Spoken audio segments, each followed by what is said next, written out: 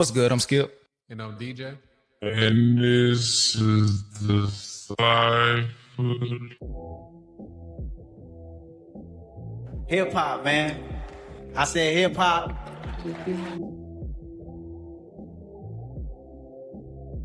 That community is just crazy, that the things that we were able to see and experience because of this thing called rap and hip hop. I mean, you take those lyrics and you pull them away from the music and you put them up on the wall, so someone had to look at them. They would say, "This is genius."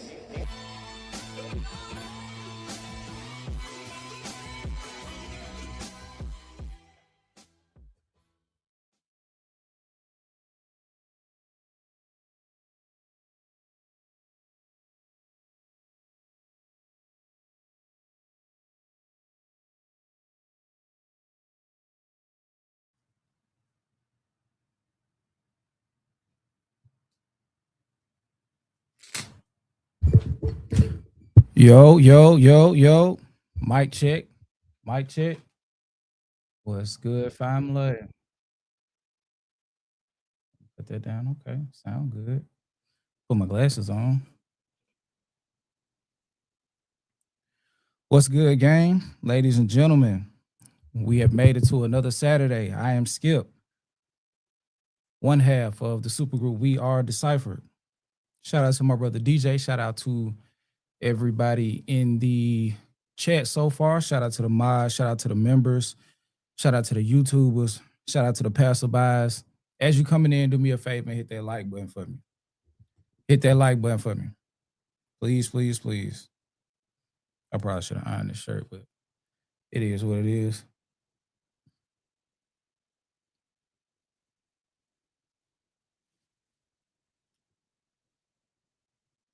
Okay, let me get up in there. Okay, let's see. Let's see what's going on. Let me take this down. Need to see myself.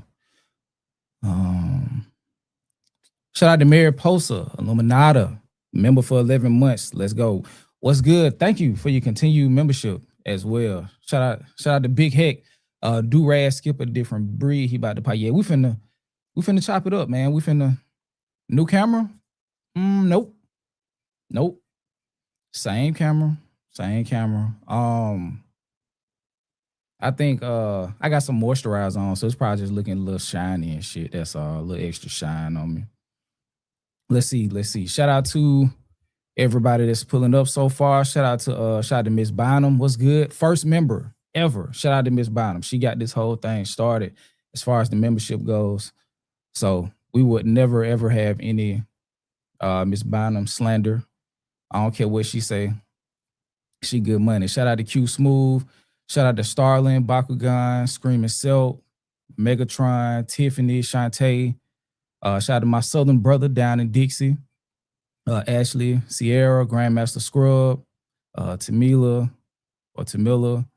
Let's see. Shout out to Night by Nix, Deborah, Tony. Shout out to Retha, Diva K. Shout out to Chrissy Restricted. Let me see. Raphael, what's good? 1819. Brando, keep it 1009. Locomotion, what's happening?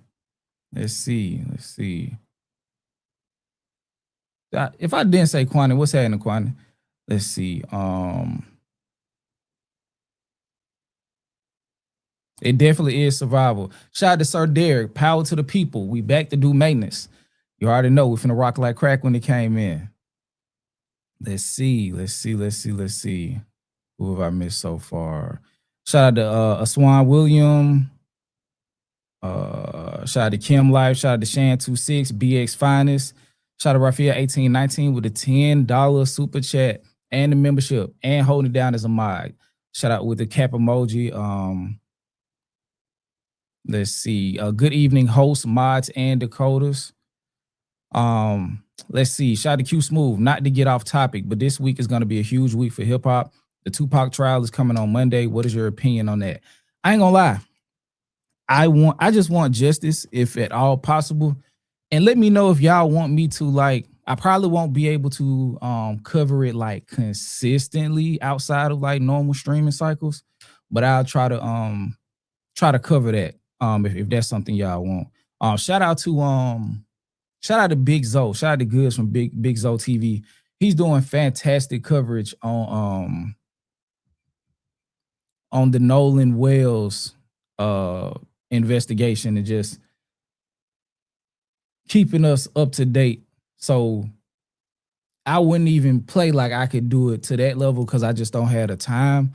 But yeah, shout out to Big Zo. But if y'all do want me to, whenever I get a chance, do some continuing coverage on the Tupac trial, just let me know. And I'll do that for y'all if that's what y'all want. But I feel like from what I heard, which is very limited, it sounded like Kiefer D talked himself into some shit. And now he kind of got to stand on it. Shout out to Screaming Self with the $5 towards the goal. Much appreciated. And we do have a goal. I need to get another disc. This whole rocking. But what I was gonna say. Yeah, we do have a goal. We got a 30 ball as usual, like we do on Saturdays. We rock for a while on Saturdays, so I make the goal a little higher than it is like during the week because it's 2 hours 30 during the week as opposed to like a 4 or 5 hour stream on the weekends. So if y'all able to fuck with your boy so we can hit that goal and continue to do what we do. Let me see. Shout out to My Name Is No Name. Hi, it's me, Sarah, with another username. Anyway, if you see a purple Sarah Wong 9139, it's an imposter. Anyway, carry on. Okay. Let's see. Shout out to Keish, Equanimity. Fuck that all the way up. Shout out to Kalani Films. Shout out to K-Neek 108. Shout out to my dog 72 Paths. Spiritual John. Nikki Rundleman. And Spiritual John again with the 2 Jews and the Silver Star. That's what it sounds like. Oh yeah, we got 115 or so in here. Hit that like button for me. Hit the like button. Let's go and get the likes up to 100 right now. Why not? Hit that like button. Hit that like button. Get that like up to 100. Shout out to UVision R, first time on the live. Let's go. You are in for a show. We finna talk some shit. Shout out to Just a Girl. Let's see. Okay, shout out to, I think this is the first time I've seen, maybe, I can't recall, but shout out to RIP to the parking lot with the $10. I've been said 616 in LA was the best song. Number 1, swung the momentum towards Kendrick. Number 2, the title has 8 meanings in different contexts. 3, it made Drake take the bait. 4, the best writing and storytelling in the battle. It's my favorite song from the battle. So I'm not opposed to what you're saying right here. The 8 different titles, if I'm not mistaken, we addressed some of this in we did a beef and review video, me and DJ, or DJ and I rather, about 2 years ago now. Because it might have, I think it was before the release of the Not Like Us video. I can't remember, but it was sometime in the middle of 2024 when the channel was first starting to move. So I felt like it was a perfect time to do that. But yeah, I definitely agree with it being quite possibly the best song of the battle. It's my favorite song for sure because it encapsulates all of what I appreciate about Kendrick. Not Like Us was just some otherworldly hit making. On top of like at that point, it was just like, damn, get off on him, cuz like you broke his nose, like you got bite marks on your knuckles. Like, get off of him. Get off of him. You feel me? But like, it had to be done because I think he had to make a point. It's like, nah, I'm not just gonna beat you. I'm going to decimate you in a way that you'll never feel safe. That's what you get for fucking with me. I will make it so you never feel safe again. Oh shit, hold on. But shout out to RIP to the parking lot with the $10. Shout out to TWDC Bree with the 200 Joules jamming. I gotta learn with like, do the words come with the jewels? Like, let me know something. Shotty Mayor posted said Euphoria, I'm sticking beside it. I think they all have their own significant values. Just my personal opinion, like that 616, man.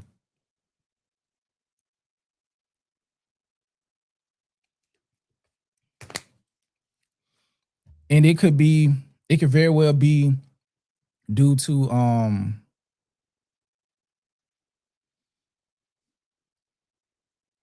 it coinciding with my real life at the time when I heard it, which is a thing as well. So I ain't running from that either. I could very well be biased to like where I heard it. But yeah, man. I definitely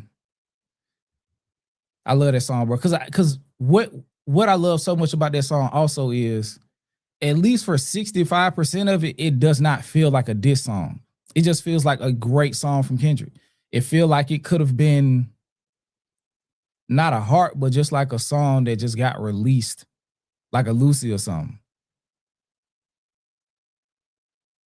It like transcends the battle musically, and I fuck with it for that. But I ain't gonna lie, Meet the Grams is something crazy. Meet the Grams is something crazy. Like I love Meet the Grams as a body of work as well, as far as like a song and his ability to like just decimate, like just sit there and meticulously not waste a line, just orchestrating this very well crafted, meticulous assault. Like it was just bad. It was bad. It was bad, but it was so good.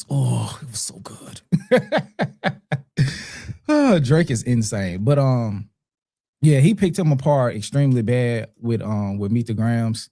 I can listen to it now and just appreciate it for just being a piece of well-written work. But that 616 in LA, bro, just how it start off is survivor, bruh. How often do I listen to Meet the Grams?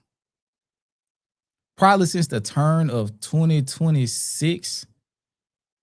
Not as much, but like it was to the point where I was listening to that song dropping my kid off at school.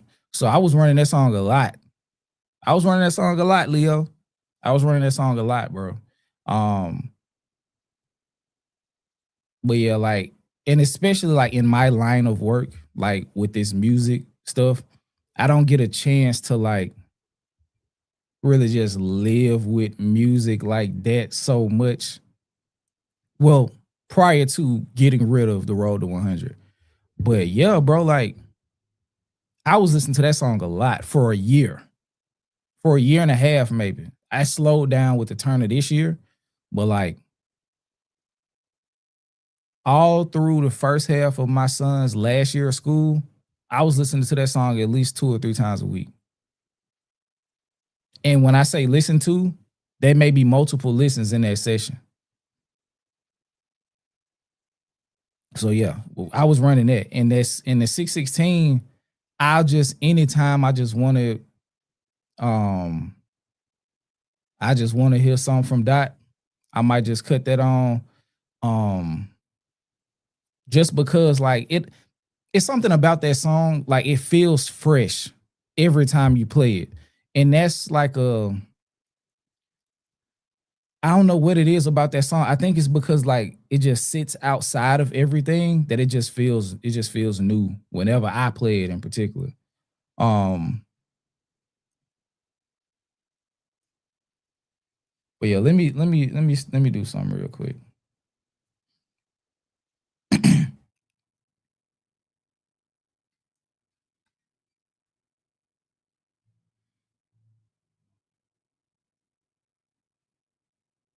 Okay. How do I turn this up?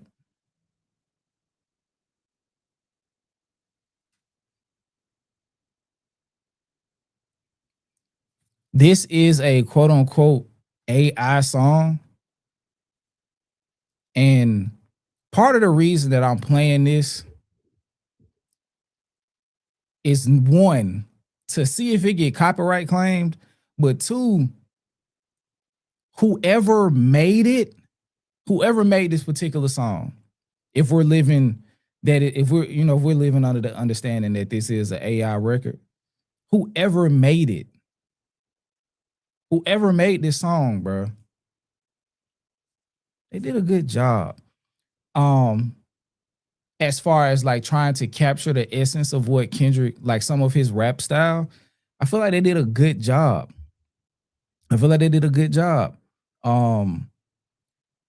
Mix wise is kind of where you start to see that it ain't that. Cause if you listening to like the mids and the lows, like it sounds a little. I'll let y'all be the judges. But this was one of those songs that just got like thrown out before Euphoria dropped, and they was like, "Yeah, Kendrick dropped, woot woot woot," and whoever wrote it did a good job with the bars. Like as far as like the tone that was set. Of course, it doesn't like. I don't think it stands like in the pantheon of like Euphoria, 616, Meet the Grams, and Not Like Us, or even really Watch the Party Die. But it would have been a good table setter though. Like if he dropped this and then 45 minutes later dropped Euphoria, it would have been nice, bro. But I'm finna play it real quick.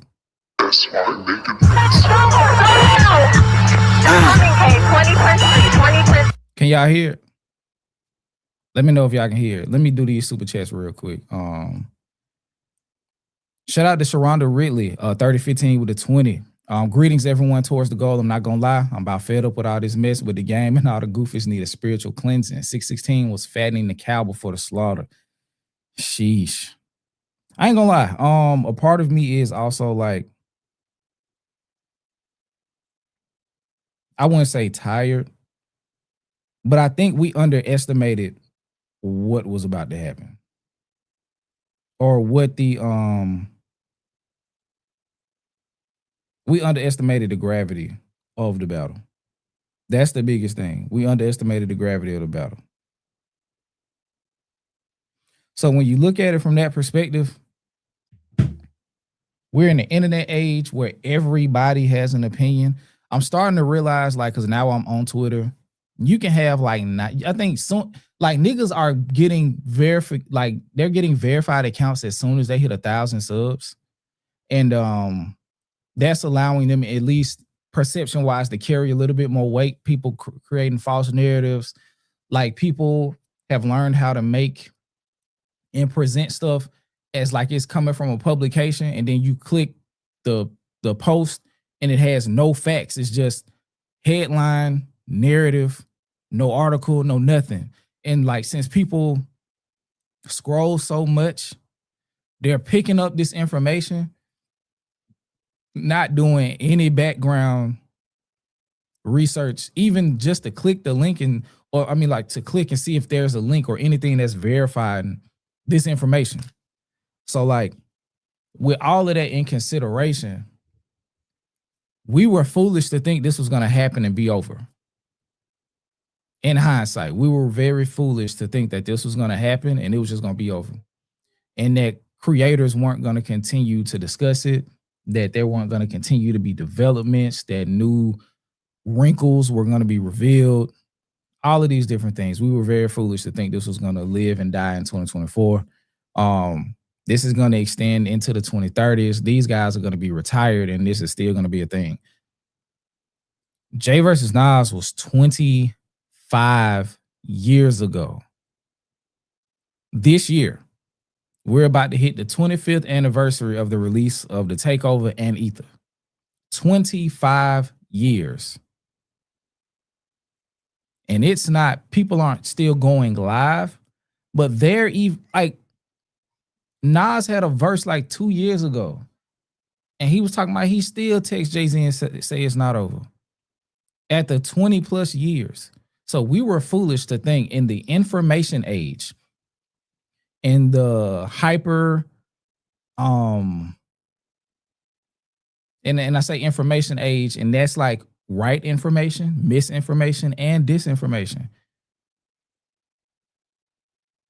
We were foolish to think that this was just gonna happen. It was gonna be over, and that was gonna be all she wrote. No, it's gonna go on for a while. It is going to go on for a while because there's a, like it or not, there's an economy that exists with this on both sides or all sides, the periphery, people playing neutral. Hip hop has become monetizable from the ground up. And not just hip hop, entertainment has become monetizable from the ground up. You can create a media company in your house, like in your basement, in a spare room you're using. You can mess around and create a 6-figure media company from your house, covering these things if you're persistent enough. Let's say you drop 2-3 videos every day, and you're monetized, of course. You got a decent following. You put out 3 videos a week, Sundays included. That's 21 videos. That's 50. That's 1,000 videos. If you just average $100 created or $100 generated per video, that's $100K. That's $100K off YouTube. And that's not counting live streams, any sponsorships you can pull. What's up, baby? Huh? No, I'm not getting out of the work today, baby.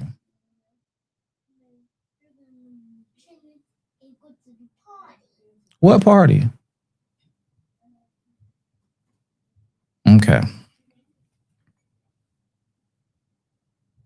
But yeah. So with that being said, you can also go to these social media platforms where you are able to monetize your posts. And if you're posting, like I go on some people's page and it's like, bro, they got 50,000 tweets. How do you have 50,000 tweets, bro? 50,000. You know what I'm saying? And I go to some content creators pages and they got like 4,000 videos, and more power to them. That mean they working. They, you know what I'm saying? They getting it, they getting to it. So I said it to say, like, this thing, it ain't going nowhere because it's monetizable. It's monetizable, bro. And like, if this thing is still generating income, people are not gonna stop. Like,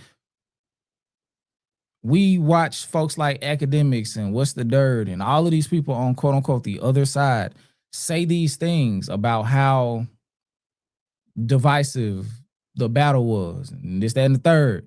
And they continuously speak about the battle. They continuously speak about the battle. They continuously speak about Kendrick Lamar, Drake in relation to J. Cole every now and then, because there isn't that much demand for, you know, J. Cole beef related content. Not anymore, you know. But yeah, and like all of the like ripples that are coming,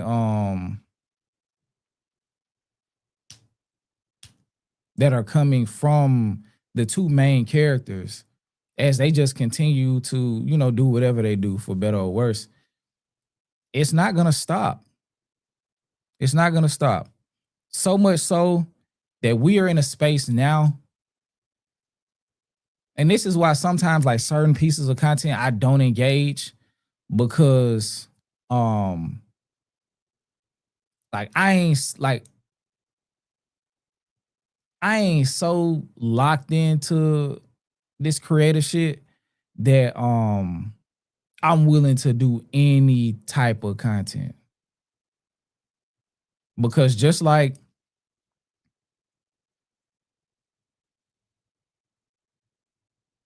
anybody could be watching, bro. Like anybody could be watching. You feel what I'm saying? So like, and your words can get propagated across all of these social media platforms. Like, shout out to our famous cousin Moni. We said that's how we refer to her. But she really is though. Like this weekend, in the last 2 days, she's been on Hot New Hip Hop. She popped up on Academics page. She's all over Twitter through a series of retweets, posts, hearts, all this other stuff. And she ended up on Instagram, like shared on the big platforms. So I say that to say, like, you have to be responsible. So imagine if you're saying stuff like, oh, they need to slide, or they need to do this, they need to do that. You know what I'm saying? Whatever the case is, you are contributing to a specific narrative that can create real life shit. You know what I'm saying? All for the sake of engagement. You know, so like some of this shit, like especially like when the Game v Kendrick shit first started, I was like, bro, I think y'all need to take a step back. I know y'all want Kendrick to pop back out and what they call it, unsheath his weapon and do a lyrical onslaught, but I need y'all to also understand what can come of that because of where they're from, who they may or may not have allegiances to, what the pop out was supposed to signify, and what them two niggas in particular going at it could also signify in that area. And niggas like Academics want to see it happen because one, he's not 100% aware because he not from that. And I'm not no gang member, but it don't take a nigga being too far removed from the streets to understand playing in street politics results in street activities. And I have said numerous times, I'm not going to tell Kendrick business, but I've been watching long enough to understand certain things about Kendrick Lamar. I don't know him personally. I don't know his mama. I don't know nothing. I'm nowhere close to 6 degrees of separation. But if you're watching enough, you know what the fuck is going on. Okay? So when you know that, or when you at least have been shown enough breadcrumbs to believe that these things are indeed possible, and then you see the game, then you understand where they from, and that these niggas got big homies that are also extensions of them in more ways than one, and that Kendrick and Drake are extensions of their big homies. Be mindful, bro. Okay? That's all I'm saying. Before y'all get some rap shit turned into something that ain't got nothing to do with rap, and it ain't fun no more. It ain't fun no more. It ain't fun no more. And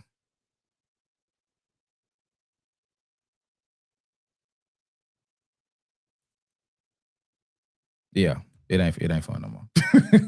That's what I will say. But yeah, man, everything, like, as long as it stays within the boundaries of hip hop, it's cool. You feel what I'm saying? Like, that's what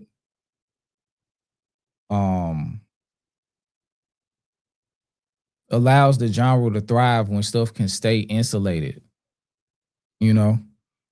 And then also,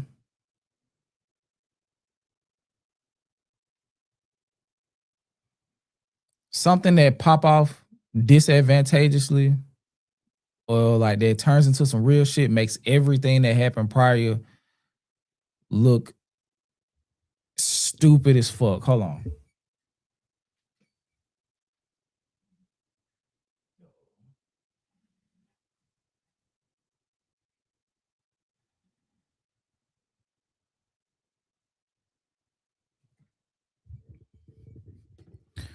Okay. And that's why people like Stat Quo, even though he leaked some, made us privy to some information that he had, after that, every step after that has been an attempt to prevent further escalation of what's going on, or prevent further escalation of what could happen. You know what I'm saying? I said what I said, but that was not with the intent to take this somewhere or to create an environment. I didn't know that was that big. or to create an environment in which shit really go crazy. You know what I'm saying? All for really nothing at the end of the day. But let me play this real quick. I just shout out to the nigga who got in the booth, cut on the Kendrick Lamar filter and ran this. 21st Street, 21st Street.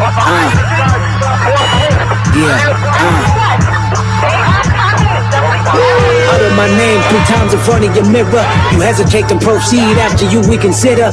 Lights flickered, the energy in the room shifted. Scared to open your eyes cause you feeling the ghost of Kendrick. I dominated your favorite rapper, you idolize. My silence is enough to make niggas apologize. Retract the statements cold, saying regretting his lyrics. MCs die when you revive a competitive spirit. I ain't gonna lie. As I listen to this song, man, or this, whatever this is, this piece of whatever. But like I said, whoever did this did a good job, man. And it covers, and this was before we got Euphoria, not like us, Metagrams, 616, you know, and he was talking about the power of silence, J. Cole dropping out, self-sabotage by Drake and J. Cole, and how that I don't know if he said that part yet, but he was like, matter of fact, we're gonna run it back and then we're gonna go through it piece by piece. But it covered a lot of shit. It really did.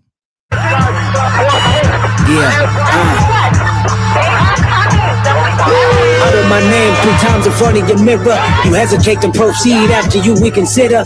Lights flickered, the energy in the room shifted. Scared to open your eyes cause you feeling the ghost of Kendrick. And this part right here, this is like a great piece of boogeyman crafting, like how it goes into, you know, you say, you go in the mirror, you say my name, I promise you'll see Candyman. What the damn, my southern roots came out. But from Element, you say my name and I promise that you'll see Candyman. And then going into this, you say my name in the mirror, the lights flicker, you reconsider, but it's too late. The lights flicker, the energy in the room shifted. Now you feeling my presence in the room. Shit. I dominated your favorite rapper, you idolize. My dick scared to open your eyes cause you feeling the ghost of Kendrick. I dominated your favorite rapper, you idolize. My silence is enough to make niggas apologize. Retract the statements cold, saying regretting his lyrics. MCs die when you revive a competitive spirit. How to kill a rapper. In this part right here also, like, it almost sounds like a eulogy too. Like, it sounds like it was supposed to come out after. You feel what I'm saying? Shout out to the cousin, shout out to Moni, man. But that part right there too, like, I dominated your favorite rapper, the favorite rapper you idolized.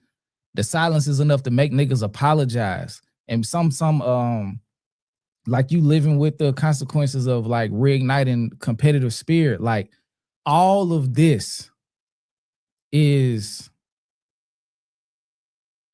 it just sounds like this would have been perfectly slotted at the very beginning or at the very end. Enough to make niggas apologize. Retract the statements cold, saying regretting his lyrics. All retracting statements, Cole say regretting his lyrics. This a AI song that dropped. They threw it on social media like a week before Euphoria dropped. DJ, shout out my brother DJ in the building, man. Shout out to old Drock. Apologize. Retract the statements cold, saying regretting his lyrics. MCs die when you revive a competitive spirit. How to kill a rapper? Let them do it to they self-inflicted career wounds that fear helped. How to kill a rapper? Let them do it to they self-inflicted career wounds that fear helped. Like, that's what I'm saying. Like, whoever did this did a good job. They sat and listened to some Kendrick lyrics, bro. They sat and listened to how he patterned his verses. Of course, once we got this version, the battle, the version that stepped into the battle, these flows kind of sound a tad bit dated, but it's like really like damn era. It ain't too dated. Like this, like damn era Kendrick. It's like hard part 4 dot.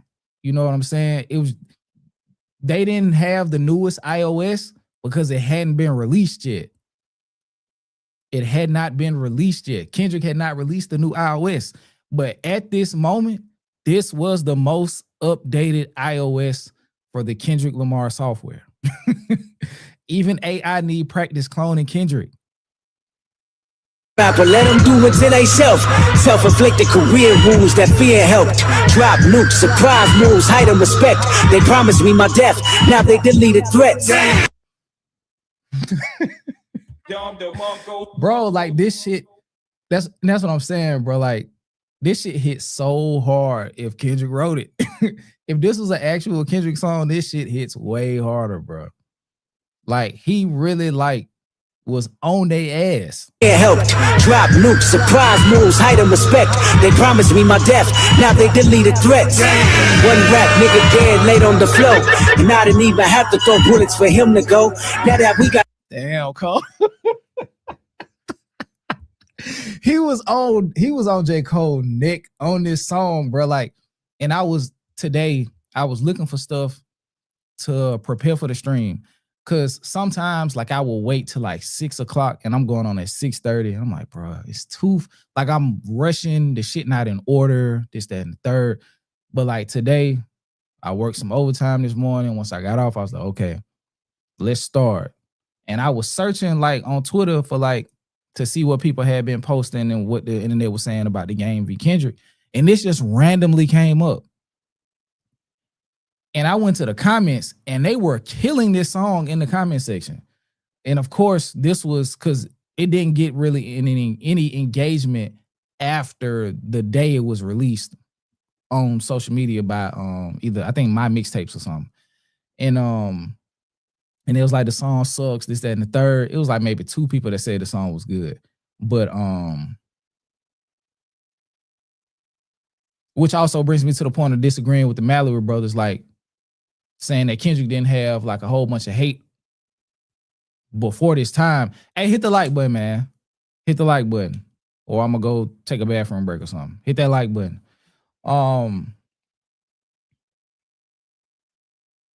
But yeah, it was getting shitted on. But I think it was also in preparation to like try to nullify impact. You know, so like with that, a big part of what was going on at that time was after the release of Taylor Made Freestyle was to make it so by the time Kendrick arrived that there would be no momentum. But what Kendrick did was let all the momentum dissipate. So when he emerged, he had a captive audience. He didn't jump out in the midst of. He let everything like mellow out, had everybody on pins and needles waiting. Like he handled this shit beautifully, in my opinion. one rap nigga dead, laid on the floor, and I didn't even have to throw bullets for him to go. Damn, Cole. Now that we got that out of the way, it's one more to go. Stop wasting time, let's get the show on the road. Niggas was ignoring repeat disses, and when they get respond, they entertained it as sneak disses. And now that it's direct, it's leaked disses from burner pages and all. Bro, like this part too, like this is speaking directly to push-ups. Like he's telling the story piece by piece. Like exactly. Shout out to my boy Cole from BYNK. Like it's like anytime that J. Cole comes up, Cole pop up and be like, damn, like I wonder how Cole be feeling when I be like commenting on J. Cole when I don't say J. Cole. Like, man, Cole weak as hell for that. But I'm not talking about my boy Cole. Shout out to Cole from BYNK Media, man. Y'all go subscribe to my boy channel too. He on the way to 1,000 subs. Y'all go show my boy some love, man. But yeah, for sure. And they was trying to put Kendrick on the clock. Facts. They would.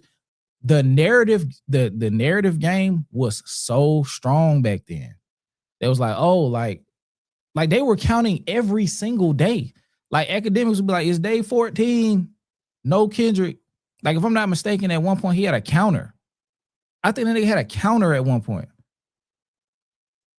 But like, yeah, this is speaking in reference to the leaked AI version or whatever you want to call it of yeah, I'm gonna just say Jermaine. But when Push-Ups came out, and then it was a whole nother week before it actually officially dropped. It dropped on a different beat. Drake sounded flat, and that's why people were saying that that it was AI. But yeah, man, this song covers a lot, bro. Disses, and when they get respond, they entertained in a sneak disses. And now that it's direct, it's leaked disses from burner pages and all. Insecure behavior from niggas y'all call gods. I know that you were sensitive and emphasis on lame, seeking validation from rap critics, slandering names. Legacy forever cemented, I will reign.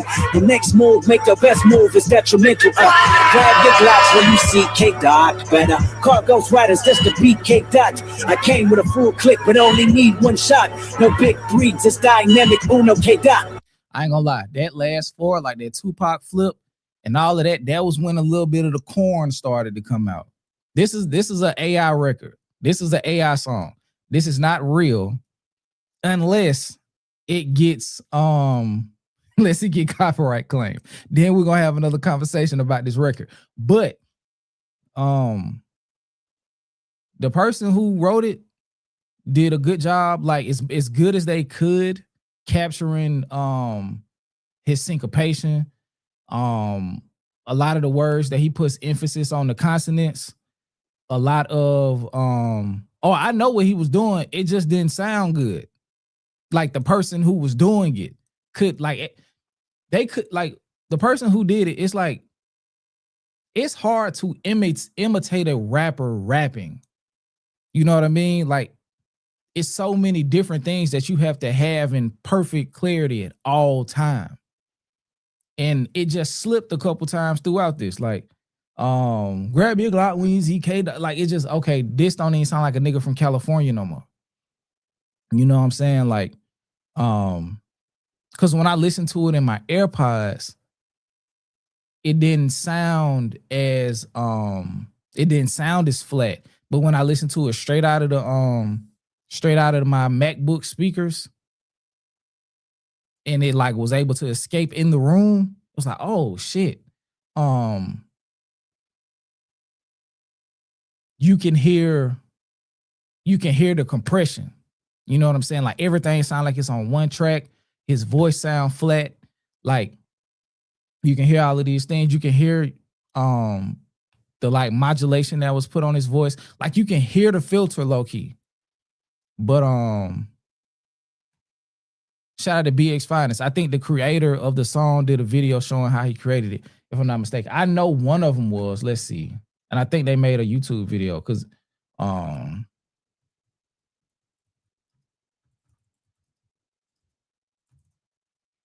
think it was a black dude with dreads. Yep. Let's see.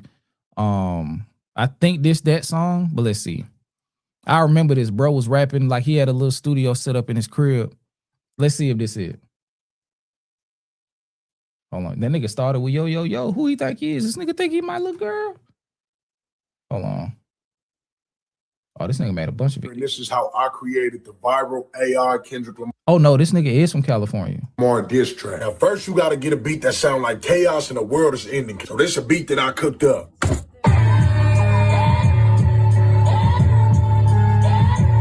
Yeah, I definitely remember this. You gotta write some lyrics and spit them the way that K-Dot would write them and spit them. Utter my name 3 times in front of your mirror. You hesitate and proceed.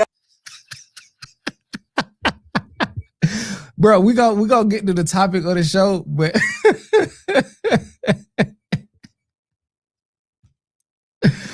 oh shit. Shout out to BX Finest for reminding me, but yeah, for sure. I definitely remember this because I think it ended up, and then it was a white guy with some long hair, but it looked like a school shooter. I think he made the Drake song, one of the Drake diss songs. Like, but bro really looked like a mass murderer.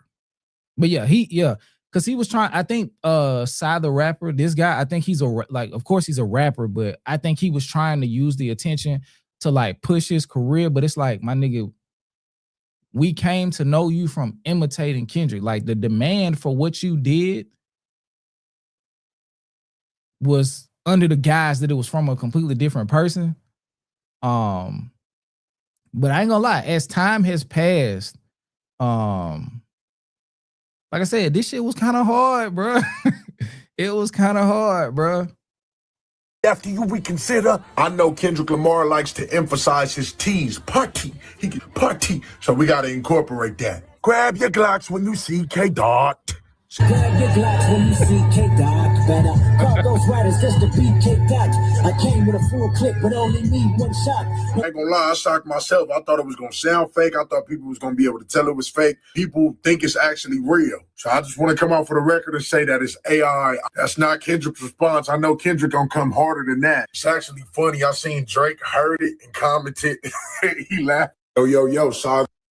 Yo, that nigga LA. So AI can make original songs? You answer that question enough on a website called Sonata that This 23-year-old used AI to make a viral Kendrick Lamar song dissing Drake, and he actually got a reaction from Drake. Lights flickered, the energy in the room shifted. Scared to open your eyes, cause you feeling the ghost of Kendrick. Psy the rapper's AI-generated diss track convinced many people that it actually was real. I thought people were just gonna think it was AI, but it's a good sounding AI. I thought people were gonna take it as entertainment, but people took it for face value and it spread like wildfire. One of Drake's business partners even reached out to Psy to verify that he actually made it. Initially, I was gonna diss Drake again because he laughed at my track. I'm like, what you trying to say, homie?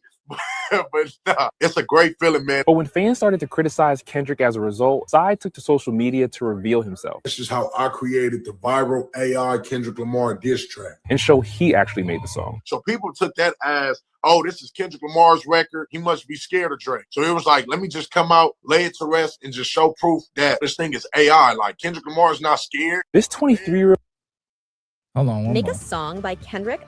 Let's see if AI can build a really nice Kendrick Lamar. Okay, we Make a song by Kendrick Lamar that will go viral. Name it. But yeah, man, that shit had Drake shook a little bit. That shit, that's all. I don't care what nobody say. That song had Drake shook a little bit.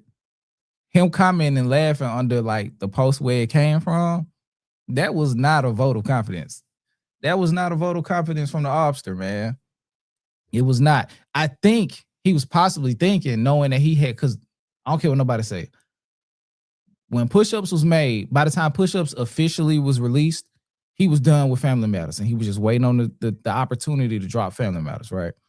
So I think, if anything, if Drake laughed, it was because, is this all we're gonna get? Because I got 7 minutes of content ready to drop on your head. But there was, like, also in this time too, once we started to realize that some of these songs were AI, there was a fear that it was gonna fuck up the battle, because it's like by the time Dot drop, y'all gonna use some of the angles that he gonna use. Y'all just gonna kill the excitement for it. But nah, we saw that wasn't the case at all. But yeah, I can't. But damn, it's been 2 years since that happened, and I just, like, I remember it now that I'm seeing it. And then once we brought it up, it's like, damn, like that really was Buddy that made the song that had the AI on it. But yeah, it's not AI. Yeah, it was he used the filter.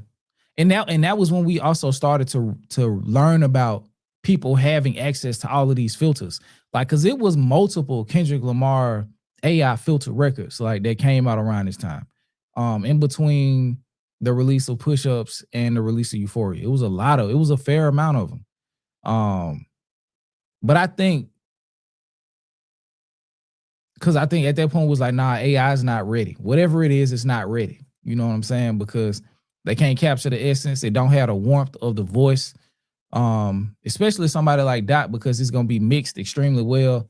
And he just has a certain warmth to his voice that you can't really mimic. Like, Drake is easier to mimic in AI because it is an AI. It's like an AI album from Drake or an album with a filter, a Drake filter on it. And a lot of them songs, until Bruh started singing, he really, really, really sounds like Drake. It just showed how far those AI filters were away from actually capturing the essence of these artists, because I just think you can't match it. Like, you can't beef up the warmth in those filters. It's gonna sound flat. It's gonna sound flat. But writing wise, you know what I'm saying? I feel like that was a straight little, you know what I mean? Like, it wasn't gonna body nothing, you know what I'm saying? But it was some straight little shit in there. Like, he had some good points in there. It wasn't no like crazy bars, like no haymakers or no shit like that. But that's a nice little record right there. You know what I'm saying? Like I said, it would have been the worst of the batch. But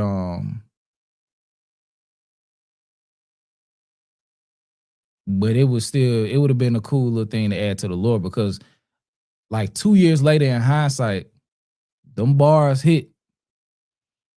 Them bars hit in hindsight. Shout out to my boy Cole. He said they forced bro to show himself because he was dropping so many tracks that was fooling everybody. Yeah, I can see that. Yeah. I wonder if his actual music got engagement beyond that, but shout out to Mia C. Are we missing Kendrick new music that we're willing to entertain someone using Kendrick's voice in a song? Absolutely not. The reason that I played that was because of what was said, but I would never be caught listening to this song. Like, outside of that, like, it's just to illustrate a point of, you know what I'm saying, what was going on, but also some of the content in the actual record, like if Kendrick said it, would have hit it would have hit hard, because it's like, okay, I'm outside. And then, like I said, you drop Euphoria after this, it kind of go crazy. But also, the first words being heard from him is, how does Euphoria start? But just being the beginning of Euphoria. And that sample and all of those different things, like, it hit for a reason, because of nobody had heard anything from him. But yeah, for sure. Like, I think,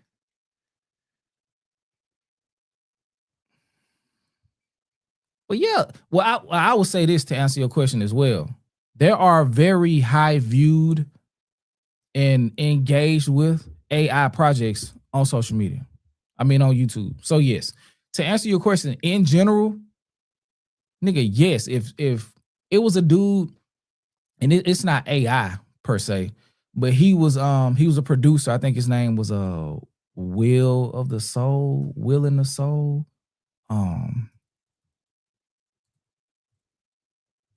Is it Will of the Soul? Will on the Soul. Bro got 240,000 subscribers on YouTube, and he makes mashups. It's a he got a Kanye and Andre 3000 mashup album. He got J. Cole EP. He got a Kendrick and Tupac mashup. He got a Kendrick album, I think. He got a Kendrick and J. Cole album that's damn near 50 minutes. So, like,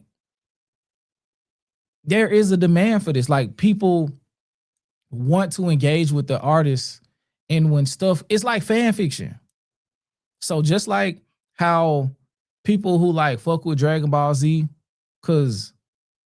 or just any huge piece of IP, after a while, we start to see people who are good enough to make something that's at least worth engaging with, even though we know it's not real. Especially if it's able to like hit certain touch points that are familiar to the viewer, that you know, from previous work that resonated with them from the artist.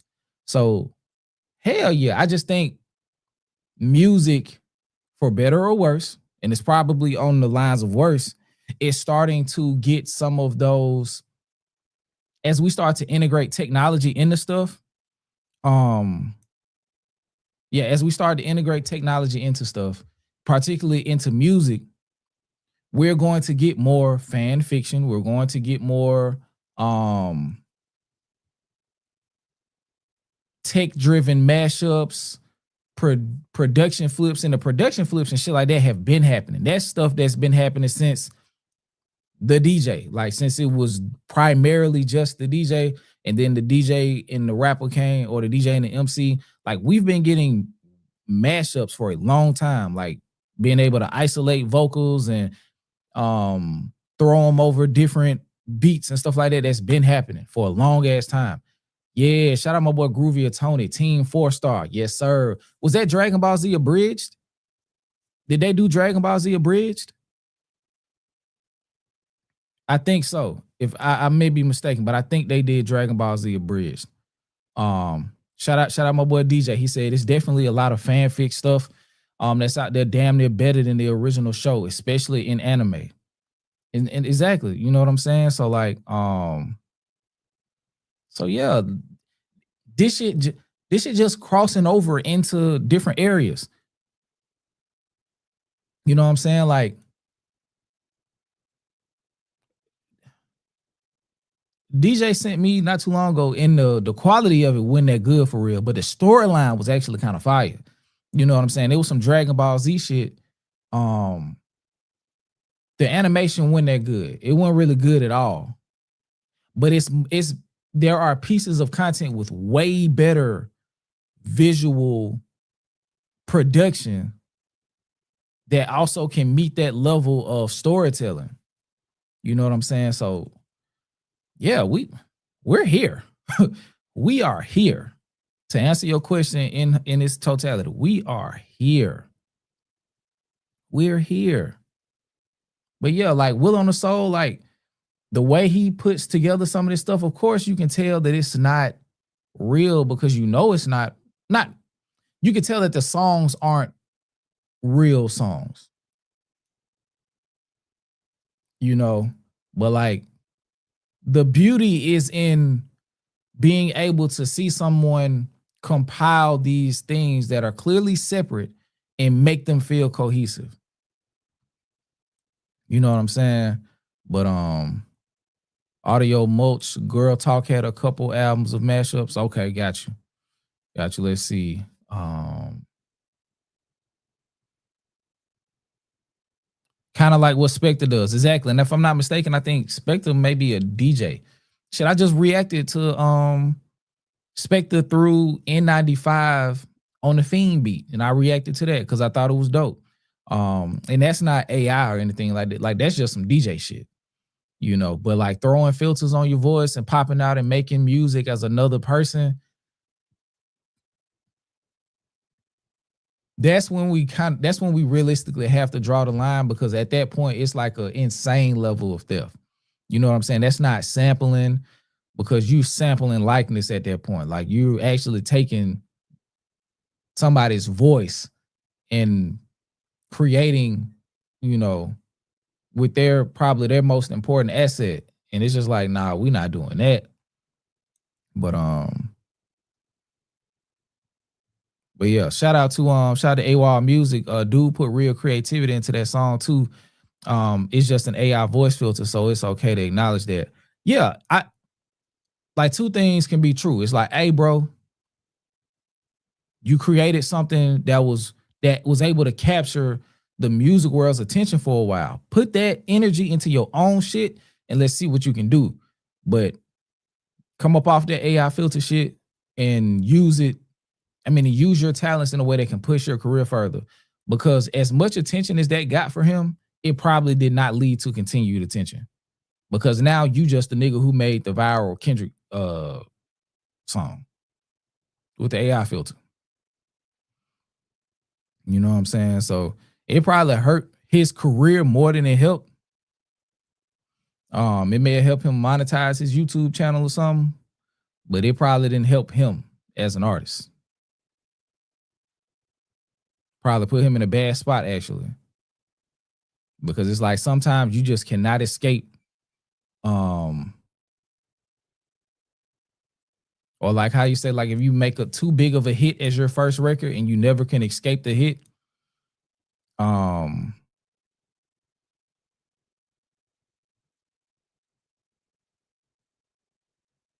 it's just hard to get around it. Shout out to Diva K. She said, Skip, how do you know so much about the elements of music? You sound like a bona fide artist. I was in the band in elementary school for 2 years. I played 2 different instruments. I played the trumpet, I played the saxophone. I was also in the choir for a year when I was younger. And really like since the 8th grade, like a lot of my homies is rappers. So like I kind of like grew up around musicians. You know what I'm saying? So yeah, I just been around music for a long time. Like been actually in the studio, like as they're creating music. I've rapped on some songs that they've done. I have like 30 of my own like rough drafts of songs that I've made for myself. Yeah, so I've just been like, you know, I just really like fuck with this shit, bro. Like I think that's the thing. And shout out to these great musicians that are like on this wall, on that wall, in the vinyl crate. You know what I'm saying? Like it's just so much. It's just so much. You know what I'm saying? Oh, shout out to Maynard Spaceship. While I played tenor. I played tenor sax. I played alto sax in trumpet. Yep. And that's why shout out to Down in Dixie. He gave me a fire jazz playlist. It's like 10 hours long. And it's a part of the reason I like the rappers that I like. It's a part of the reason why I like my music, how I do, like my subset affinity for jazz rap, or like rappers that like have like built their rap styles under tenets of jazz. It's because I played 2 of the biggest instruments in jazz, the trumpet and the saxophone. My mom used to play jazz all the time when we was growing up. I just didn't know what it was. But and as time goes, like I'm looking back through my catalog of artists that I like a lot, and artists that I revere. They all got jazz elements in their music and in their rap style. You know what I'm saying? Like from Dot, of course, Andre 3000, Tribe Called Quest, Biggie, Nas, the greatest moments of Logic, some of Jermaine's best moments, Saba, Jid. I don't know about rap too much, but Tierra Whack for sure.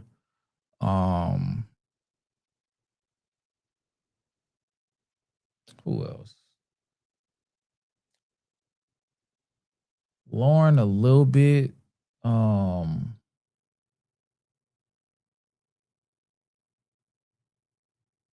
Pac a little, for sure. But yeah, a lot of these artists like have they're, even if it's outside of their knowledge, they're rooted in jazz. They're rooted in jazz. You know what I'm saying? And like going through it now, because that's a journey that I want to go through, like separate from the channel. It's just like listening to jazz. What's my boy's name? Souls of Mischief, Diggable Planets. Shout out to Down in Dixie, but yeah, those guys. Who else? My dog Anderson Paak. It's just a lot of musicians that carry that, bro.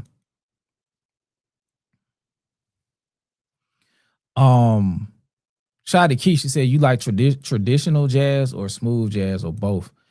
I'm not super deep into it to know exactly what like subsects of it.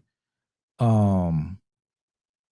I will say this: I don't like piano led jazz as much. I'm more of a horn led jazz type of guy. I really like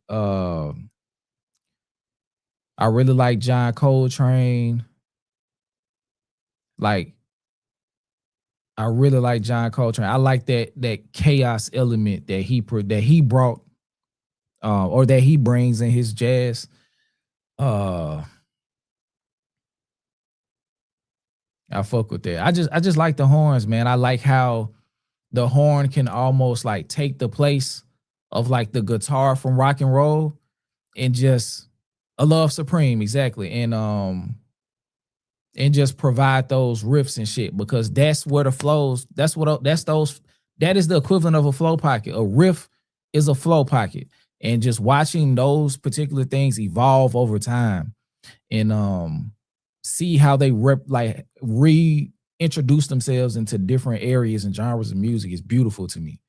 So yeah, if I ever, you know what I'm saying, release any of the stuff that I, you know, wrote or have voice notes that turn into songs, anything like that, maybe y'all will be able to see like how it also is representative in my collection of songs and stuff as well. But yeah, for sure. But yeah. Let's see. Shout out to Mia C. She said Dime a Dozen's new album has some nice jazz kind of production. It's a really good album. I'm gonna check it out. I was going to at some point in the stream listen to that sister record. I kind of heard it in on Twitter from somebody had ripped it from the Culture United. So I'm gonna probably check that out and see while we on stream. Shout out to 72 Paths. I used to listen to A Love Supreme every day within the chords. It appeared to me that Coltrane was searching for the perfect note. Game within a game. I think at that point, that's when you're really starting to like excel in something. When you start to find and pursue the game within the game. At that point, you really cooking. Like you're able to have control of that first element so much that you're starting to elevate and look for new elements within whatever your pursuit is. That's beautiful, and it's noticeable to the people who are also able to see above that first layer of the game. Shout out to Maynard Spaceship. If everyone is into jazz, check out Tigran Hamasyan. I probably tore that name up. Shout out to Scream Cell. I love to hear Jid rap over some Stanley Clark. I'm gonna check him out too. Shout out to DVK. What instrumental is that used at the end of Please Don't Kill My Vibe? It's phenomenal. Please don't. What instrument? I was watching something the other day. This is completely unrelated. Somebody was playing a French horn. I think it was that Chad Hugo video. Somebody started in the video playing a French horn. It was either that or it was the Rakim video.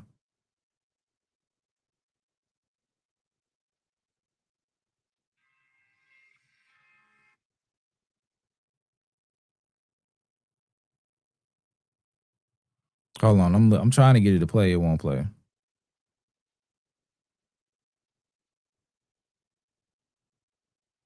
I'll come back to it. If somebody know, let Diva know. I'm trying to get it to play. It won't fucking play. But that's probably for the best. I don't need YouTube cutting it out. But it may have possibly been a violin. Check out Paul Hardcastle if you get a chance. One close relative put me on. I said, man, I gotta step it up as far as listening to jazz. Mention, man, I talked about Rakim before. Don't do that. Don't do that.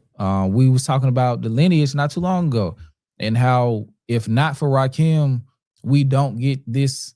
We don't get what hip hop is today without Rakim. Like a lot of artists are, their styles are attributed to that Rakim tree. Like we don't get the J's, we don't get the not J, maybe early J. We don't get as much early J. We don't get Nas. We don't get Die. We don't get 3K. We don't get none of them niggas that come from that tree without Rakim. AZ, none of them niggas. We don't get really none of the mid to up tempo New York niggas without Rakim. And any of the people who have matriculated through the East Coast down through South onward to the West Coast, we don't get any of that particular style of rap without Rakim taking those footsteps. Yes. You know what I'm saying? So, and also we don't get those niggas without the South. And this was something that I meant to talk about. I don't know if I ever addressed it or ever brought it up on stream, because I think I was gonna make a video, but I just don't be having time to do some of that shit. So I'm gonna just have to bring it up on stream. But this is the point. Let me take this down.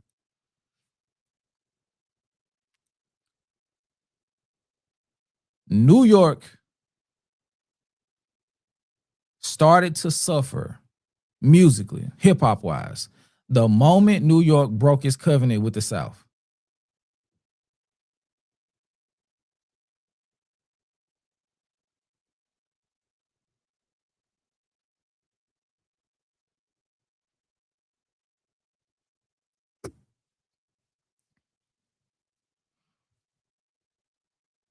I'm working my way to that Swan William. Okay, so what I mean by the covenant, just how I was talking about, a lot of our favorite rappers from New York, a lot of the greatest rappers from New York, their style was either directly influenced or bare minimum indirectly influenced from jazz, blues, which was created in the South. The story about Nas, I think it was his dad was a jazz musician from Mississippi. I think Biggie Smalls had a neighbor that like taught him jazz or some shit. Like, I think Rakim has a connection to jazz as well. So like without that introduction of jazz into the creative zeitgeist of New York hip hop, it does not sound like it sounds at all. A lot of our favorite artists do not have the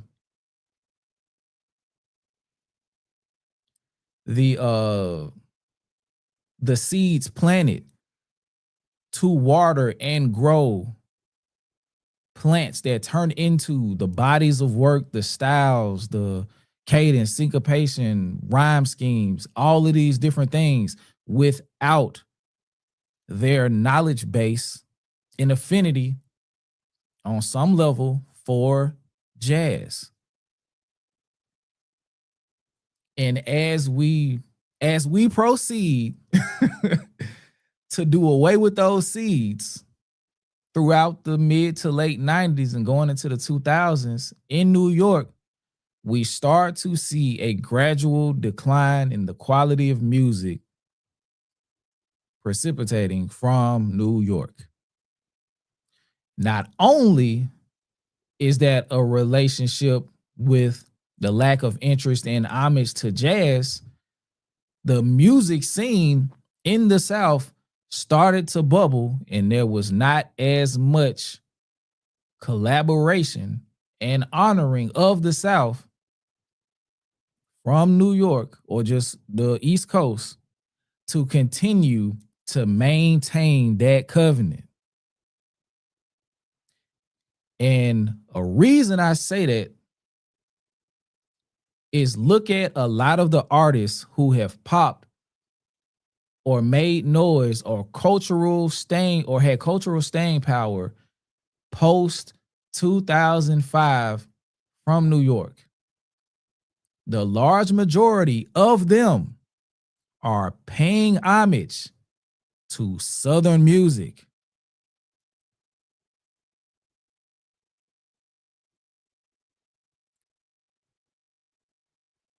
A$AP Rocky,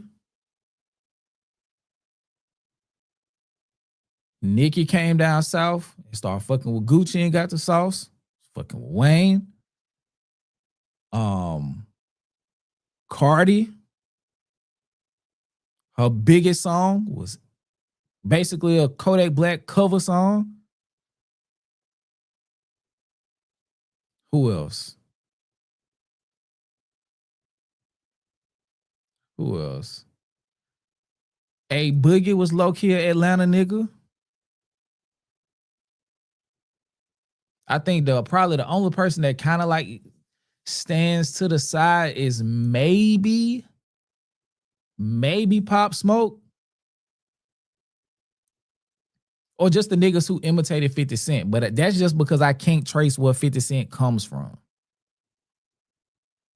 I haven't traced where he comes from just yet. But a lot of the artists who was able to get a foothold in the industry from New York were taking from or trying to get their piece of connection with Southern art were able to keep the New York system going. The Griselda niggas and just all of them were trying to bring back, restore the feeling. They rapping over keys and all of this stuff, pianos and all of this stuff. That shit is jazz. That shit is jazz. Their style of rap, in one way or another, precipitates from Rakim or the groundwork that he laid, seeds of seeds.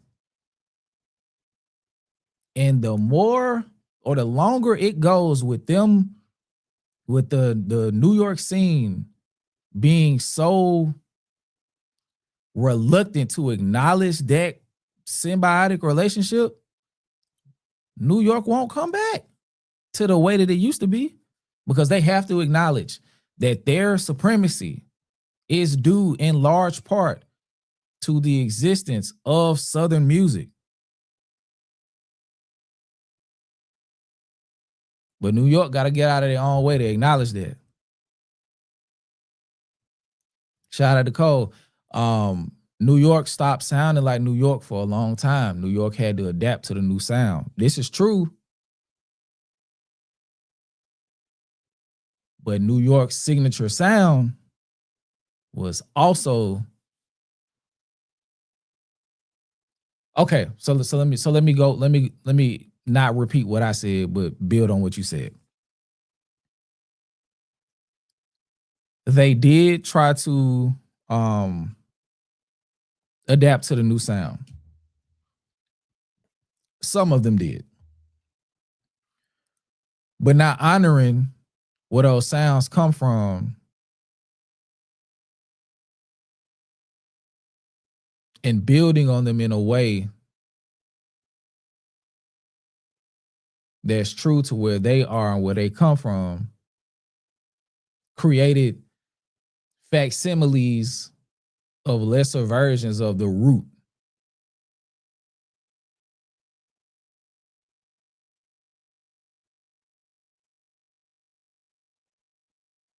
You know what I'm saying? So if they don't pick back up their torch and relight it and like even amongst themselves acknowledge that where a lot of that shit came from is from the South, they're not gonna get it back.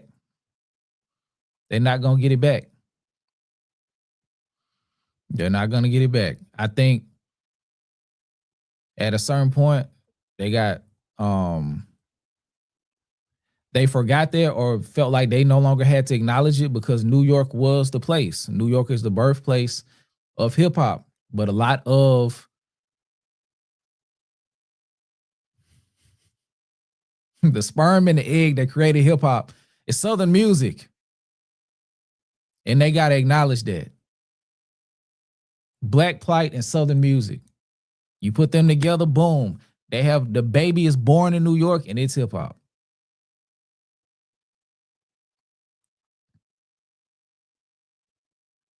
But let me go back and make sure I got all these super chats because they don't sit so I could I don't know why. I say that every time. I ain't gonna say it again. Fix that shit, StreamYard. Shout out my dog Andrew Franks, man. With the $5. I just wanted to drop a note and say hi. I haven't been able to catch a lot of lives lately. Hashtag hip hop lives. A salute, man. I know I say it every time I see you. I gotta talk to you. I gotta talk to you. I need to talk to another person as well. What's up?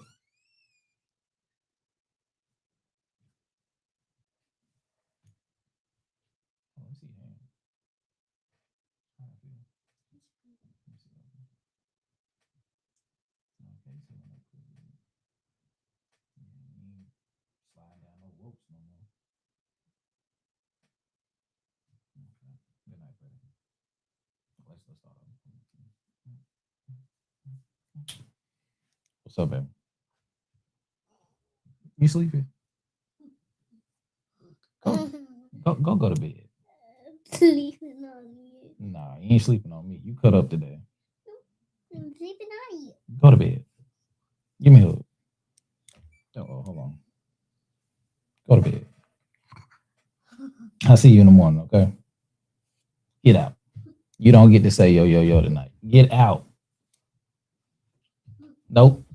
Get out. Get out.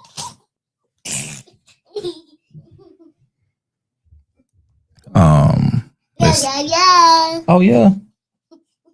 Get out if I put you in the headlock. Where your mom at? Nope. Yeah.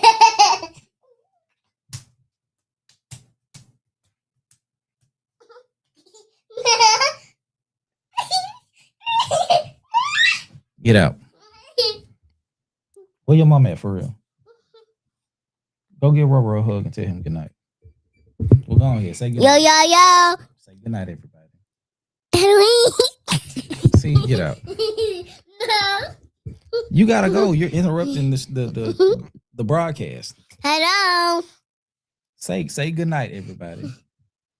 Hi. Okay. Okay, you must go. Hold on, y'all. I'll be right back.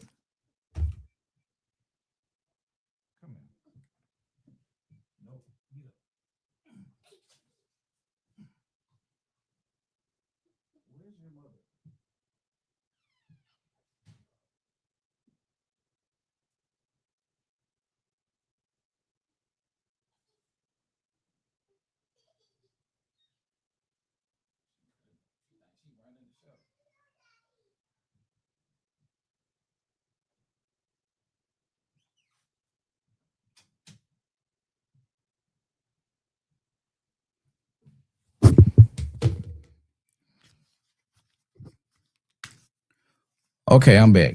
She thinks she running the show. Let's see. Let's go back through these super chats and see what we have.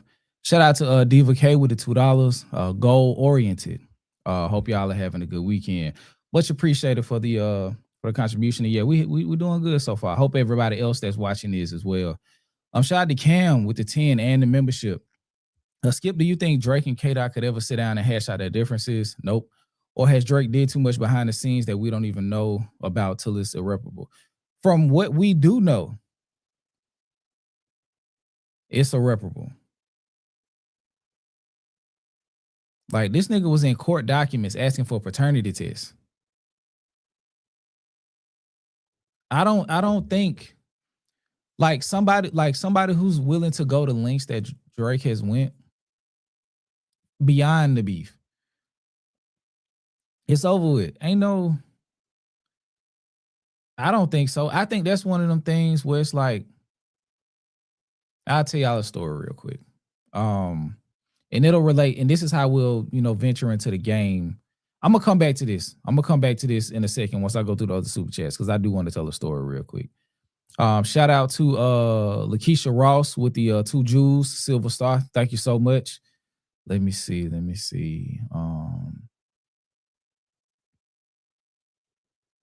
Shout out to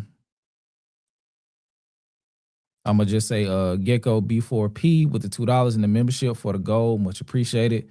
Shout out to Linda W with the 10 jewels gold coin. Much appreciated. Thank you so much. Let's see.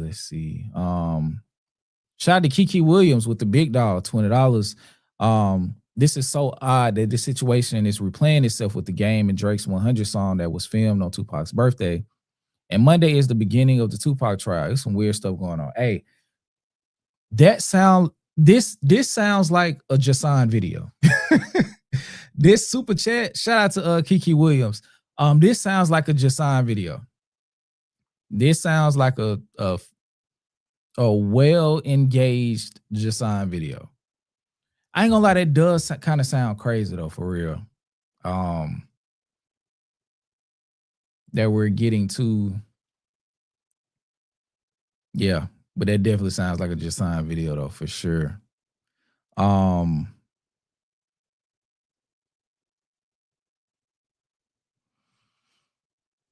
It's not, I wouldn't say it's connected, but just the what they call it, serendipitous. The serendipitous nature of all of these things being wrapped around Tupac one way or another is kind of strange. I'll say that. But shout out to Kiki Williams with that big dog super chat. Let's see.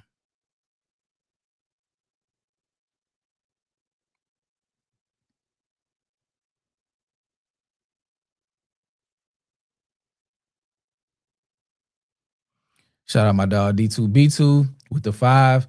And the membership, and wrench holder. Shout out to Skip, DJ, my fellow mods, the Dakotas, and the chat. Welcome. Hip Hop Lives Here. Much appreciated. Shout out to Diva K with the $2 gold support. Shout out to Demi with the 5 and the membership. I appreciate your analysis. Thank you so much. Let's see. Shout out to Screaming Cell. Yo. I ain't gonna lie. She was she really thinks it's her show now. It's almost like she like go to bed and then like wake up as I'm streaming and read the chat. But she does think it's her show. I ain't gonna hold you. But let me go back to this cam. I do want to tell a story real quick. Then we're gonna go into the game convo, which is the main part of the show.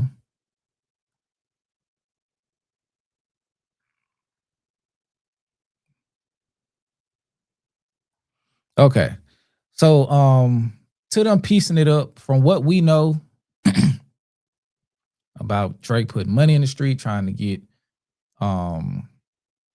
information and whatever else on Kendrick. I think at that point it's beyond piecing it up. Because coming where I'm from, and when I say I'm referring to Kendrick, coming from where he's from and experiencing first, second, third hand some of the things that he's experienced. Like once you start to have transactions like that, it don't turn out well. So you're not finna play with me like that, and I'm gonna let it, and we gonna ever get cool again. If this is the actual factuals of what took place, we'll never be cool again. Because at that point, like you playing with my life. Like I beat you in a battle, but you were attempting to play with my life regardless of if you understand the impact of it.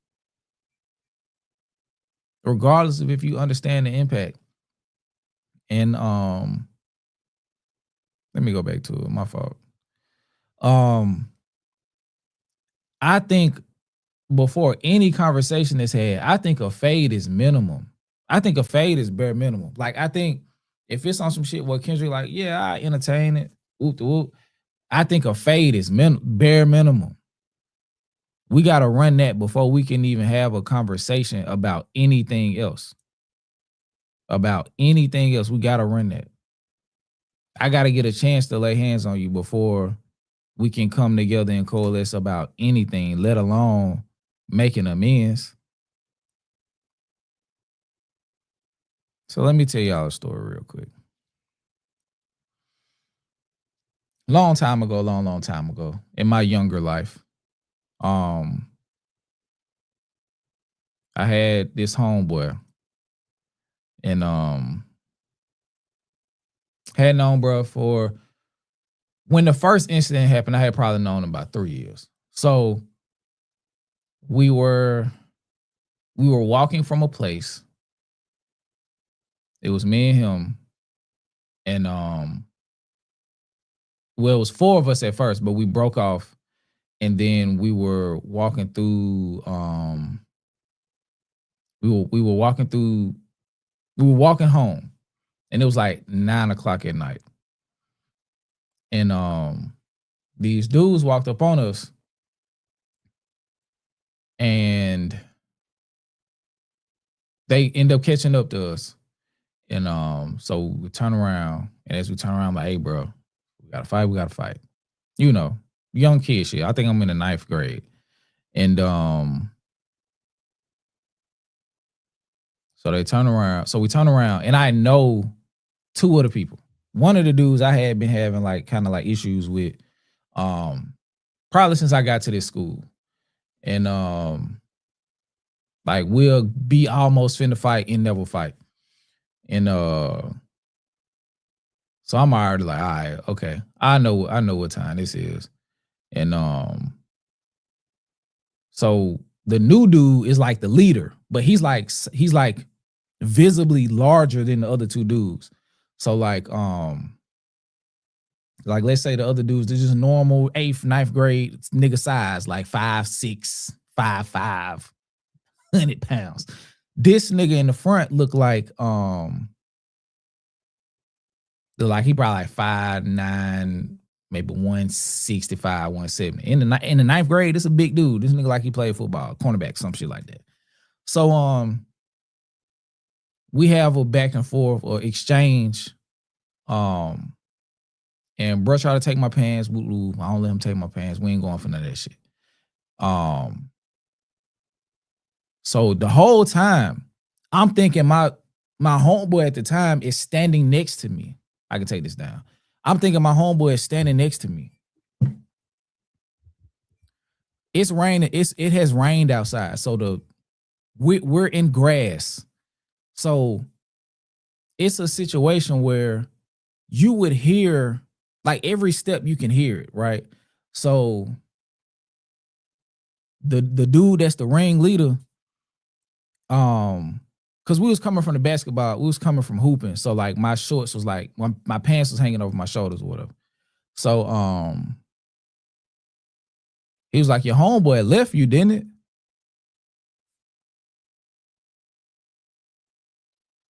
So I turned to my left because bro was on my left. And I look and I'm like, what the fuck happened? Like that nigga is gone.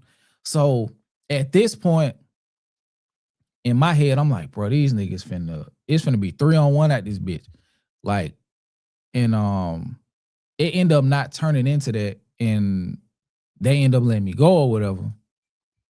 And I guess a part of it was because Buddy, not only did Buddy run, but I stood my ground. So he was like, you want me to whoop that nigga ass for you? I was like, nah, bro, you straight.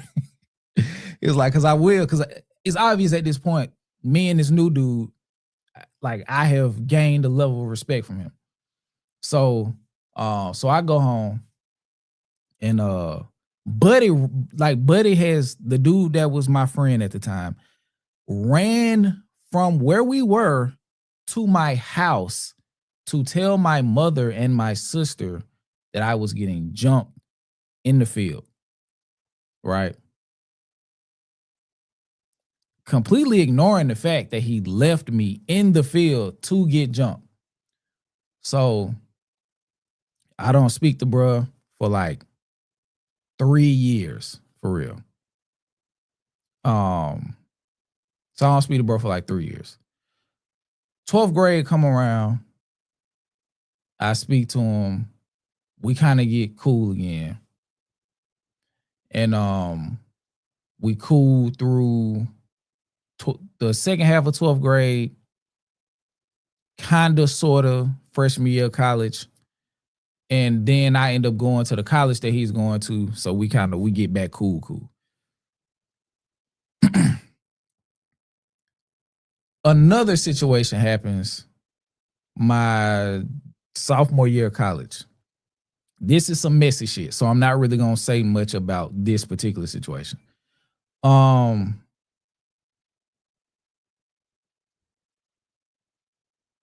But he do something out of turn involving somebody who he shouldn't have done out of turn with. That was a girl. Not nothing sexual or no shit like that. It ain't no creep shit. It's just some weak shit. And it all happened on Twitter. So like, and this was like 2010. This is when Twitter is first starting to do its thing where Twitter is twittering. So like, I'm with one of my other homeboys at the time, and we're having like a real deal conversation in the car. We in the car for like 2 hours, whatever. So all of this shit is taking place on Twitter while I'm in the car talking to him. And I think to this day, God did not want me to know what was going on, because for whatever reason, like, my Twitter would not update. So I finally get abreast to what happened.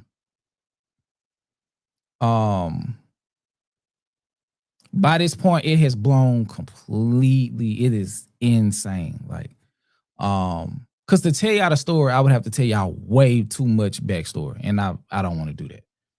But just know it had got to a point where it was involving several people. But the initial interaction was between him and a girl that we knew mutually. And not, like I said, not on no sexual shit. This ain't no backdooring to take no nigga girl, none of shit like that. So I hit him up to get some understanding as to why he did what he did. And this nigga tells me, instead of being like, you know what, bro, I thought I was doing it for an honorable reason, woot, woot, woot. The nigga said, we ain't got to be friends no more. So I'm like, I bet, nigga, you don't threaten me with a good time. Because, first of all, I wouldn't even hit you up on that type of energy. I'm just trying to see what the fuck was going on to lead to that type of situation. He like, shit, we ain't got to be cool no more, for real. I'm like, I mean, I guess, like, that's what, you know what I'm saying? So we go another period of time without talking. Like, and one of my homeboys who considered himself the big homie of the group was like, hey, bro, like the young generation, like the younger, like the freshman class is looking up to us, and it's a bad look. I'm like, nigga, I don't give a fuck about none of that shit. I don't care. I don't care about none of that shit, bro. Like, I don't care. Like, nigga, I don't care about them young niggas like that to be like, yeah, I'm gonna bite the bullet and be cool with a nigga who just did some more out of pocket shit. And so like I said, we weren't cool for a while after that. And then I ended up going to the military. My mindset completely changed. So by the time I come back, like, I'm still going through the process of identifying what friendship means with this particular individual, but also with all of them niggas. Cause it was like two separate groups of niggas. Like, they all came from the same school, and we all kind of made it to the same college. But it was just it was a like, just like any big ass group. It was different cliques within the group, yada yada yada, but everybody was cool as much as possible. So but the nigga I was friends with that brought me into that group of people, I had known him since middle school. So fast forward back to college. Because when I came back from the military, I didn't go back to that school. I went to a completely different school. Cause at this point I was trying to graduate. So we cool, but in my mind, I could never like really get back 100% cool with this individual because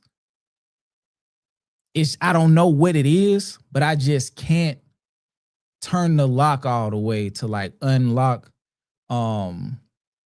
that pathway back to 100% friendship. And I don't know what it is. It's like we cool. Like I still want their pursuits to be successful. I was helping, but like when it came to like fully immersing myself in what they was doing, I just couldn't do it. But like I didn't really know why. But like as in hindsight, it's like, yeah, bro, you really don't. Like I don't want to be seen with these niggas. That's the point I'm finna get to for sure. That's what I'm getting to. So like I said, this like 2014, 2015, and time is kind of moving fast. So as we're going through these different years, like I'm watching other niggas in our periphery because the friend group is changing. Because you know how like as you start to go into like things that you're really passionate about, you start to make friends in those circles. So like let's say if like I hoop a lot, like I'm gonna get hooper friends. Or if I go to the gym, like I'm a gym rat, like I work out and shit, like I'm gonna get workout friends, or I rap or I sing, like I'm gonna get artist friends. So people are building their own like secondary friend groups based on their particular interests. So I'm watching him fall out with niggas in his secondary friend groups once they no longer are of benefit to him, or watching him have issues with people that we was already cool with because now he thinks he's better than these individuals at a given thing. So it's like, all right, cool. This shit is wild. And then times pass, get married, have my first son. Well, have my son, not my first son. I have my first child, which was my son. That creates just a different, you just start to separate from niggas as you, like once you start having kids and get married, if you're really cemented in those things, you start to like hyper focus on family because it's of more importance. You know what I'm saying? So that happens. We talk here and there, but it's not substantive because of the realization that I'm slowly starting to come into. And my brother would tell me on and off, because my brother was cool with his little brother. Like we grew up with these niggas. Like we really grew up with these niggas. Like, you know what I'm saying? So like that's in my mind, like it's like how do you let go of something like that? Like somebody you've known or you feel like you've been cool with on some level for like 10, 12 years and shit. So my wedding comes, and now is where stuff like it just continues to get weird. You know what I'm saying? So like one of the people that he disrespected, or that him and his brother disrespected really bad, was going to be involved in my wedding in a professional capacity. He was going to be involved in the wedding in a professional capacity, right?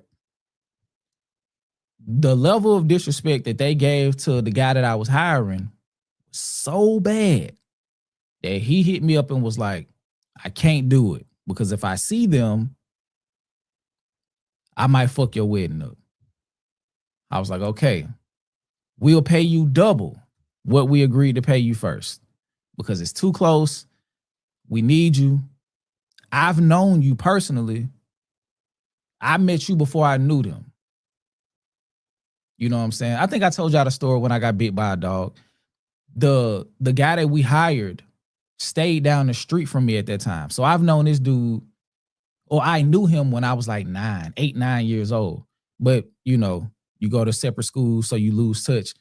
But so he told me he couldn't do it. I offered to pay him double. He said he couldn't do it. He just couldn't be around. So the wedding happens. Me and my wife, we get married. Yada yada. It's beautiful. People show up. It's a beautiful thing. The guest list was full. The guest list was full. Like a year later, I find out that the dude that we was gonna hire that said he couldn't do it stopped fucking with me because I didn't invite him to the wedding that he said he was gonna ruin if I hired, like if he came in a professional capacity. So now it's to the point where you left me to get whooped in the field. Number one. Number two, you got me in some super messy shit in college. And then when I come to you about it, you say we can't be friends. Number three, you're starting to affect friendships because we building the friendship with the dude that I knew first. So you fucking shit up like that to where it's like your gravity is fucking up relationships that you ain't even got nothing to do with. So cool. Move a little forward. And this is, and I promise y'all I'm going somewhere with this. So we have me and my wife, we get pregnant again. We have the little fireball that y'all hear all the time. We have our daughter. And I'm at the house. I'm prepping for her to come home because I had like 2 or 3 hours where they let me come home before I went to go back and get what happened? The point is irrelevant, but I end up talking to my friend on the phone, and we had a conversation, and we on the phone and we talking. You know, he finna have a kid too. He finna have his first kid, yada, yada. And the conversation just feels dumb hollow, right? And I'm just like, I don't know what it is. Like, I just can't turn the page with this nigga, man. And the final straw. No.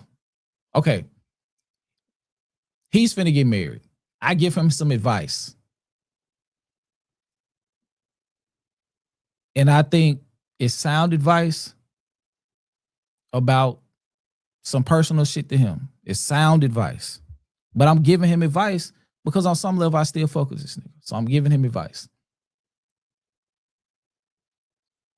We meet at a birthday celebration, like a year after the advice. Come to find out, his lady has not fucked with me and my family for a year. She has not fucked with us and this just shows like how long the gaps have been in communication. She has not fucked with us for a year. Because the advice that I gave him, he used it. No. They got into an argument, I guess, about the advice or whatever the case was. He threw me under the bus. He threw me under the bus. And his lady was like, you know what? I ain't fucking with none of them. Fuck all of them. I'm blocking them all. Woot. And it came out at the birthday event we were at. In that moment, I had the realization. I was like, oh, I can't trust you with nothing. I can't even trust you that a conversation. I can't even trust you that a conversation can be had in confidence to help you. I can't even have a conversation with you to help you without it somehow blowing up in my face. And at that moment, I was like, I don't fuck with this nigga no more. I don't fuck with him no more. That's it. I don't need to talk to him. I don't need to see him. None of that. You know what I'm saying? So after that, it was over with. And so this was first quarter of the year.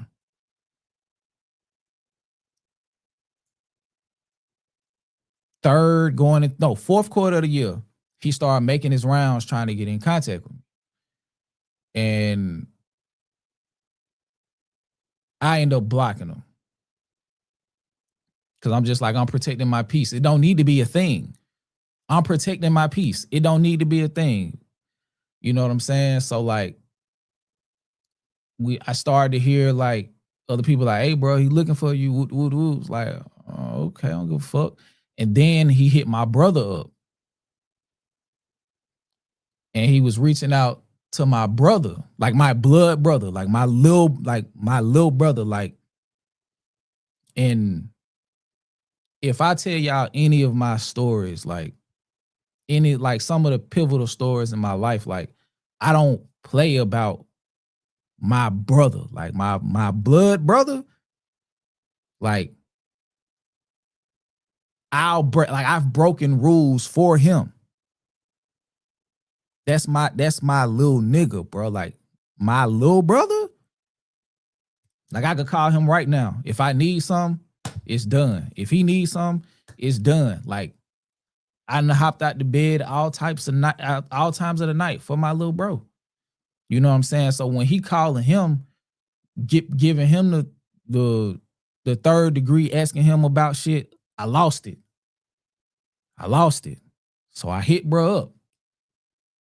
Like, hey, my nigga, like, what's the word? He like, shit, I'm trying to get some clarity on what's going on. So I started to tell him. I'm like, nigga, the only clarity you need is, hey, we got to run one outside. We have to run one outside.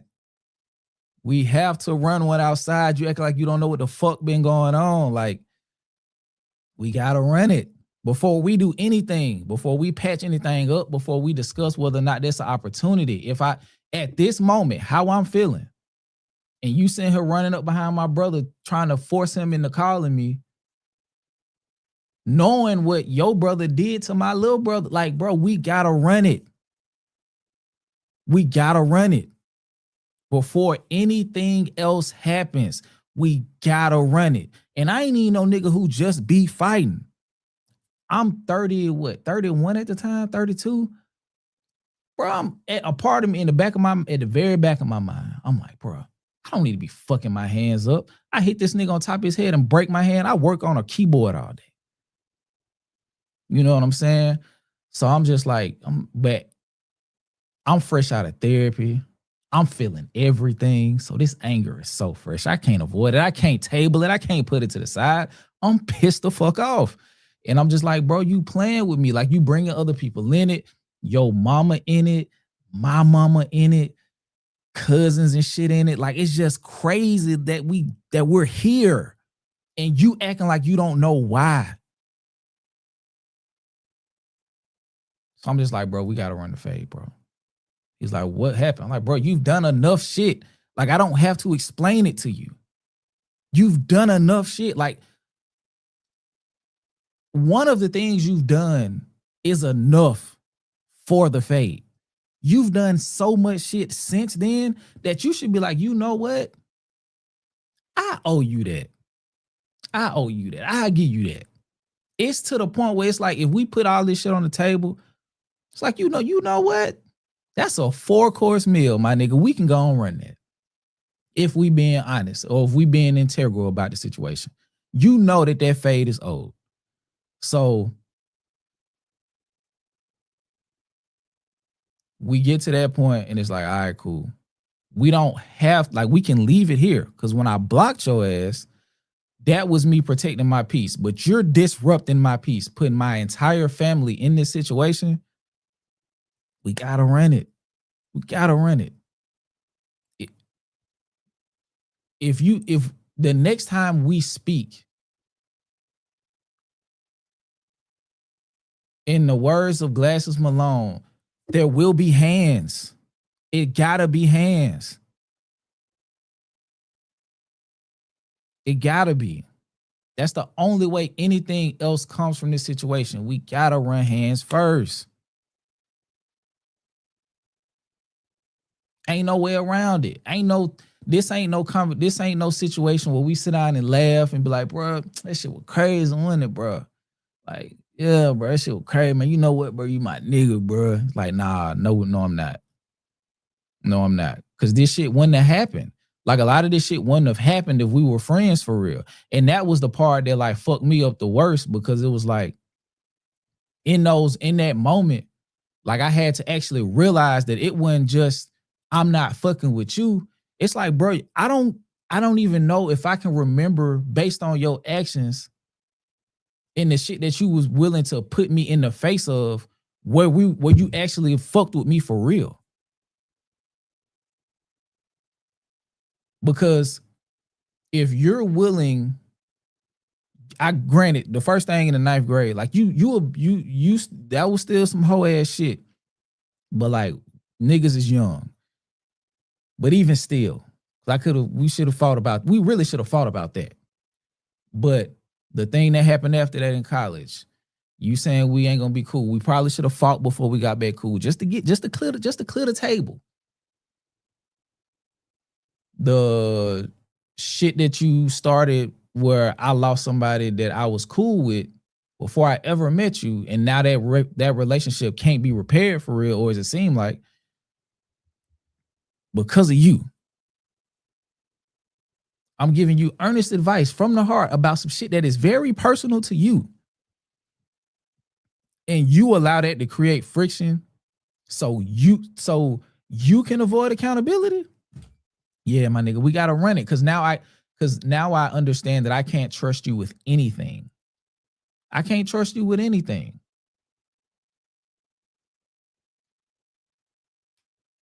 I can't trust your word. I can't trust you not to put me in bodily danger. I can't trust you to not let something happen to me. I can't trust you with anything. So before we go down the road of discourse of piecing anything up or reaching any amicable solution, maybe the amicable solution is running this fade. Like we gotta fight. Got to. I don't want no gloves. I don't want no headgear. I don't want nothing. I want to fight you in the street. Like I really want to hurt you. And then after that,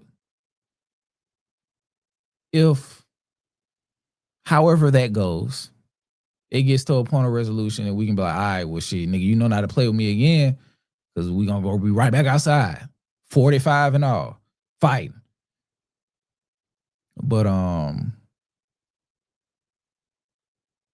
But yeah, so this was shit, what, 3 years ago, probably? 4 years ago, probably. It's been a while. I can't even remember, but it's been a while. It's been at least 3. It's possibly 4 years ago. I can't remember. But yeah, I ain't heard from bro. I ain't seen bro. They stay in another state, so. But the craziest thing is I see somebody, but I can't tell y'all because, you know. But yeah. But yeah. All in all, sometimes the person that know they did some fuck shit, I think sometimes they want to know what you know or how you feel about what happened so they can try to manipulate and mind fuck you into feeling like you did something wrong so they can create an argument to a point where now they feel comfortable being the ones that cut shit off because now y'all done fell out as opposed to having an actual conversation about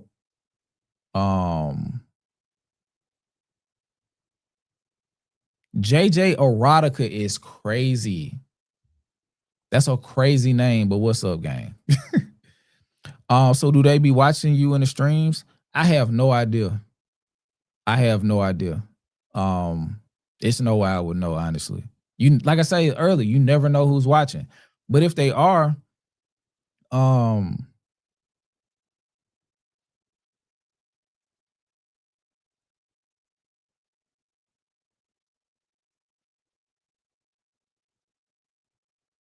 I'm trying to see if that's still an open invitation for the hands. Yeah, because I was mad about this shit for a long time, like months. I was mad about this shit for a long fucking time. I was mad about it for a long time. But who's to say? Like, we both entities came into a level of success after this event. This channel took off. They found success in their pursuits. So it's like it ain't no like I don't wish ill will on him or them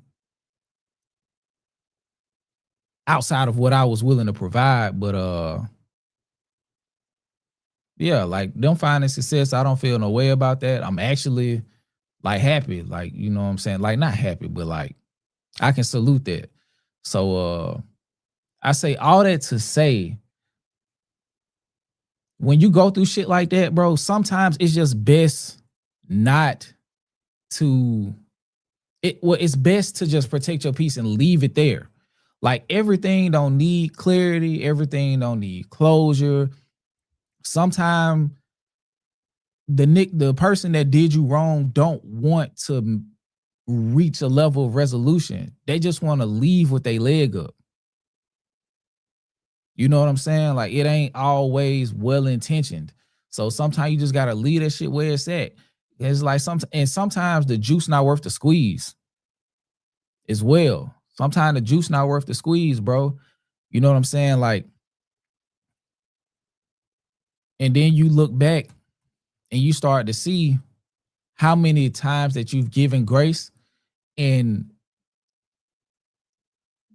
it seems like they may try to give that grace that you gave them through their particular lens as you being a bitch.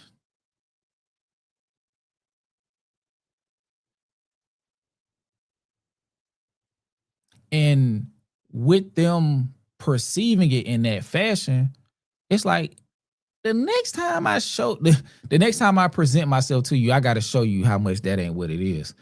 So if that's what we going with it, it ain't no need for none of this other shit. It's fade or nothing. Or whatever it leads to.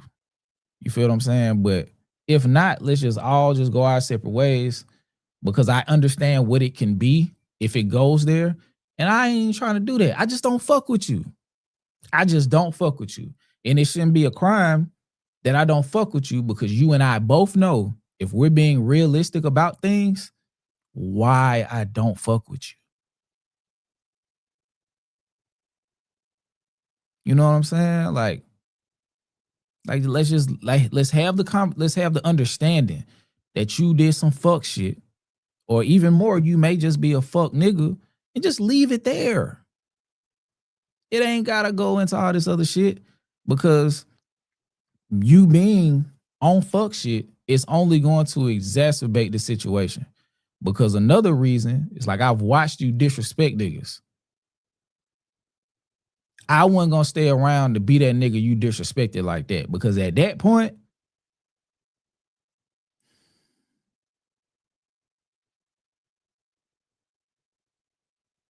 we gotta handle it a little differently. Because if you play with me like how you play with some of them other niggas, I know you too well to let you get away with that. I know you too well to let you get away with that. And I know where your mama stay.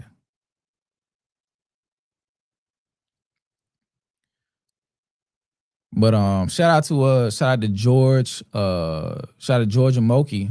Hopefully I pronounced that right. Flex time. I play the percussion, Latin jazz all day. That's what's up, man. Shout out to you in the $2 super chat. Much appreciated. But yeah, it was definitely a lot of plot twists, man. Shout out to Robert's person over the 5. I remember you talking about this in the past a little bit. Son definitely needs to fade, even without words spoken afterwards. Dude is a clown. Yeah, man. It was a very crazy time. I was just going through a lot of shit at that time. Just having the sober realizations of things that were taking place. in different avenues of life, good and bad. And I just think at that moment, just like, yeah, bro, this is some shit I don't have time for. That was the first thing. It's like, bro, I just don't have time for this shit. And then those other realizations, like, bro, like, you was holding on to some shit that wasn't friendship. Then it's like, damn, bro, like, this nigga might actually let something happen to you. And then it's like, okay, we're not fucking with bro. We're finally no longer fucking with bro. And then he do that shit, and it's like, now I want to hurt you. Now I want to hurt you. But shout out to Shan26 with the $5 towards the goal. Appreciate the story. Yeah, man. Shout out to Cam because he brought it up so I would tell it. Well, not he brought it up and I told it. But yeah, it's to lead into this game v Kendrick shit. Shout out to Raphael 1819 with the $5 towards the goal. Skip, you gave him so many chances. Yeah, man. I've come a long way because I look at some of the shit that happened. Like as I got old, it's just like, bro, this version of me would not let some of that shit slide, bro. This version of me would not let some of this shit slide, bro. Like, nigga would have been crashing because now, like, my emotions rise much faster than they used to. But yeah, let's get to this because this is what it was leading to. That entire story was leading to this, and I hope you guys see the parallels. I hope you guys see the parallels. Shout out to DA 248. What would a fade accomplish? What if he won the fight? You wouldn't like him no more? I don't like him, period. I don't like him, period. So the fade is to, in my mind, alleviate all of that energy. It is to disperse the energy. And what J. Cole said, I promise you that I wouldn't feel no way. The fade is to get everything out. The fade is to get everything out. It's not the point of winning or losing. And I ain't going into that particular fight to lose either. Because in my mind, that ain't no fight that, unless I'm getting my ass beat, that is just going to end with me getting a lesser end. Like, we finna fight until it's, you good? You straight? All right, shit. It was gonna be one of those. It's not no 30-second, hey, you got boo-bopped and you hit the ground. It's like, no, it's not one of them. But it's not no get on top and punch a nigga into oblivion either. We finna have a righteous fade. Like, we're finna fight, nigga. Like, what is any fight for? It's to input aggression onto the person that you're opposing. Like, what do you mean? Like, and also the fade it's like, all right, bro, if you want to be cool or if you want to rectify this situation, the only way that starts is to clean the slate with all of the shit that happened before. And in my mind, the only way we start that process is to run this fade. That's the only way. That's the only way. We can't talk this out. This ain't like it has gone beyond the point of talking it out. So it's either we don't talk again,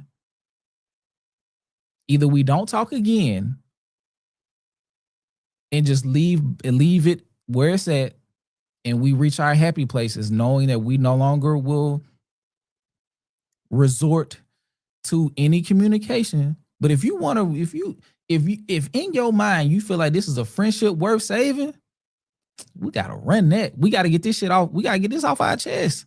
There's no way I can walk around knowing that I let you play with me all this time and then we go back to being friends. It's no way that you can feel like you did this shit and know you did it and even really have respect for me as a friend anyway. You feel what I'm saying? That's just like if you and your girl go through something and it ain't no straightening, there is a very high chance that shit gonna happen again. Because there was no straightening, there's no level of there's no consequence. In the degree to which those things happen, there's no way to like talk through that and get to a point of like, all right, cool, like we friends. No, nigga, absolutely not. It's gotta fight. Got to. You gotta feel what this took me, and words won't do that. Shout out to 1988 Jiffy. You don't have to win. You gotta fight. Or as a man, there's no baseline respect. Exactly. We gotta restore the feeling. We gotta restore the feeling. We gotta restore the feeling. You nigga, you can't ever play with me like that. I let you because I thought we was friends. But once I realized we not friends, we gotta build this shit from the ground up. And we gotta build it on a solid foundation. That this will be the baseline if we ever veer too far out of alignment. We got to meet here again with a declaration of understanding and respect. Because in all honesty, it should have happened a long time ago. It should have happened a long time ago. This fade been on layaway for a decade and a half. Not a decade. Yeah, almost a decade and a half. This shit been on layaway. I owe you this. You ever had somebody that you owe like some bread, and it ain't even a lot of bread, maybe $20, and you finally able to pay them back? And it's like, damn, bro, like, I know I done owed you this money probably like a year, bro. I'm gonna go ahead and give you the 50. I'm gonna give you the 50 because of what? Because you done seen me and I ain't gave it to you. You know what I'm saying? I just don't want you to feel like I took advantage of you. You know what I'm saying? So let me make this right and then some. And from here on out, we have an establishment. We've established an understanding that we're going to ensure that we don't create situations where we feel like the other person is being played with. You know what I'm saying? Shout out to DJ.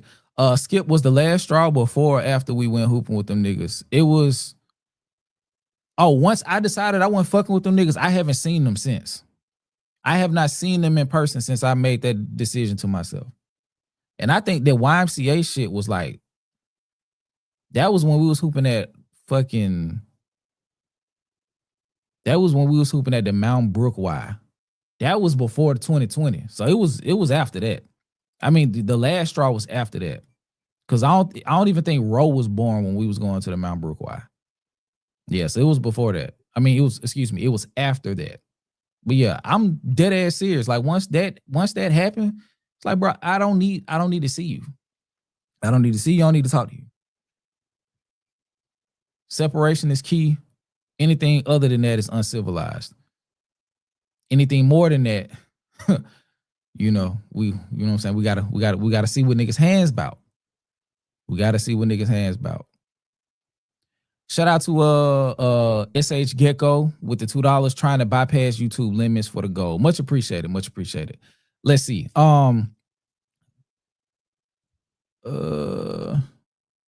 It's all good. Make them pay. Shout out to Groovia Tony 1991 with the 5. Give him a tombstone power drop. I don't want to kill him. He just got to feel where I'm coming from.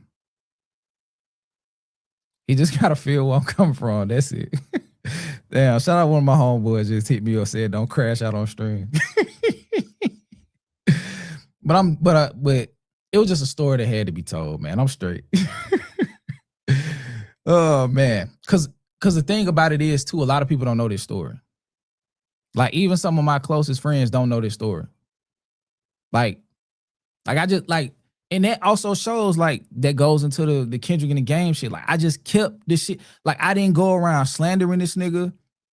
I didn't tell none of our mutual homeboys what happened because it ain't their business. I didn't tell nobody.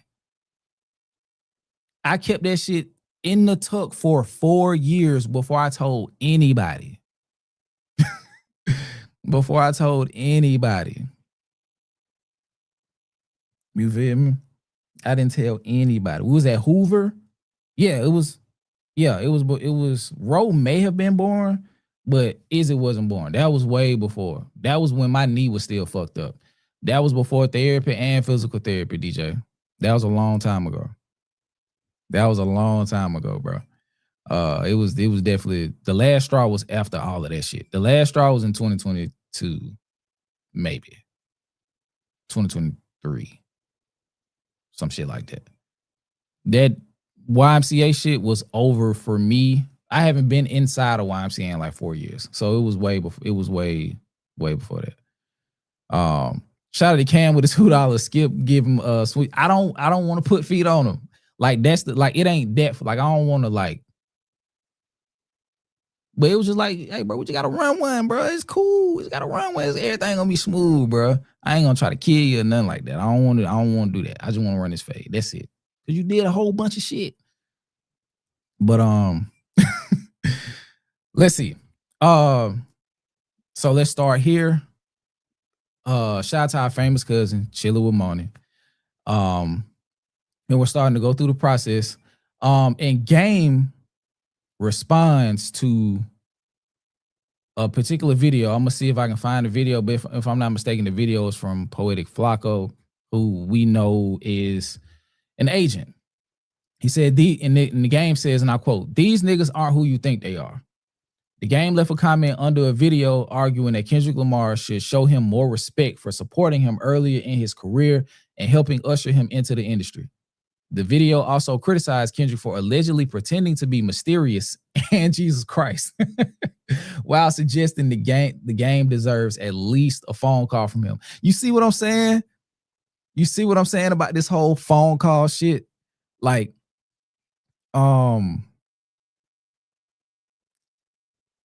like niggas do all this fuck shit and then want to get you on the phone.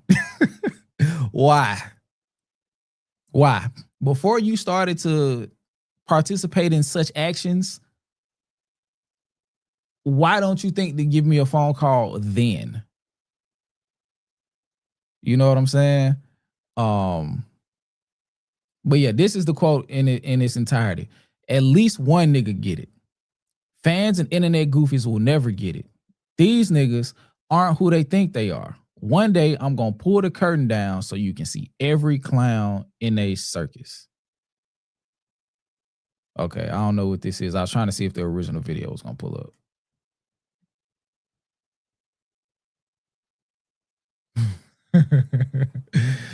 Oh shit. Okay, hold on. I'm gonna come back to that one. Okay. I'm going through these tabs just to make sure.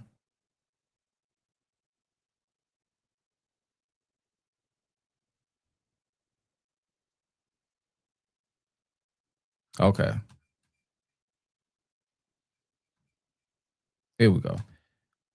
And shout out to Justin Hunt, Stat Quote, and the Third Verse Podcast. Shout out to them guys, man. Stat Quote has been giving us a lot of interesting content over the last couple years. I mean, not couple years, but couple weeks into the month.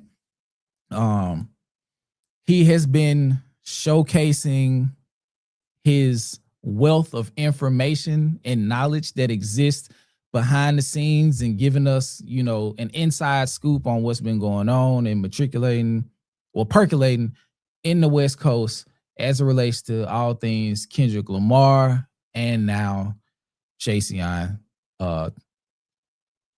aka The Game. So let me know if y'all can hear this, and we are going to start. The most impactful thing he said to me was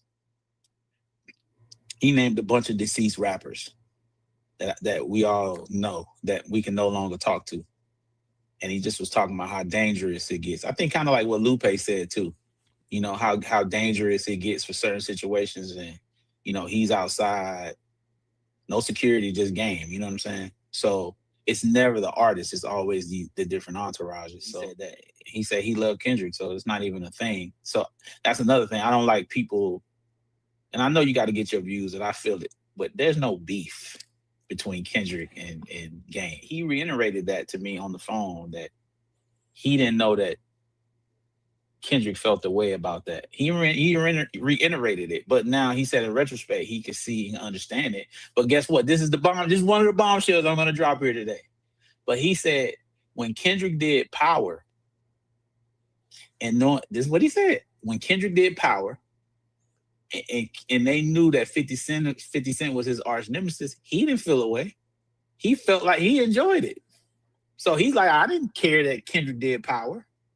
I didn't, you know what I'm saying? But that's what he said. Stop the press. Hold on. Wait a second. Wait a second.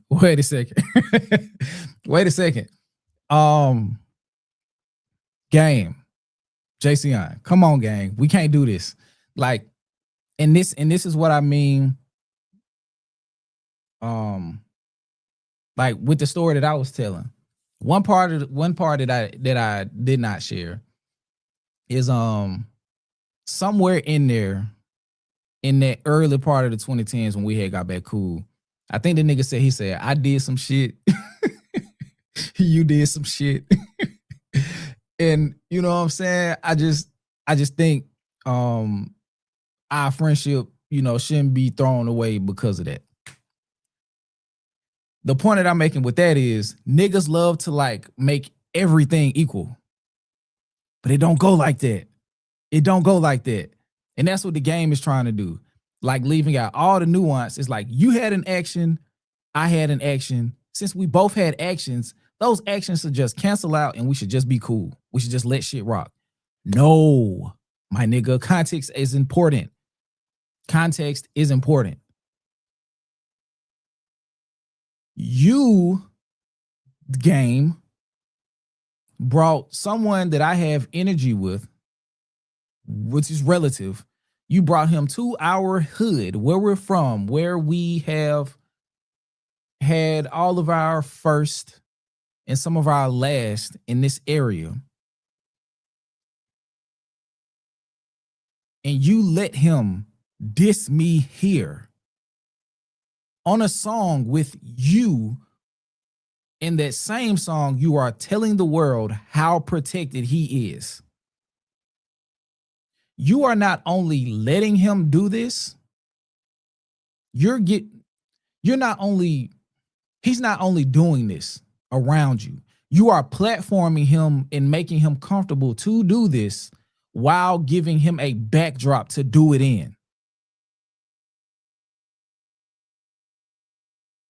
It's like, come on, gang. Like, it's multiple offenses in the song. Because not only did you record the song with him, well, you recording a song with him that's water under the bridge. I'm not mad at you about recording a song with him. The song you recorded with him, the context that is woven into the lyrics of that song from the both of you, it's what I have an issue with. You telling the world how protected this nigga is with you being in his periphery. Y'all shoot a video to said something. Well, let me rewind. His verse of the song is dedicated in its entirety to disrespecting me. All right, that's strike one. Strike two. Y'all shoot a video in our hood solidifying the disrespect and your support of said disrespect. And not only did y'all shoot it in LA, you shot it in Compton with a big group of your niggas around as if y'all are embracing what this nigga is saying.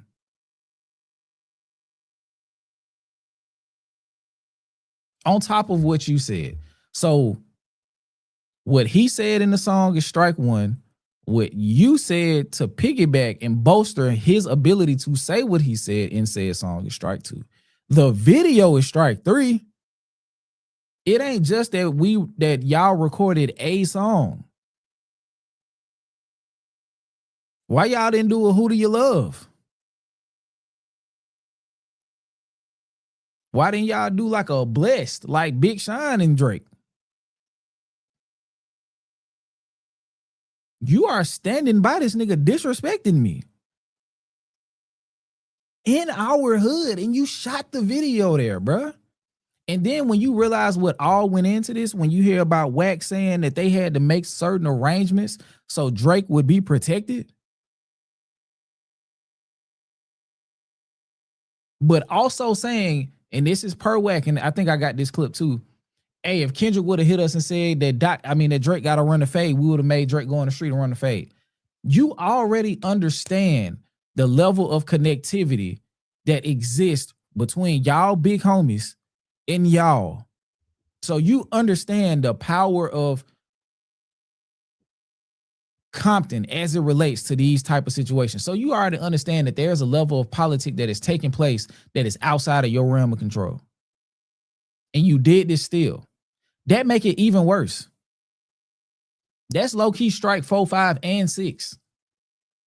Because once you start to create a situation that elevates it, like with the story that I was telling, once you bring other people into it and more than one person have to answer for it, you had an idea of how far you were taking the shit. I don't care what you say. I don't care what you say. There's no explaining away all of the steps. You maybe can explain 2 of these strikes away, but you can't explain 6 away. Because you have to acknowledge so many different things leading up to that. Because it ain't like you just a regular gang member. Oh, no. It ain't like you just a regular nigga. You're a rapper with influence. You're a rapper that's in a gang that understands community politics, that you have influence in your gang, but also you have influence in the music industry and influence in your city. You know what's going on.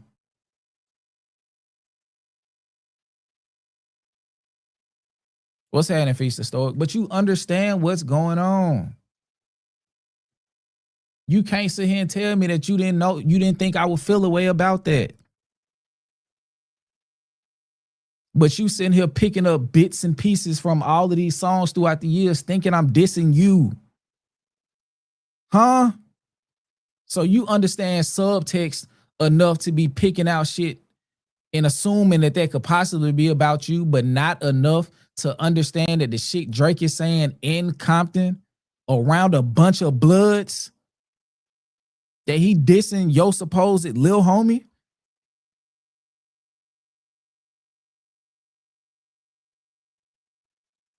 Let's continue.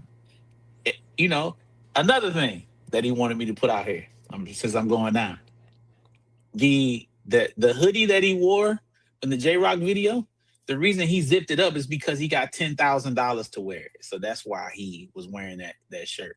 So everybody that held that grudge from him, he got paid money to wear the hoodie. You know what I'm saying? Niggas can't fuck with him lyrically. Just period.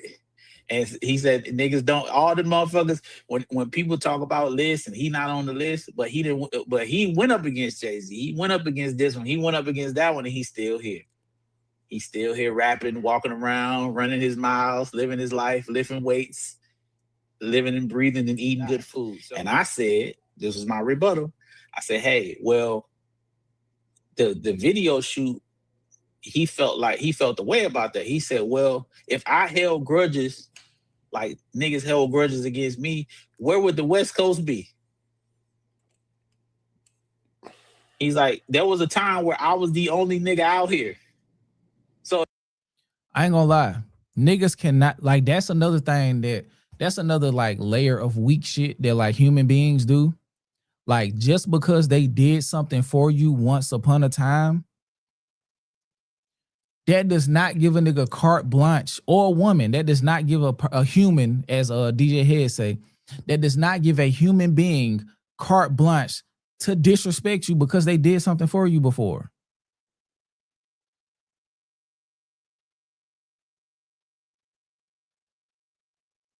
I don't give a fuck what you did for me. That does not give you the license to disrespect me. Especially if I'm moving honorably or I'm or honoring the thing that you did for me.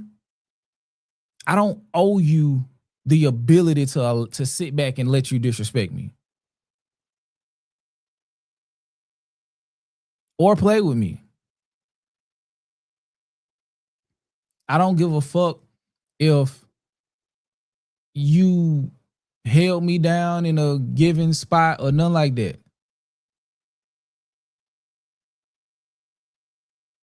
No, you don't get to do that. You don't get to do that. And even if it doesn't result in like returning fire with fire, I may just douse that fire with water and go about my way, but there will be a reaction. And you don't get to dictate what that reaction is. So to counter, like not counter, but like, well, yeah, to counter the point that Game is making, that shit doesn't matter. That shit doesn't matter. I'm honoring you putting me on by being the best version of myself that I can be. I am carrying the West now and have been carrying the West since Good Kid, Mad City.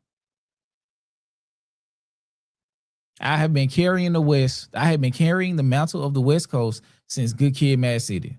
And here we are, 14 years later, almost to the day, in a couple months, 14 years later since the release of my first major label album, Good Kid, Mad City, and I'm still who I am.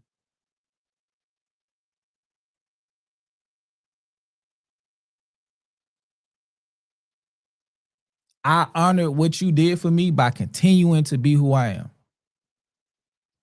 That's just like if I had a basketball coach in high school and he helped me get into college. Like he helped me, like we had private sessions, or a trainer rather. We had, and a coach, like coach trainer, however you want to say it, like had me doing separate practices, you know what I'm saying? Like would work with me on the weekends, you know, help me get into different AAU programs and shit like that. Help me build my highlight tape so I can send it to colleges. You helped me get to college. Thank you. Thank you very much. So for the sacrifice that you put in to help me get to that next step, you seeing me in the pros whoop ass, or even just making it to the pros when I was desperately trying to make it to college and you helped me get to that spot, I am honoring your sacrifice by continuing to sacrifice and paying it forward.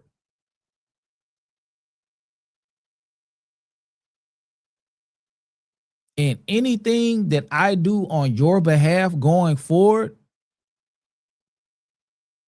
is interest. It is not principle. So if you running around, or let's say you want season tickets on the floor every season, I don't owe you that. I don't owe you that. I don't. Can I get you some tickets here and there? Yes. Do I owe you $1 million? No.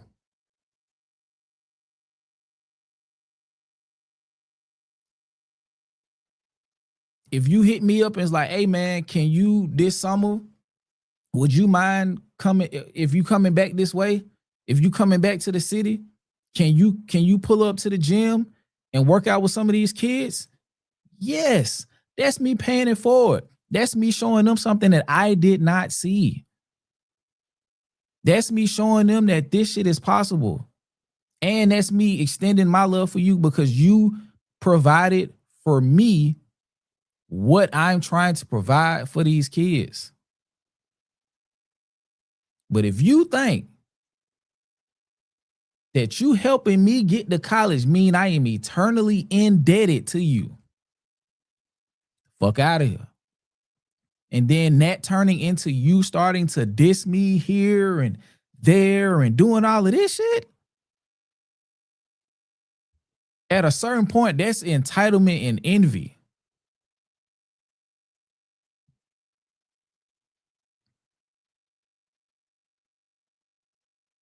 Because now, and this is a recurrent thing that I'm seeing in a lot of these niggas. I think a lot of these niggas looked at Kendrick like a pet project. I really do. I think a lot of these niggas like, yeah, bro, this nigga got potential. He dope. Yada, yada. I think a lot of this shit wouldn't have happened. And this is with all due respect to the person I'm finna mention. If Kendrick ended up on the level of YG, I think none of this shit happens. I think everybody shows Kendrick the utmost love. I think they call him a West Coast legend. I think they roll out the red carpet and shit when he pop out and do shit. I think the fact that this nigga superseded all expectation, nigga started to feel away. Like I'm looking on that stage when they pass him the torch.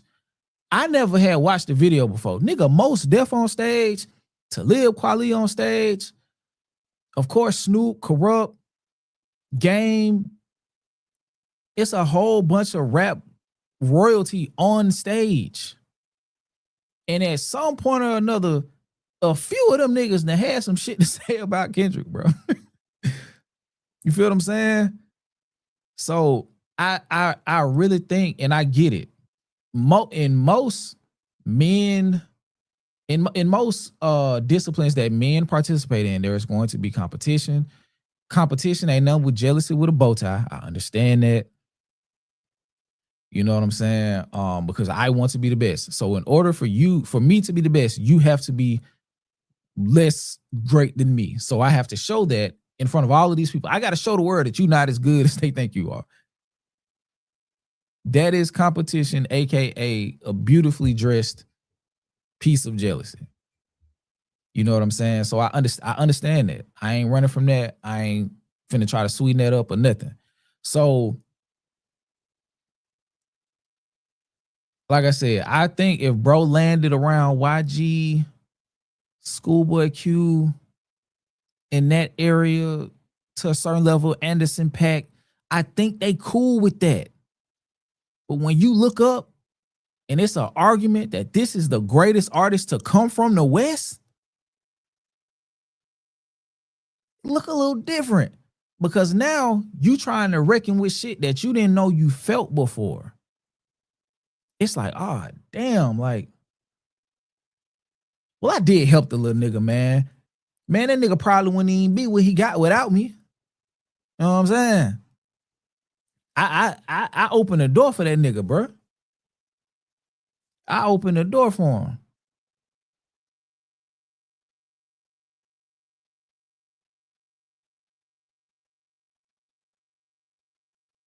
That little nigga wouldn't even, you feel like y'all would just know this nigga as a nigga he would just be a nigga from Compton that could rap without me, without Chuck,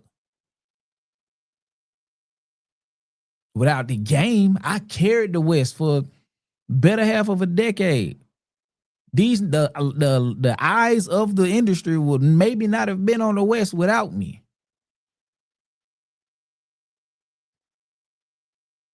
And it's like, I understand your claim to fame in the West, but to say a nigga wouldn't exist without you, it's crazy.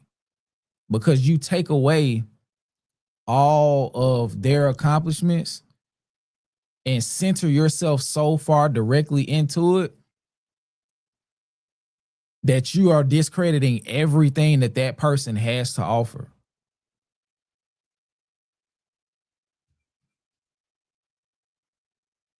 Yeah. I had said something a long time ago. I was like, niggas hate when you doing good unless they got a part in it. That's the only time a lot of people are able to stomach your success, when they have a hand in it. especially if your success exceeds theirs. They start attributing unnecessary like praise to themselves in reference to your success. Like it go from, bro, I'm proud of you. I'm proud of you doing that shit. So, hey man, you remember that time, bro? Like I let you use my Wi-Fi password and then you tweeted and that shit went viral. What? Yeah, bro, I had let you use my Wi-Fi password, bro. You couldn't get on Twitter because your signal was bad, bro. And then like you had started like tweeting while you was over here, cuz, and like but all 10 of the tweets went viral, bro. And you like blew up on Twitter. Bro, you wouldn't even really been able to get them tweets off without my Wi-Fi.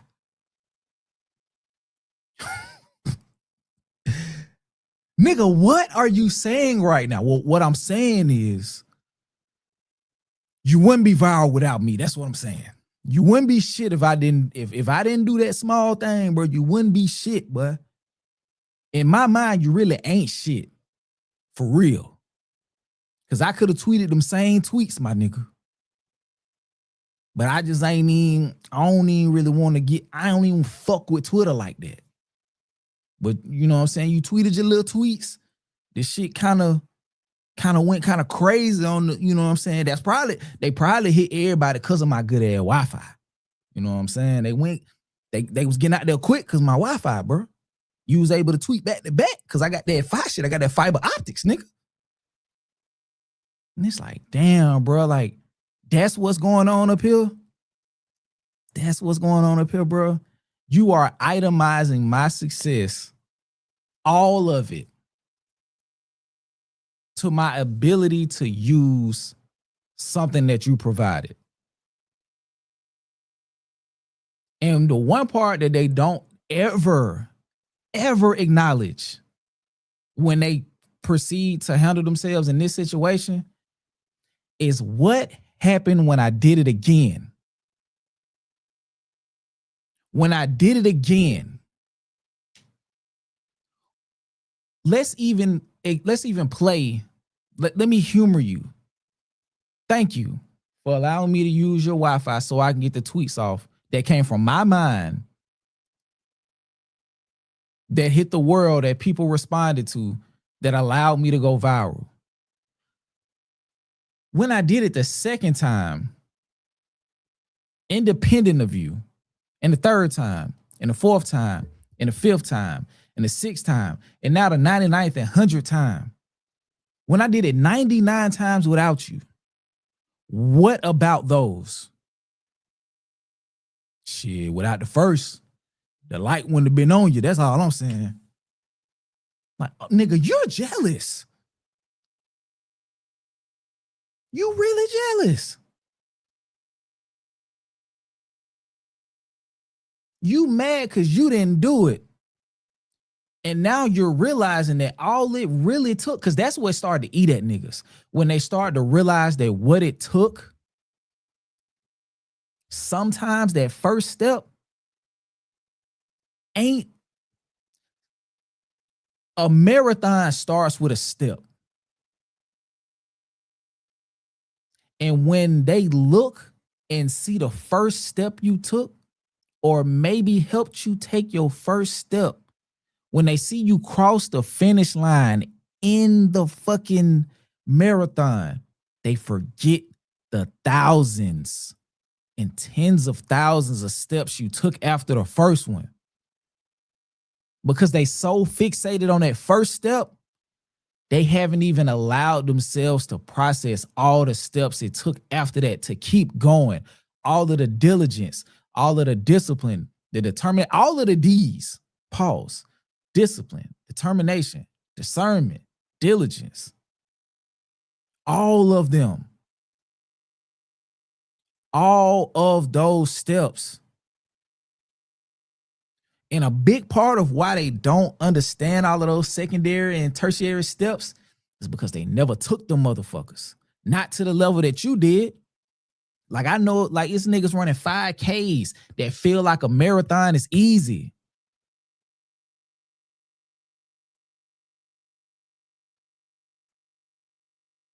that feel like a marathon is easy. It's like, bro, you never ran nothing beyond a 5K.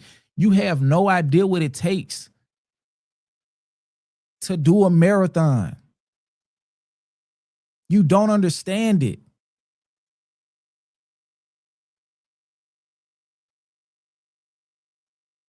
I could show you, but then you feel like you taking a back seat to me trying to show you.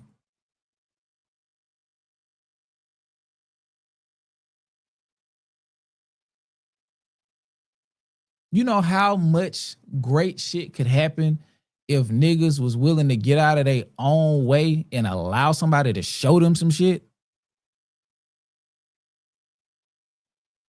Shout out to Mona. She said they love you when you're not a threat to their legacy. Exactly. So let's say the nigga that's running the marathon, it's like you running a marathon, but the dude like, well, shit, at least you ain't running no 5Ks. And then the nigga decide, hey man, you know what? I'm gonna run a 5K in preparation for my next marathon. And you run a record time. In that nigga mind or that woman's mind, they feel like they can't even be proud of what you're doing unless they rationalize it in a way that still centers them. And I can understand it. That's a hard thing to do, but it's like, if you really support what somebody else is doing, you gotta find it in yourself to do that. And also a part of that, because a big part of it starts with you. So you got to understand that maybe I'm not doing what I needed to do to get where you are. And then once you do that, you can be like, all right, well, cool. This nigga was willing to take it to a step I wasn't willing to, or even able to possibly. And with that, then you're able to separate yourself from that person's journey and be able to celebrate it more. It's like, yeah, bro. At that point, you don't have to minimize it.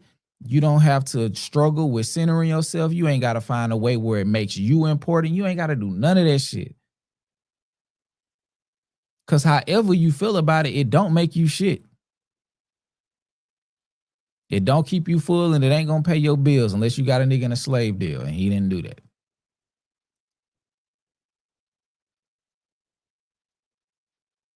But that be the biggest thing, bro. Like, and it ain't just no game Kendrick thing, bro. Niggas have like went to jail and spent the rest of their life in prison because they cannot shake feeling jealous of somebody else.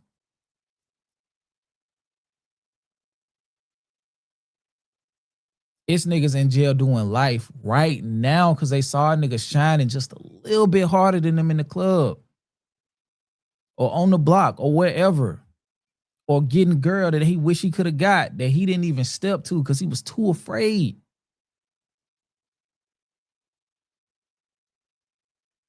And threw his life away because he did not like how that nigga was moving or that girl was moving. It ain't just a black community thing. This is a problem in humanity. This ain't something we can just relegate to black people.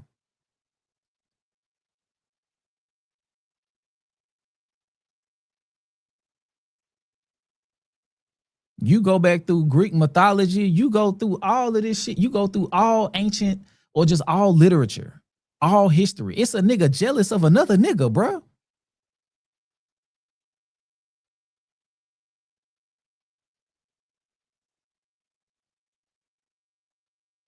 This ain't just no black thing.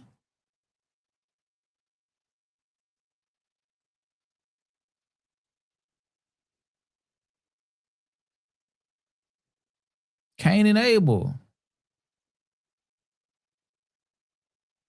Lucifer and God.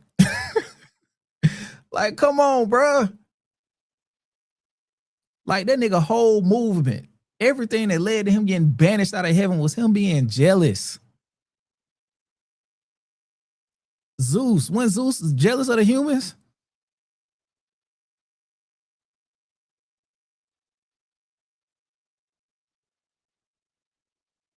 Like, come on, bro. Like, this shit goes back to as far as we can trace humanity. Niggas been jealous of other niggas.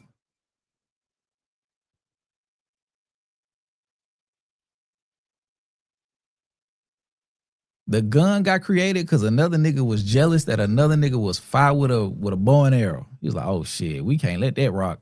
I'm gonna drop a dime on these niggas. Nigga made a gun.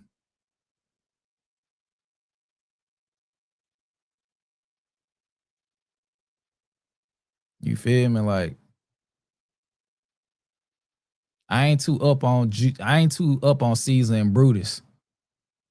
But I wouldn't be surprised if Brutus was jealous of Caesar.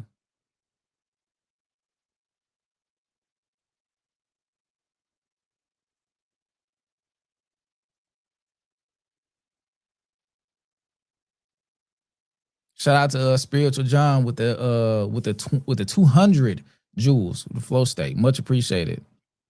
Shout out to Gecko with the $2 enjoying the breakdown. We trying to get to it tonight, man. Shout out to you again with the $2. Envy is so cringe. It's disgusting. Like, to see it on somebody's face. It's so unbecoming, man. It is so unbecoming for somebody to be envious, bro, because it puts you in a spot where you can't enjoy shit in your life. The thing about, shout out to you again with the $2. Much appreciated. Thank you for showing so much love, man. But that's the thing about envy, man. It takes away your joy. You can't even have joy in your own things because you too worried about another person.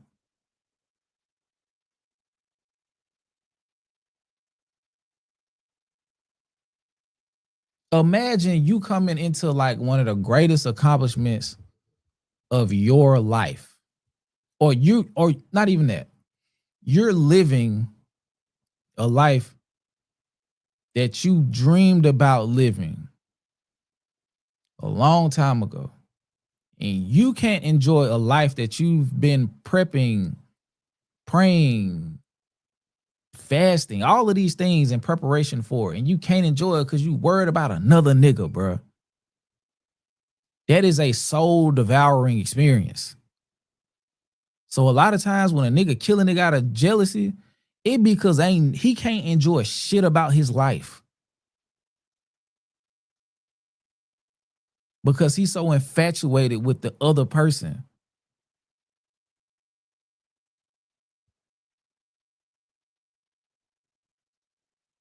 Shout out to Crown K with the $2. I can bring Drake to the hood. Who gonna stop me? That's some bold shit. But if he been getting off with it, you know what I'm saying? Folks gonna continue. Like, people who like cross boundaries are gonna continue to do it because they feel like there's no recourse for it. Shout out to Crown K with the second $2. It was an attempt to flex power on something. Exactly. And he talked like that. The game talk like he be on big shit. Like, this the same nigga who like beat a nigga up while recording it. Like, nobody's gonna take away from what he has done in his career and who he is on and off camera. But just because you've done those things don't mean you've done you haven't done some weak ass shit too. Shout out to Tamila with the $2. He's still standing next to his words, huh?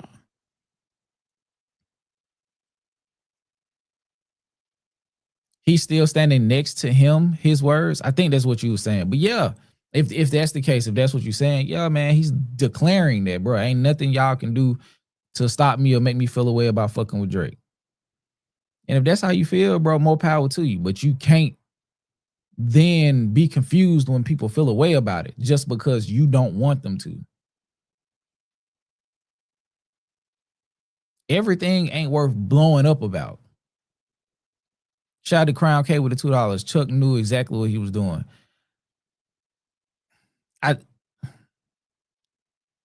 That's a very real possibility. I just think it was just foolish of him to not expect people to have an issue with it. Shout out to Keish. She said, Skip, remember Game was the same one saying how it wasn't safe for him to go to the pop out, but he's declaring no one can stop him. But then he also said that part of the reason it wasn't safe because he wasn't gonna piece it up just because niggas told him to.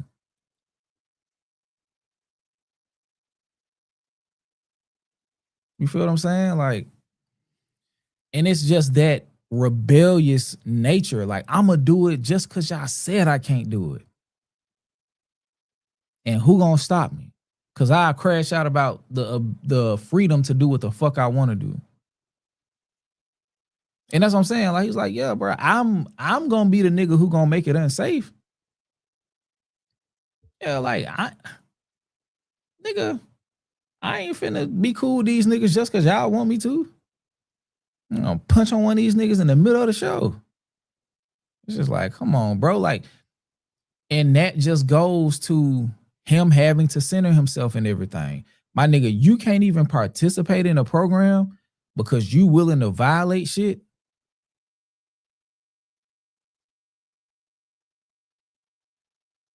That's crazy. Shout out to my dog 72 Paths. Oh, what Skip just said reminded me of the scene from Snowfall.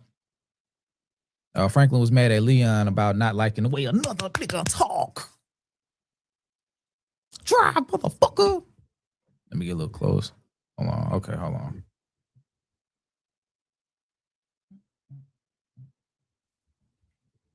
Oh, it's out. I'm trying to make sure I'm still in focus. I got it on manual focus. But drive, motherfucker. Shout out to Moni. She said, but my thing is nobody wants him to stop messing with Drake. We just want him to stop pretending he doesn't know why people don't deal with him. Exactly. It's like you are like halfway standing on business.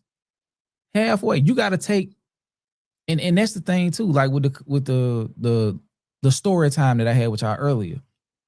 You are free to move however you choose to move. There are consequences with those movements, though. That's the biggest thing. You have to be able and willing and able to accept the consequences of said actions and understand that everybody is not willing to allow their reaction to be no action. I'm not going to say that Kendrick is sparing the game.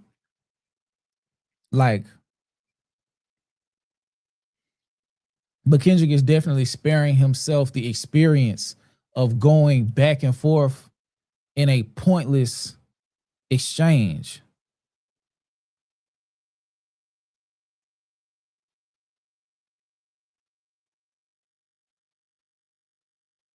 It's like, so bro, like, I ain't gotta keep fucking with you, bro. So like, I'ma just not fuck with you. You feel me? Like, we ain't tied together in no business. You know what I'm saying? Like, I don't have to report to you. Like, bro, I'm really him for real. Like, and even if being him means I am me, I'm 100% rooted and grounded in who I am. So with that being said, I don't owe you shit, bro. I don't owe you my time. I don't owe you my energy. I don't owe you an explanation. Number one, I don't owe you a fucking explanation. Like, that's another thing. And I'm low-key realize I'm kind of triggered by this situation, but that's a thing that like niggas gotta understand. If I stop fucking with you, bro, I don't owe you an explanation. I don't. You don't owe nobody an explanation for real. Like, if it ain't your spouse, really your spouse or your kids, I don't owe you no fucking explanation for nothing I do. Unless it's directly connected to you in a way that is disrespecting you, like as far as like a parent or some shit, I don't owe you no fucking explanation. I don't. And if you can't understand that shit and look at the explanation that I'm giving you as a symbol of respect more so than a matter of obligation, we not evenly yoked. Because you think I owe you something which speaks to a level of power dynamic that's imbalanced. I don't owe you shit.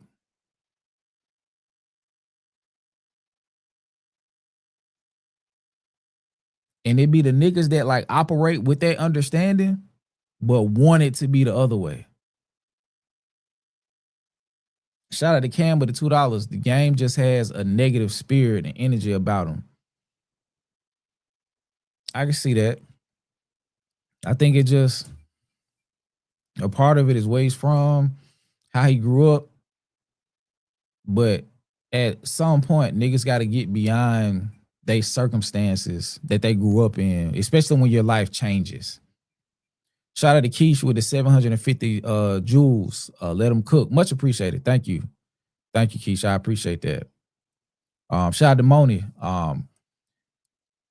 A lot of the tabs that I have on Twitter have your name on them. Drake been trying to cause division between the West since Taylor made in the game a short bush shouted allowed himself to be a guinea pig. Because I think the decimation of Kendrick would have served. And that's what I'm saying, like that envy, man, that jealousy, like that spirit, like if that shit sit on you long enough, you'll let something happen to a nigga, bro. Even if you don't do it, you'll let that shit happen because it'll clear the road for you to be in the front again. Or create an opportunity for you to be in the front again. Or even if you can stand up and be like, yeah, I had a part of undoing that nigga.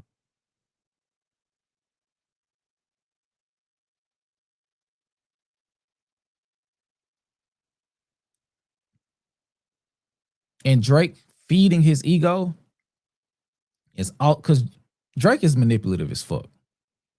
At least from what I've seen. The way that he presents himself to the world comes off as very manipulative. So yeah, it's like I also think one narcissist understands another narcissist as well. And no, I won't say narcissist. One person who's driven by ego understands that in another person. They're able to identify it. So I think he understands, like, bro, if you can play to Game's ego, you could probably get him to do whatever you want him to do.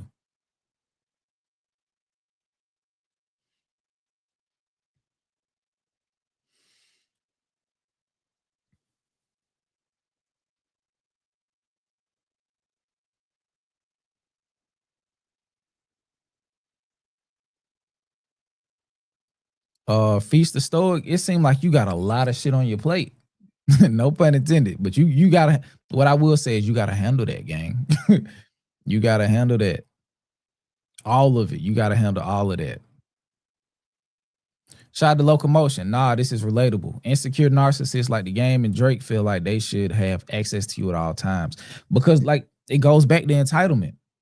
It all goes back to entitlement, which all in some way goes back to insecurity and abandonment issues. More times than not, it goes back to insecurity. It goes back to, well, really, the abandonment issues create or have not created sufficient secure attachment styles. So you being away from them or them not knowing where you where they stand with you creates a level of angst. It's nasty work. It's nasty work. Let's finish this. We got to go to the next video. If I was like that when niggas was trying to do what they was doing, where would we be? Where would we all be? And that was his rebuttal. So in that part right there, and then we'll get to the next video, but even that part, it's like,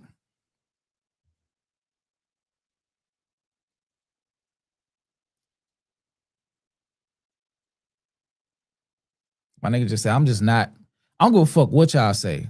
Ain't none of this shit my fault.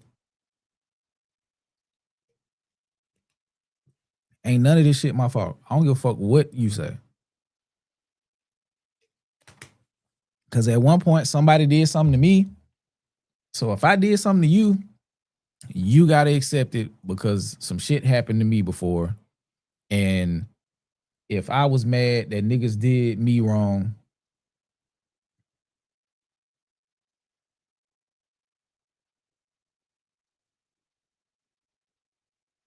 we wouldn't have made it here.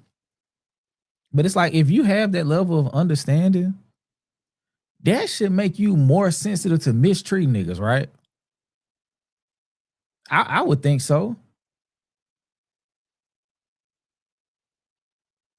If I know that I came up in the game being mistreated or niggas was doing shit to me,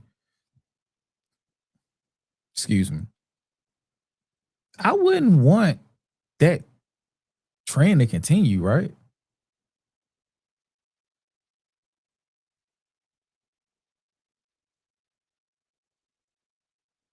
Skip, we've all done that. But that's trifling. I love people too much.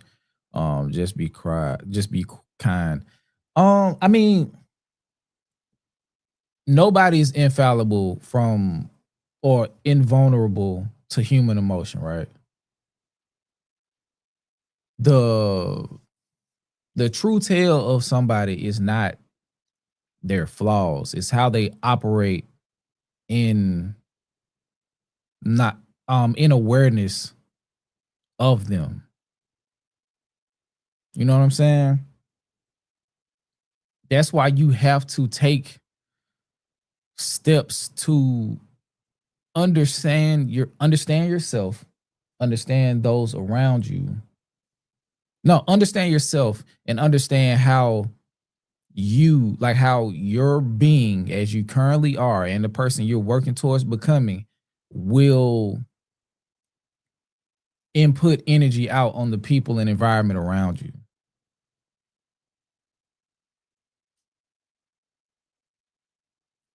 But just because everybody fucks up don't mean you get to escape accountability when you fuck up. Like that's the thing. Just because everybody fuck up don't mean, because if that's the case, it ain't even fucking up. If we all fuck up, so just because everybody fucks up mean that there is no there should that implies that there should be no straightening when people fuck up. And then if that's the case, is it really fucking up?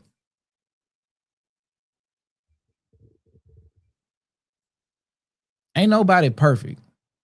I think the world would be better if people understood that and gave each other grace, but also understand that accountability is important.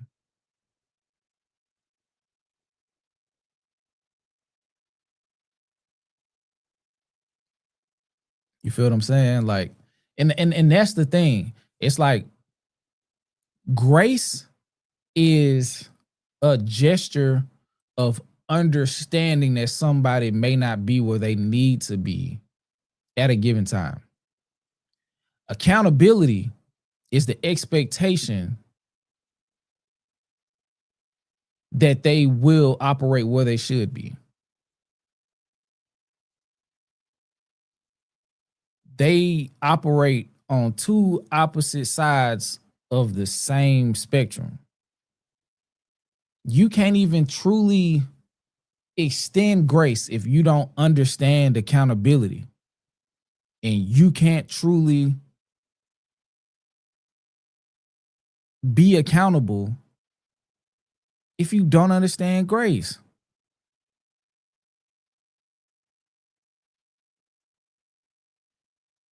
And that's the thing too. Like, as you start to hold yourself more accountable and you start to go through periods where you're willing to acknowledge what you've been through, what's led to certain situations, all of that, that's you giving grace. Accountability is saying I'm better than my circumstances. Because when you continuously let your circumstances keep you on a road of behaving below where you know you can be, those circumstances are now excuses.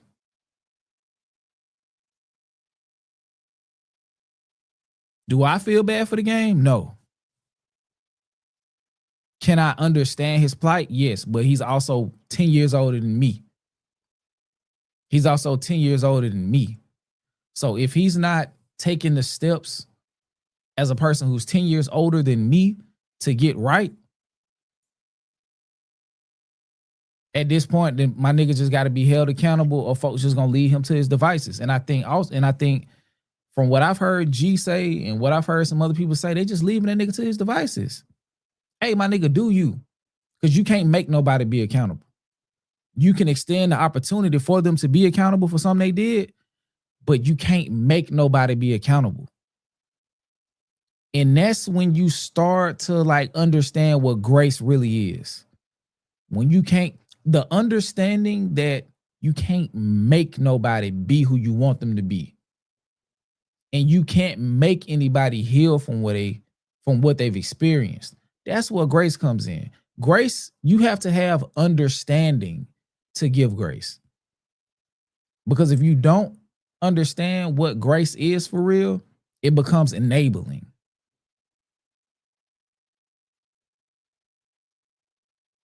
So if you don't understand what grace is for real, you are enabling behavior. Because at some point,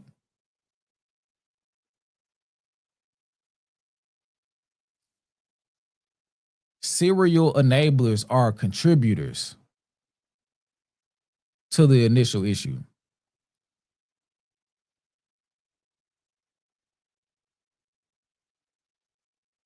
Right?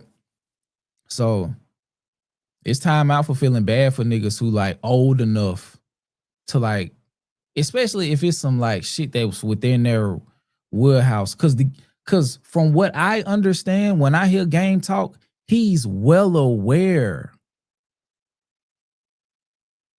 He's well aware of the shit he be doing. He just don't feel like nobody can hold him accountable. So I don't feel bad for a nigga like that. He really feel like there's nobody to, it ain't nobody to give him no discipline, to make him feel like he need to like submit to a higher order of operation. So if that's how he feeling, it ain't no hell no, I don't feel bad for you, nigga. It's like, that's how you moving. That's how you moving. You may eventually learn, but the further you go down that way, the harder your lesson may be. And whatever that lesson is, whether it just because we're seeing life is starting to humble him.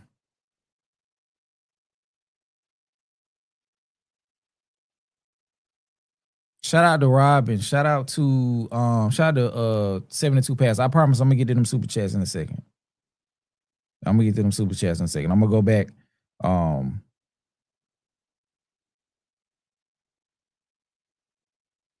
Damn, shout out to Robin with the motherfucking dire wolf. And shout out to T-Mac also with the super chat via Cash App. Thank y'all, man. I appreciate it. Give me 1 second. Oh, I forgot I did that. Hell yeah, let me do this real quick. Give me 1 second, y'all.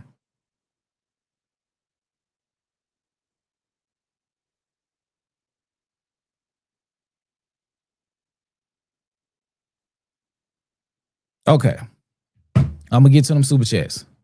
Yeah, you late as hell, Mike. We 3 hours in. Damn, time is flying. We gonna keep going through this game stuff. But yeah, the conversation is much bigger than this actual thing. But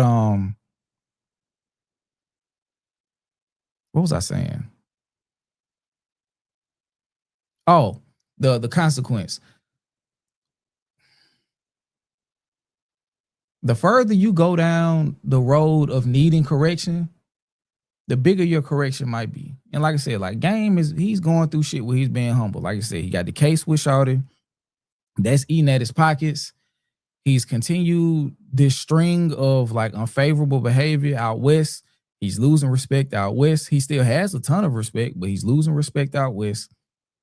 He's losing respect on the internet for shit show. He's ruined a lot of industry relationships, which has ultimately affected his career. So the type of straightening that he feels like he would respond to, nobody is providing him that. But he's getting straightening in a lot of different other areas. He's just not willing to look at it. The game supposed to be a bigger artist than he is. The game could have been an exec. The game he could have still been tapped in with, he still could have had Dre as a resource, 50 as a resource. I saw something today. It was like, bro, Kendrick was on 3 straight albums of yours.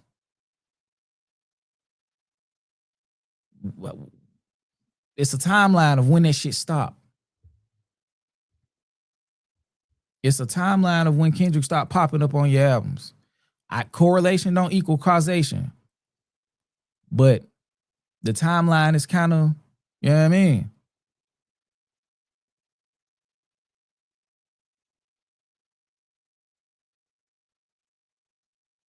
So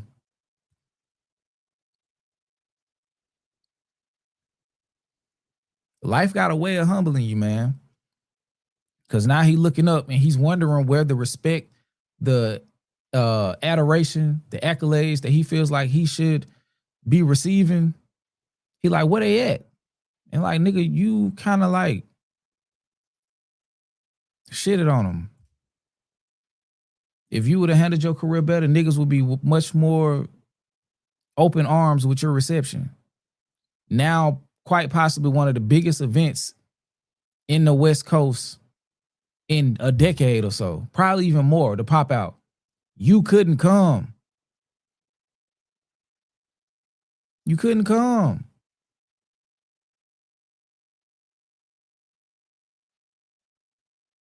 And now you got to continue to operate because that's all you feel like you can do.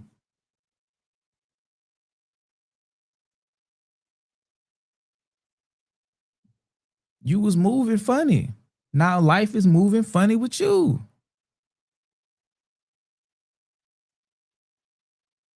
Shout out to Robin with the big dog, aka the dire wolf.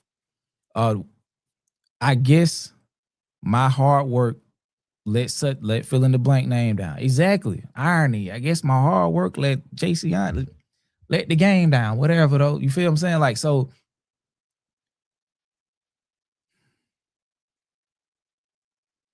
as we watch this thing unfold, I just want y'all to be aware that because we're gonna go through some more stuff. Because what time is it? It's 10, it's 11, it's midnight Eastern, so it's 11 where I am. So I got at least another hour and a half in me, you feel me? So we rocking and rolling. I appreciate everybody in the chat. Hit that like button for me. Shout out to everybody who's contributed via super chat. Shout out to T-Mac and Robin who came in through the Cash App. Much appreciated with that there. Much appreciated with that there. But yeah, this is what we was talking about earlier. Like, that shit will really piss somebody off, bro. If they not aligned, if they not rooted in themselves and proud of and love who they are, they will be pissed off with your success. We had a good build on that. Let me see what 72 Pass was talking about. Shout out to excuse me. I'm fucking up. I'm sorry.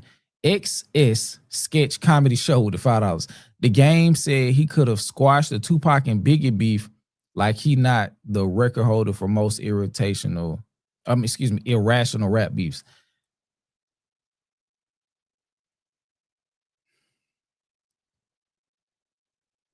It's like, bro, like, in what world? You know what I'm saying? Like, but some of that stuff was riddled in street shit, which is kind of what we're possibly about to see with this Tupac murder trial that's about to happen.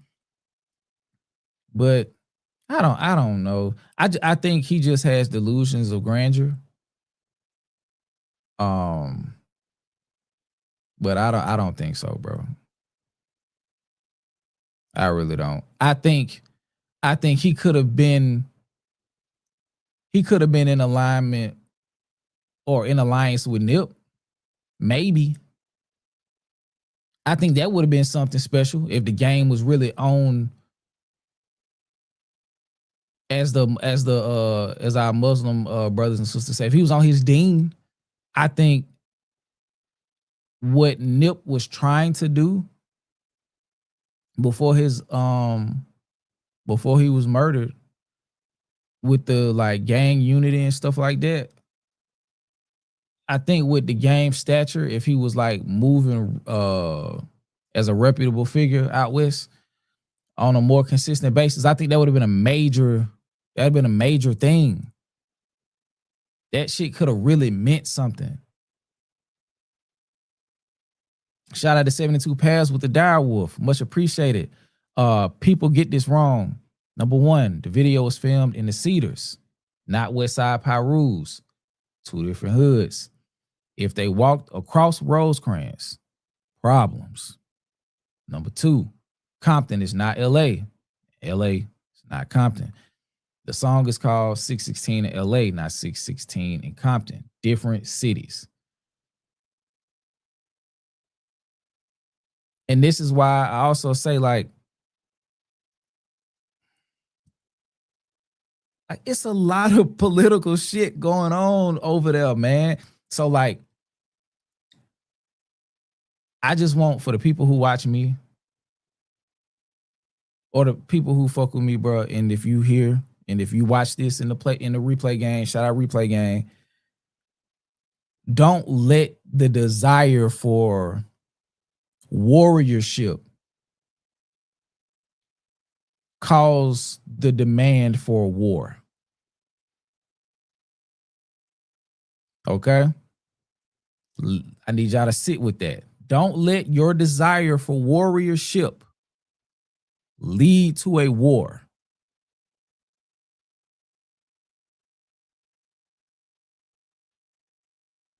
I've been to California once.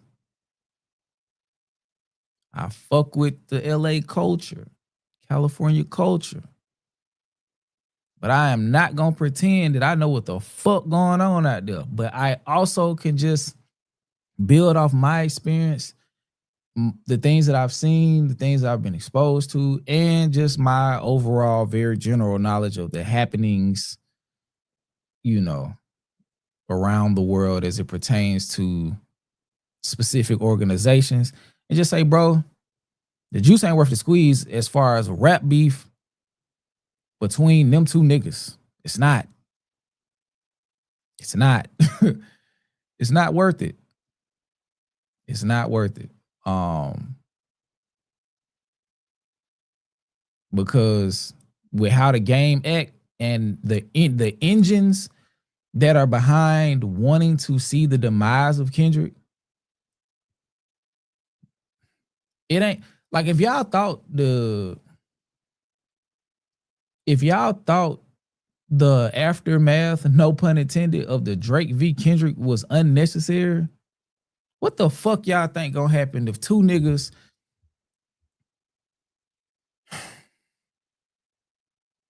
my bad. I kicked the camera. What the fuck do y'all think gonna happen if Kendrick and the game go at it? I'm really asking, what do y'all niggas think would happen? Shout out to 72 Paths with the big dog and giving us clarification of the happenings and just, you know, the particulars. And like I said,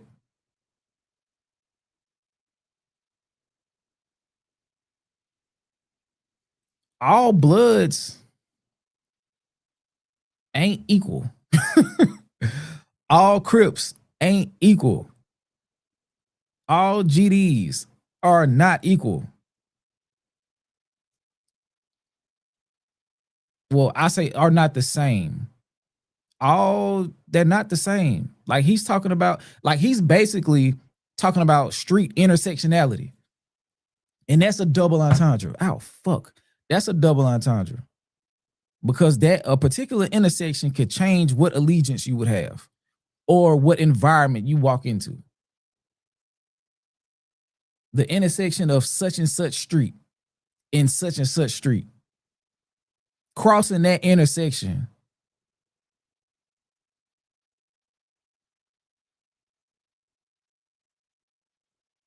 puts you in a completely different environment. So not only are you a man, you're a black man in a gang that has several different chapters, if you will.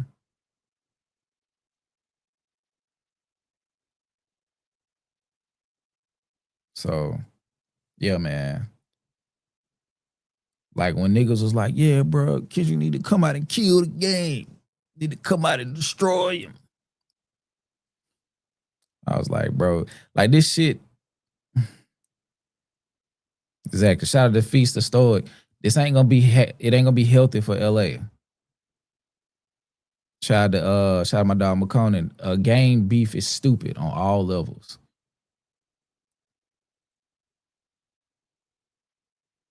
Shout out to 1988 Jeffy. Compton is LA County.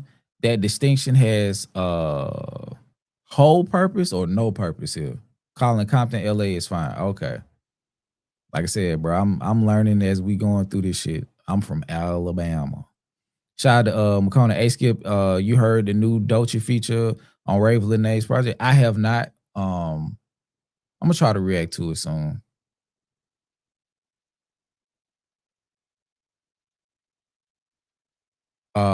Jeffy said that absolutely creates potential tension between Westside Pyrus and Cedar Block. It's LA County, homie. LA applies. Okay. Let's see.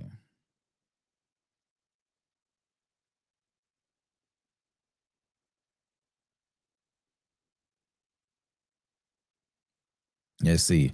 Shout out to Easy McConnell with the $10. I'm just ready for Dot to drop this next jazzy artsy album and shut all this unnecessary drama down. Yeah, man. Cause shout out to Night Night. I don't see him as much in the chat, but he be hitting me up on the side in the DM on Instagram. And I be like, bro, I don't think and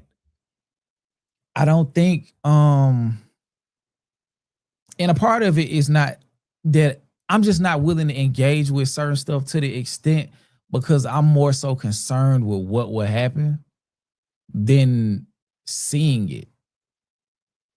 So I just be like, nah, bro, I just don't, you know what I'm saying? Just like with the whole poetic justice theory, I just wasn't willing to engage. Like, first of all, I didn't think that a lot of the shit made sense, but secondarily, I just didn't like the end goal or the end result of that specific thing. Like I'm just like, I don't like that. I don't think my nigga just like I don't think my nigga Dot living and dying, sitting in the studio making all his music centering Drake. I just don't think that. I don't think that. If he come out and say like, hey man, I've been on that nigga head my whole career and shit, I make sure I get a nigga a song every album. I'm like, okay, well, I guess Kendrick really had Drake on his mind every album. So if so,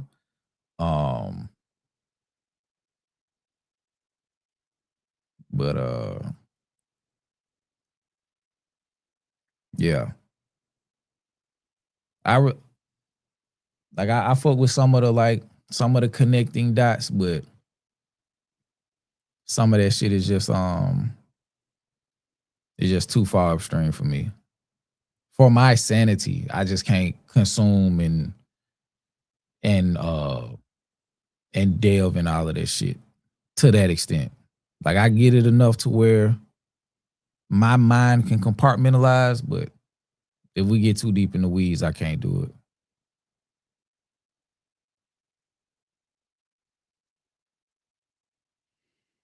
You feel me? Because it's just like, all right, it's too much. I'll pull back. And if I'm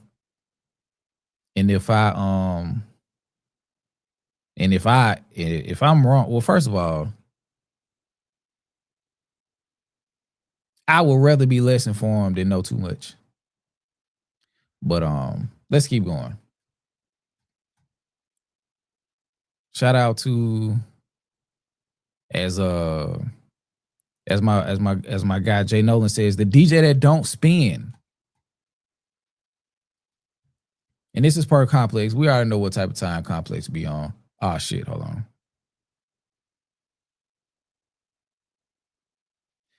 DJ Academics, or the DJ that don't spin, says West Coast rap has zero motion despite Kendrick Lamar's success. The media personality believes West Coast hip hop is dead outside of the GNX rapper. Didn't Tyler just go on a big ass arena tour like that extended across 2 albums? The fuck is he talking about? Shout out, no, not shout out to Complex. I just keep saying shout out. I don't know why. Key takeaways. The DJ that don't spin claims West Coast rap has zero motion and is completely dead outside of Kendrick Lamar, calling most of the scene a bunch of floppers. He argues Kendrick is the only West Coast artist with real clout, says the next hottest thing is an AI track, and criticizes YG for having more buzz over a unaliving case than his music, while crediting the game for once carrying LA rap.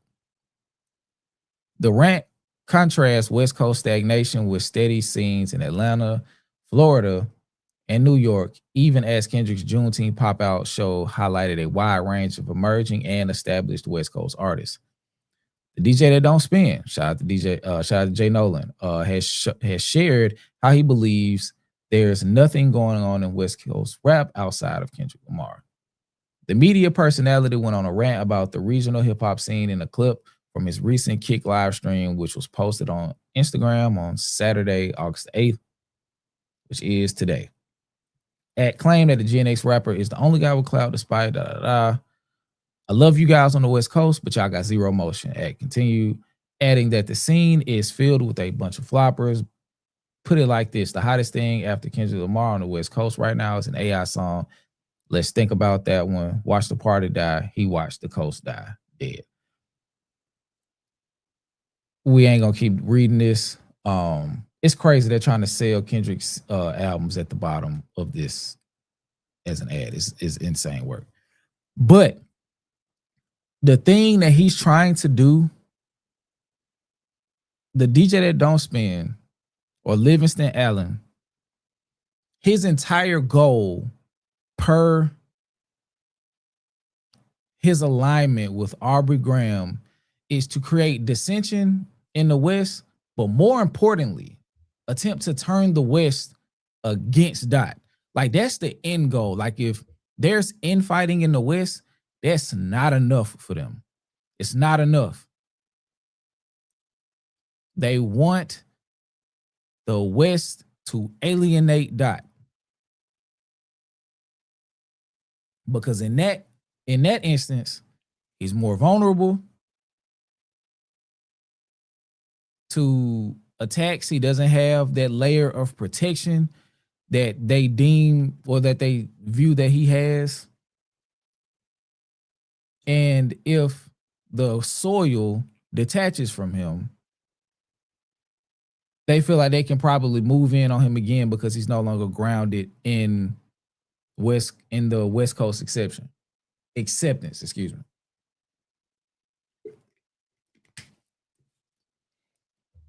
They want to try whatever they can to get more people, even if they don't come over to their side, to get off of Kendrick's side. It's like, hey, we gotta find a way for y'all to stop fucking with this nigga. Whatever it is, we gotta find a way to make it stop.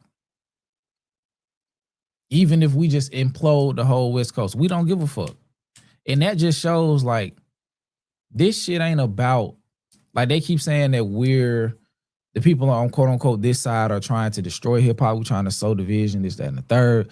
But it's like, bro, y'all are willing to, like, turn the nigga whole coast on him. For what? Like, for what?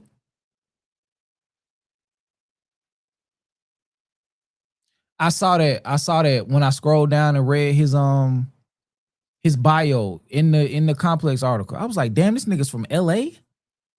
This shit is crazy. Like,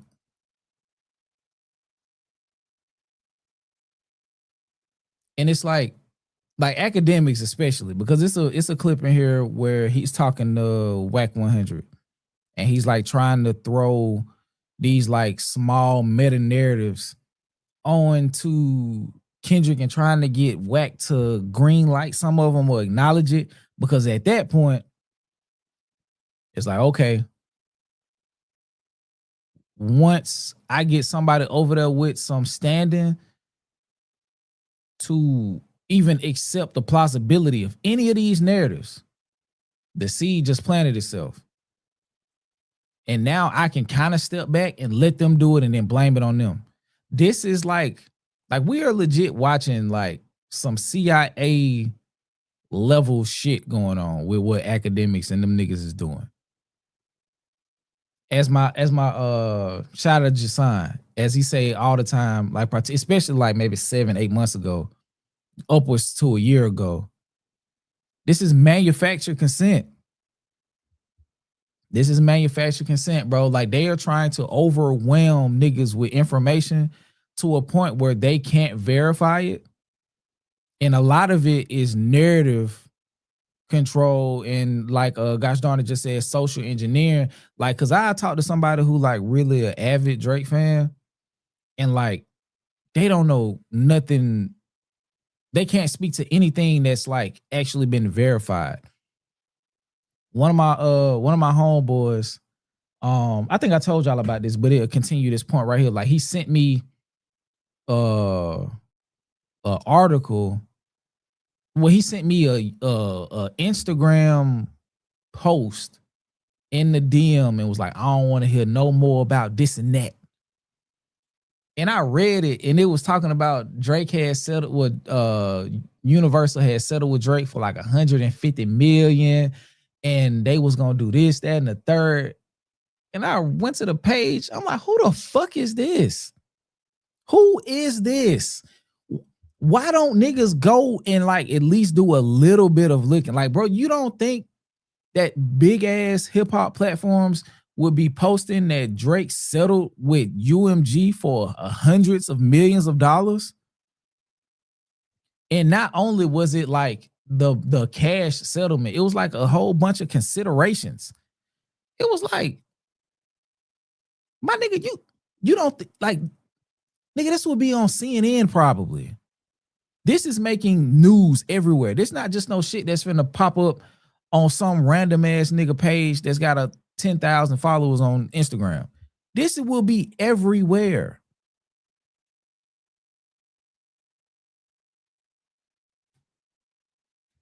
Yeah. Shame on me. But it was just like, God damn, bro. Like, you was so in a rush. And but that speaks to what they're doing. Because no, Maul said that he would get $1 billion. The post that that my homeboy sent me was that they actually settled for $150 million and a whole bunch of considerations. This wasn't, oh, the settlement is potential. This was an announcement of the settlement. And that's what I was saying earlier, like 2.5, maybe 3 hours ago, about the Kendrick and Drake beef. Is the content is not going to stop because the content is monetizable. They can monetize the content. If I don't know what the pay rate on Instagram or none of these platforms is for real, but if you post some shit like that, and let's say it gets 60,000 likes, a whole bunch of engagement, like, they're getting paid off that engagement. They're building a following off of that shit. It ain't gotta be true. They're posting shit purely for engagement. And then I go to bruh page and it's low-key a parody account.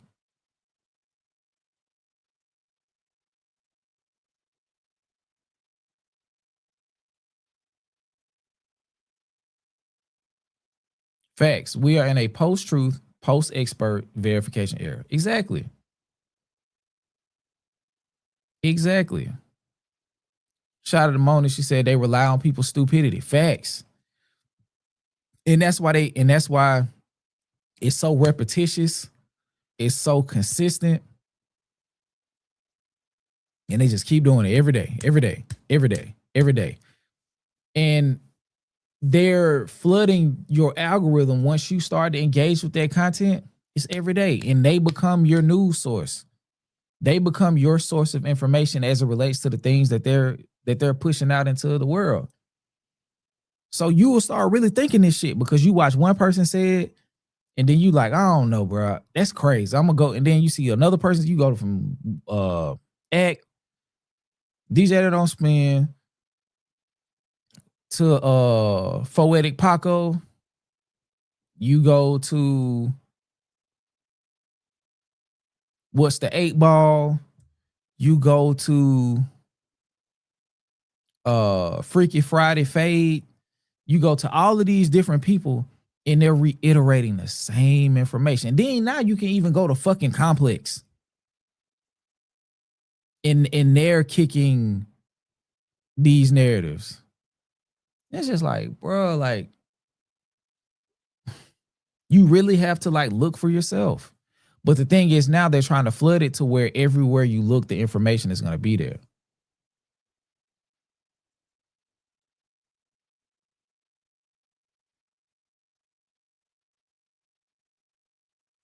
So, and that's why these niggas be want to come on people's page and debate and do all of this other shit. And it's like, because really, they want to bark on you. And if you just be like, you know, I'm disengaged, and they look at that as a win, and then now they can disseminate that information. Like, just going back to, like I said, I was looking for some information on Kendrick in the Game earlier, and I came back across the buddy that went at Reed that time. And his whole thing about I want to destroy Culture United. And it was just like, and his whole thing was about them being grifters and this, that, and the third. And he was gonna build his platform off of that. And he got Reed to act out of pocket. And in that action of Reed's in Buddy mind, that delegitimized Reed. And then he was gonna go to the next step and try to delegitimize other people. So that's why they want to have discourse. It's not to get to a point of any resolution. They want to delegitimize niggas. That's what all of this is. If they can delegitimize you, bare minimum to their platform, but even more to like more of that making their way to the middle, if they can delegitimize you to the middle, their part of the Venn diagram grows.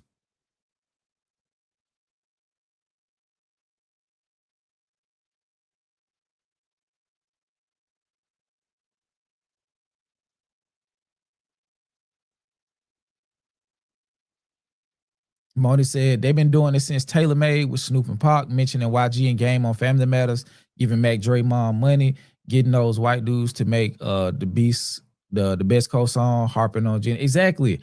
It's all attacks. It's all attacks. It's all attacks. But the thing about it is,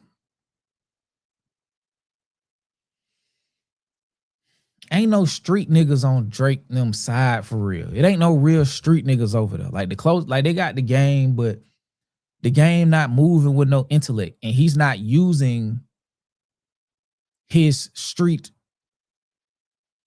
power or his ability to politic in the streets to their advantage.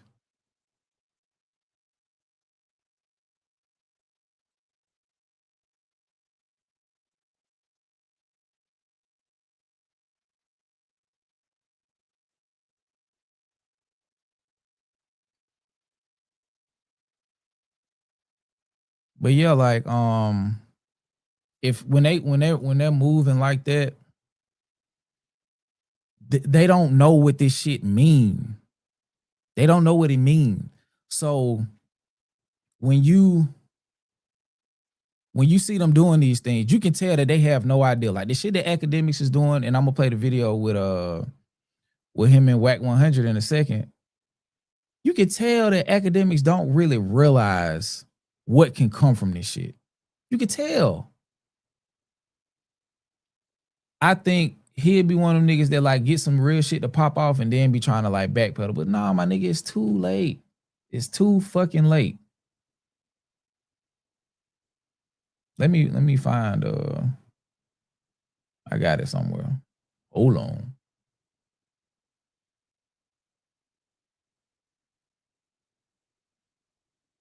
Okay, here we go.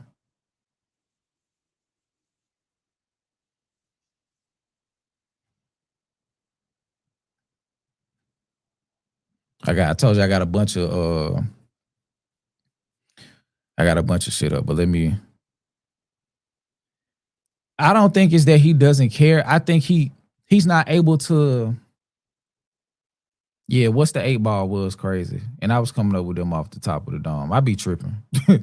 I be tripping. But yeah, for sure, what's the 8 ball is nuts.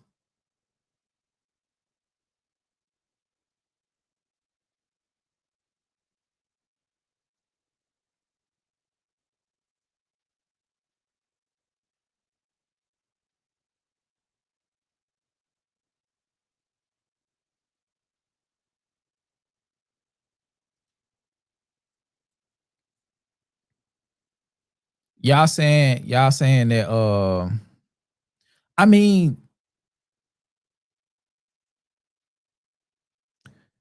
we can let's say I entertain the fact that he doesn't care. If he didn't care, you think he would have curled up when Vic Mensa was talking to him like that?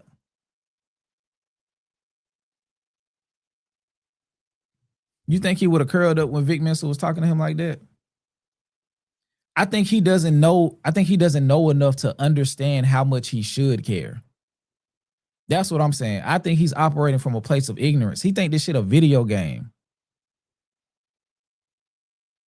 And when I'm looking at it from he doesn't care. I don't think he doesn't understand what can happen. He won't know until it happens what he did.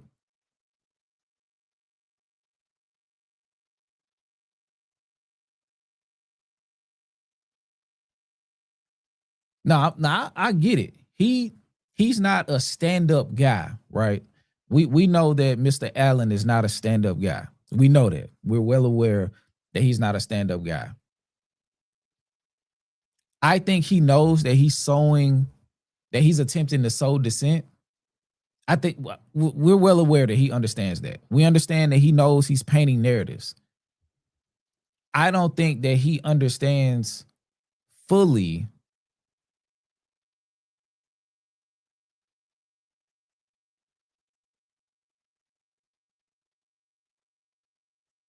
that he can very well be a part in a string of deaths. Because when he was doing the Chicago shit, he was speaking on things as they were happening. With the Chirac stuff, that was as it was happening. He would be a direct antagonist if things were to happen in the West Coast, because he's actually speaking directly to the people who are directly involved. He is having conversation to give narrative that would have venomous impact. It's different from the Chicago shit. It's different. So that's why I'm saying I don't think he knows how that goes. We can say that he doesn't care about the fallout. I'm not disagreeing with that. I don't think he understands in this particular situation as it relates to California politics what he's doing. I don't think he understands what he's doing to that extent.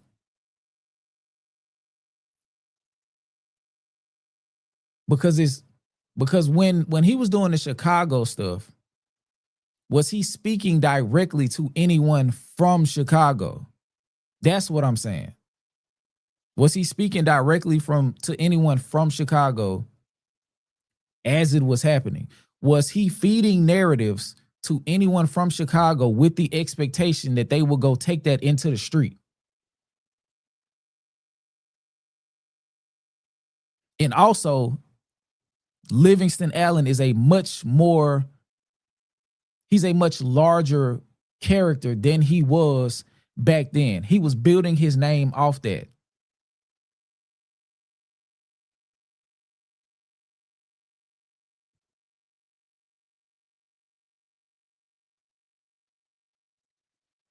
So y'all think that he knows, because this is what I'm asking. So y'all think that he knows if he kicks a narrative to Whack 100, that can directly relate to a issue on some street shit between Top and Whack, which then trickles down to causing real deal street issues that may not even have any direct influence on Kendrick that'll lead to death in California.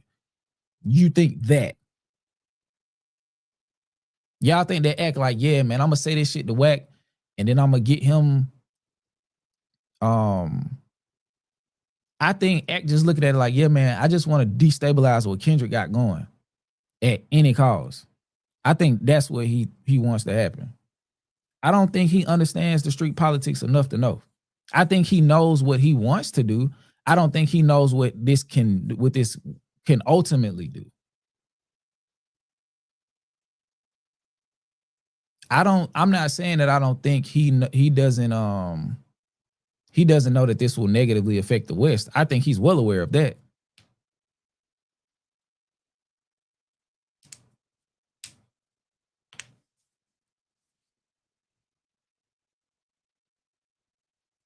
You know he knows?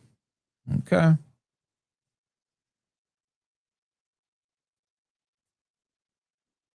Well, let me watch this because I haven't seen this. So let's see.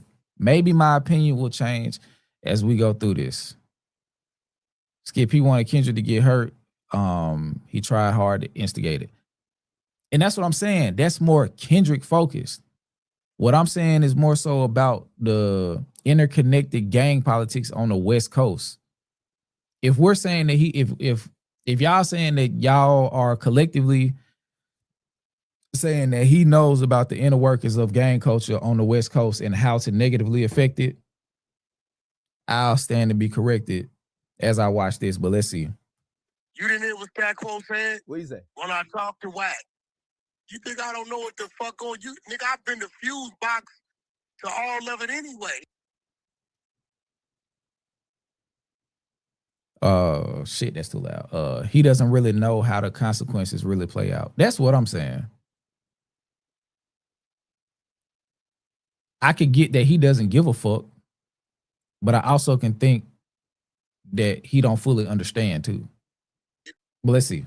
It never goes anywhere because it's a whacking top that's right there. Okay. Right? So what you're not getting is this. No, you're not gonna look up, or you guys didn't look up in the last 10, 11 years that Kendrick dissing Game and Game dissing Kendrick. No, right? Game's disposition. Hold on, let me turn it down. Shout out to Mona. She said, does he know what's going on the West? Probably not. And that's the question I was asking. But does that change? Well, that doesn't change the fact that he's consistently trying to get people to commit crimes of violence. And that's what I'm saying. Like, I think he's aware of that part. I'm not sure if he understands the gravity to what he's doing. I think he knows what he's doing or what he's trying to do, but in the ways in which it will happen, kind of like Oppenheimer. I think he knew he was going to fuck shit up with the atom bomb, but I didn't think that they knew how bad that shit was going to get when it hit ground. That's what I'm saying. I think Eck knows he's playing with a weapon. I don't think he understands that it's an atomic bomb. I think he know he playing with something explosive. I just don't think he know that it's an atomic bomb, and it could have residual effects for decades. I don't think he understands that. I just think he wants to blow some shit up.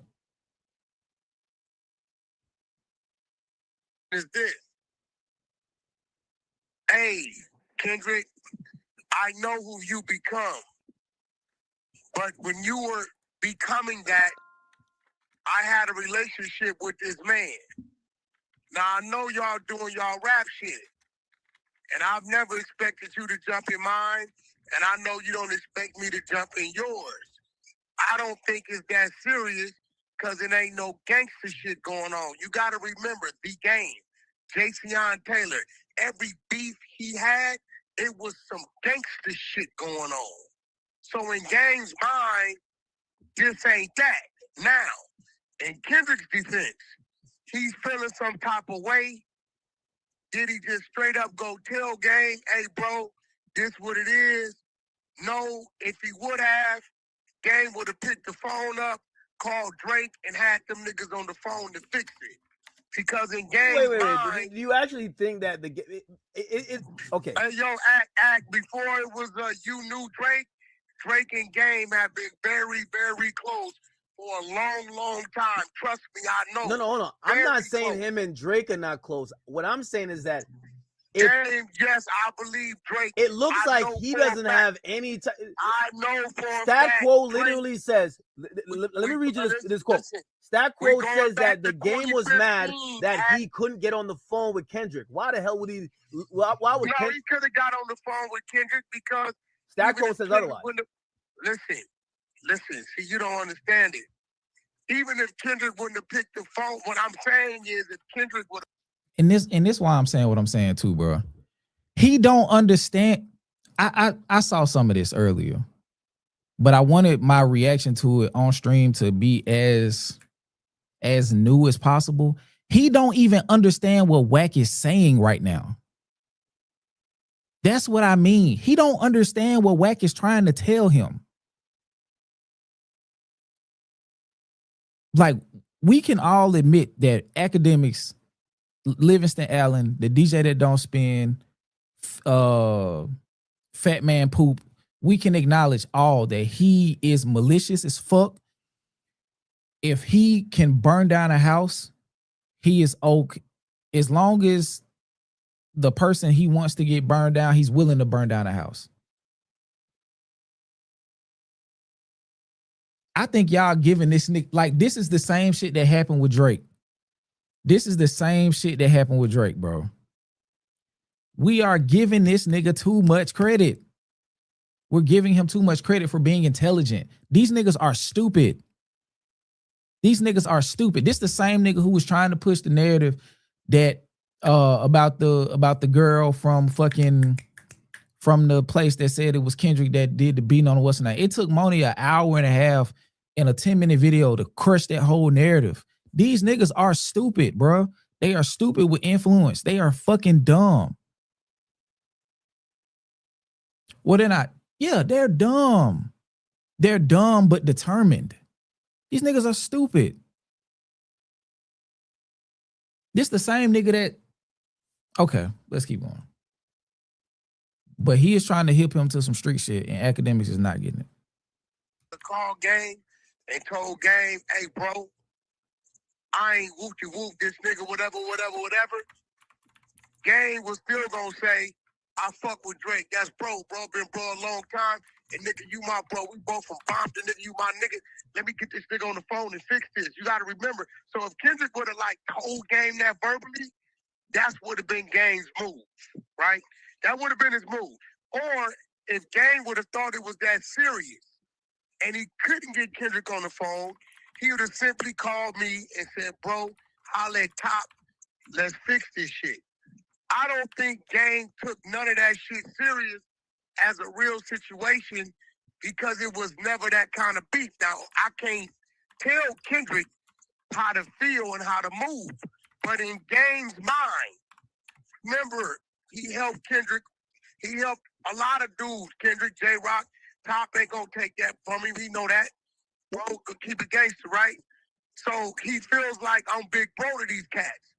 So if y'all got some rap shit, some little sub shit going on, I and game head, it ain't serious. Ain't no bodies fell, ain't nobody been shot, ain't nobody bitch got fucked. This how game gonna look at it. Games, when it come to game and it being a problem, he come from it being a problem or it's not a problem. You get what I'm saying? You know, I get that, but you don't like. I feel like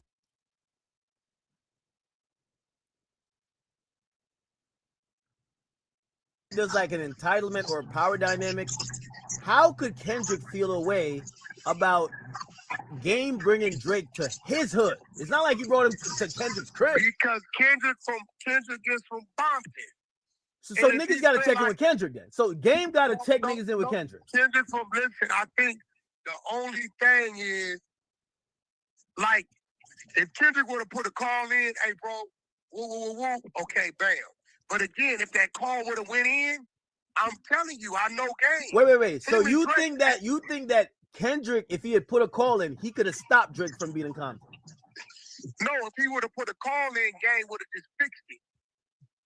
I don't think Kendrick was trying to fix it. Kendrick's a natural born hater. He told you. I mean, but what I'm trying to tell you is, Kendrick is not the type of dude unless you're. It's probably 3-4 dudes who know what Kendrick thinking. Who he going to? No, if he would have put a call. Game got to check niggas in with Kendrick. Kendrick from listen, I think the only thing is, like, if Kendrick would have put a call in, hey bro, woo, okay, bam. But again, if that call would have went in, I'm telling you, I know Game. Wait. So you think that Kendrick, if he had put a call in, he could have stopped Drake from beating Compton? No, if he would have put a call in, Game would have just fixed it. I don't think Kendrick was trying to fix it. Kendrick's a natural born hater. He told you. I mean, but what I'm trying to tell you is, Kendrick is not the type of dude unless you're. It's probably 3-4 dudes who know what Kendrick thinking. Who he gonna express that to, right? Other than that, you don't really hear or see Kendrick unless he going at a nigga on the track. So I honestly can say I know, because when we had the conversation about doing the video in Game's neighborhood, it was never a man, you think this going? Because if that would have came up, I'm obligated to get on the line with Top. Listen, I didn't know it was a fucking problem like that. Well, let me ask. I'm telling you, I didn't know. So you had no. So when you saw, my mama, bro, I said that, Feast of Stoic. I get that he's underhanded and manipulative. I'm not saying he's not doing that. I'm just not giving him credit for being Machiavellian. That's what I'm saying. This nigga is clearly conniving. He has a goal. He's a provocateur. And he wants the worst for Kendrick in the West. I know that. No idea, bro. Look. So you thought that Kendrick was cool with Game? No, I didn't know that Kendrick and Drake at that time had a problem. Oh. This nigga not street smart, bro. He's not. He's not street smart enough to pick up the nuances of what he's saying to him. He's able to listen and hear pieces of what he wants to hear. It's like when we have music discourse and I'd be like, bro, I'm not even gonna go back and forth with a nigga if he can't give me such and such. Like if he can't tell me a certain thing about, okay, what's your favorite Michael Jackson album? What's the best Michael Jackson album? And I think I Want You is better than What's Going On. Let's talk about it. If you can't meet me anywhere in that ability to have that conversation that requires a certain level of knowledge, it ain't no point of talking to you. You feel what I'm saying? And then in that, you can start to like break down and see what's going on. So if y'all not saying that he's not street smart, what are y'all saying? Because if y'all are saying that because we might be arguing two separate points. So what are y'all trying to say, Bakugan? What's the word? What are y'all trying to say?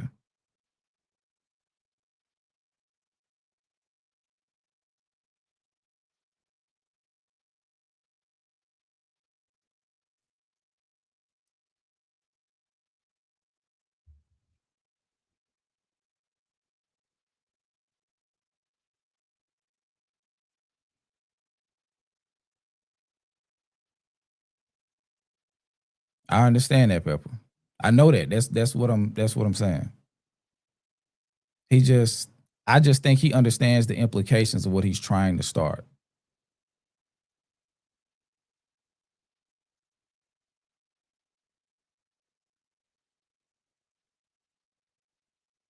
I I said he's being conniving. I understand that as well. I think we can all agree that academics is green and not street smart, but even with that true, we can agree he's manipulative, deviant, and who wants violence. That's this is where we are. I agree that he wants stuff to happen. I think he doesn't know to the extent what can happen. That's my point. I think he want I like I say, I think he wants I think if there was a video, cuz back when he wanted when they felt like they was going to talk Kendrick into being tough and going to Toronto unmanned, right? That's stupid to think that that would, you know what I mean? Like I said, I think they have a focus. I think academics understands the power of narrative. I think he understands this internet shit really well. I just don't think he understands what the real life shit is. And that's my point. Like I think like this shit will get out of hand beyond beyond what he can fathom. That's what I'm saying. I think the shit that the things that he's playing with as it pertains to the West will expand and detonate beyond his imagination. That's what I'm saying. I think he may be like, damn, that's crazy. Oh, okay. Whatever. Like I say, I don't think he will give a fuck. I just don't think he knows all the way. I don't think he's able to fathom, but due to his lack of knowledge of what goes on in the street, exactly what he playing with. I think he knows, hey, I'm gonna talk to Wack, and if I can get Wack to agree to some shit, that'll give him more merit out there, and that could expedite some shit. I think that's about to the extent that he understands. So that's why he's trying to get these like little narratives in there. Cause he just knows that like I can get the narrative going. It'll affect how people view Wack, and then but like I don't think he understands like the politics and how far it can go if this shit really catches fire.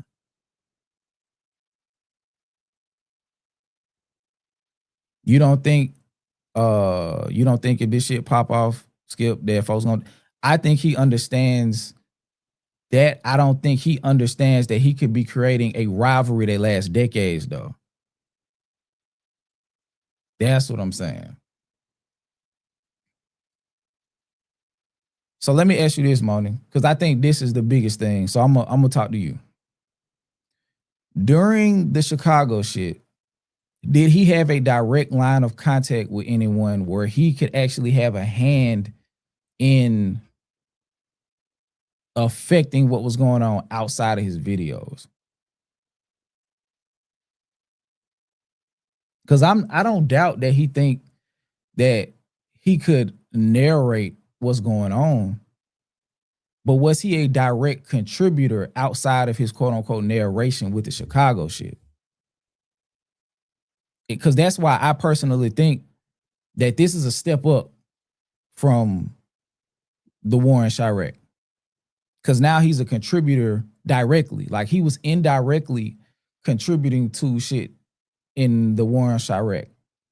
If he started talking to niggas that's like on the ground in LA, he's a direct contributor now.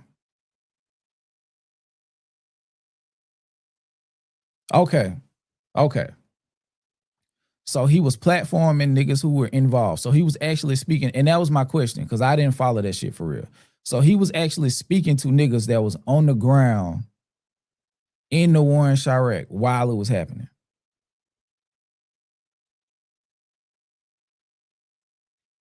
Shout out to Roblox. He said, I'm from Chicago. He didn't, but niggas from the city was watching that shit and it was amplifying shit here. Okay, so now I just need to know whether or not he was actually talking to like people who was in it. If so, then that changes the situation. Because if he was actually directly, because the videos are indirect. If he was actually talking to niggas, okay, so he started platforming them and they will go back and forth. So like I said, I didn't watch it back then. So that's different. That's him having a direct influence on the goings-ons of shit.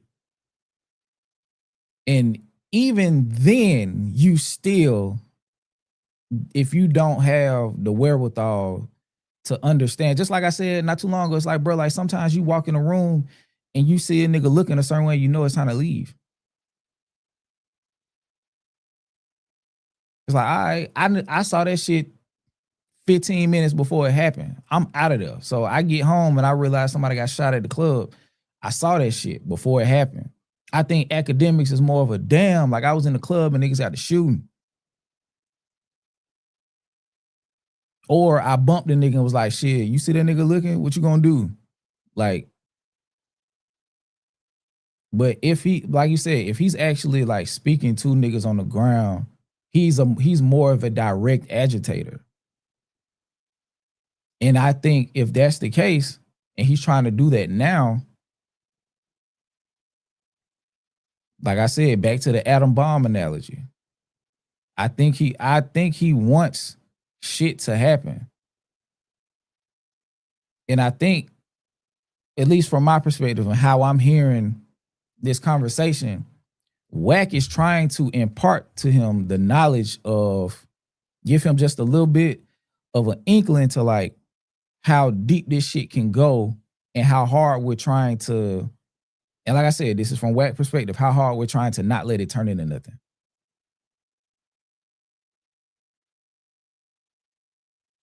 Oh, I ain't advocating for him to stay nowhere.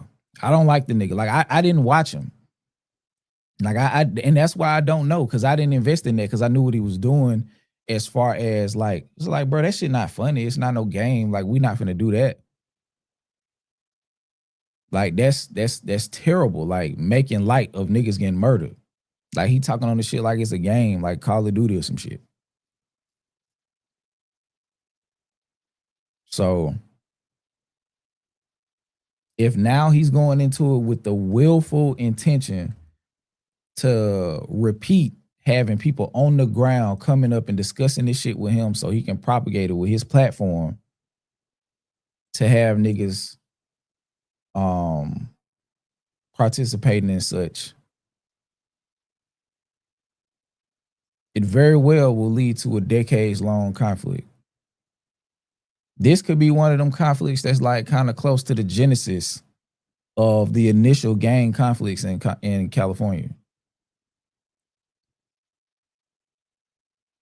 Like, this shit could really destabilize LA gang culture through the 2030s.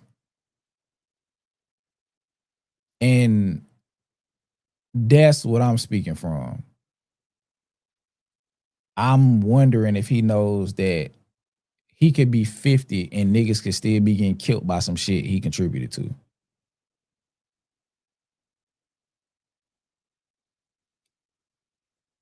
I wonder if Ack knows if he sets a fire in California that he could be 50 years old and niggas will still be dying behind it. Niggas that's in pre-K right now will not graduate from high school as a result of academics trying to get back at Kendrick.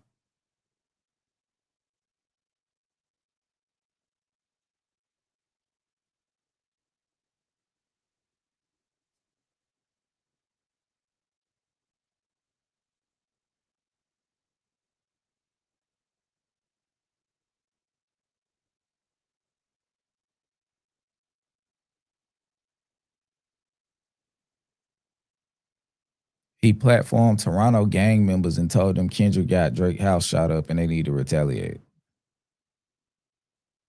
I don't be watching that nigga. So he was, y'all think act that powerful to cause a gang war? Okay.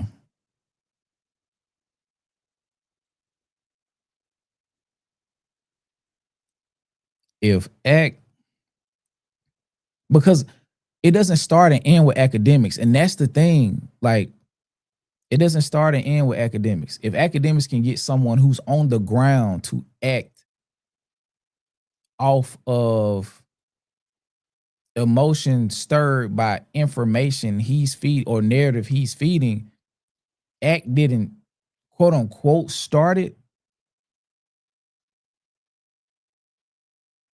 Okay, so let's say if some shit happened on the ground, they not gonna be like, hey man, Buddy did this, and that, and we ain't gonna retaliate because it's act fault in the first place.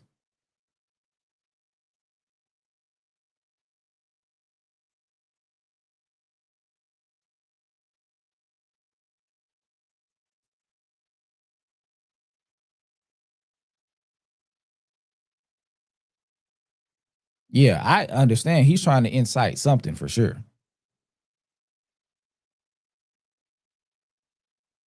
I just hope that it don't turn into nothing that it's gonna take 15 years to quell.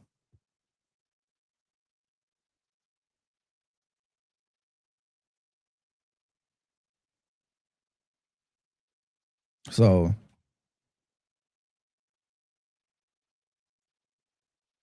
I would just hope. But as y'all saying, like, if this nigga been platforming niggas who was in the midst of shit and like sending them into quote unquote battle zones, charged up off of narratives that he's conjuring up in his basement, then bro may righteously be like a sociopath.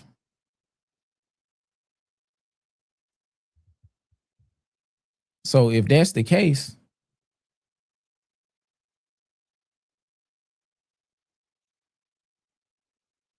then to answer somebody else's question earlier, then yes, academics can start a gang war. If this nigga's really sociopathic to that extent, to where mass murder is merely content for him to report on, that nigga's a sociopath, and he definitely has the platform, the influence, and the ability to socially engineer outrage to start a gang war. Will it continue is the question. Can he start one, or can he plant the seed for somebody to act irrationally and ultimately start one? Yes.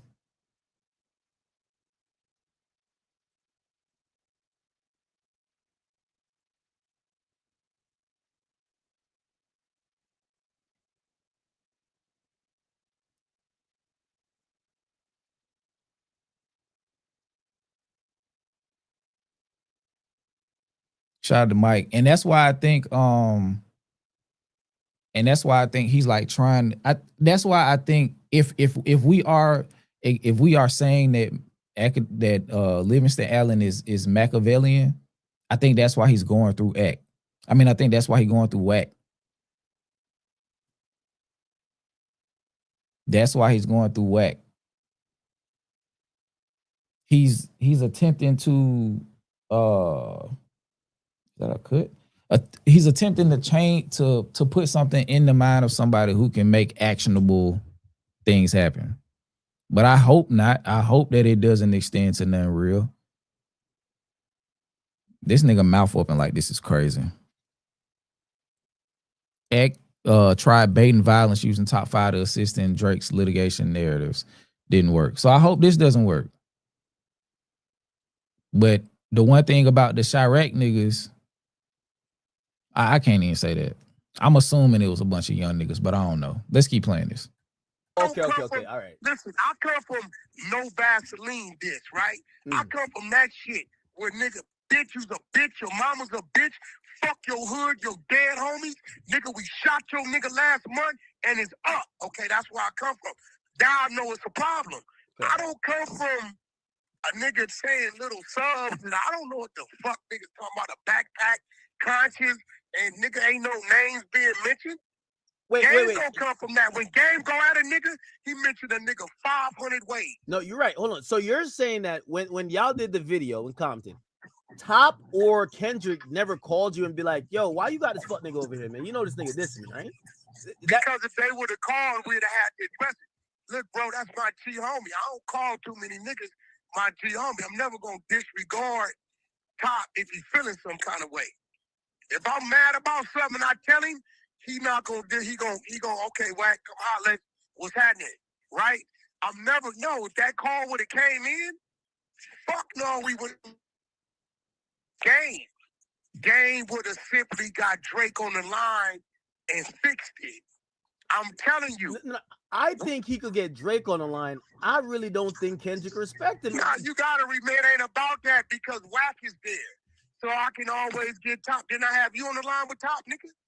Yeah.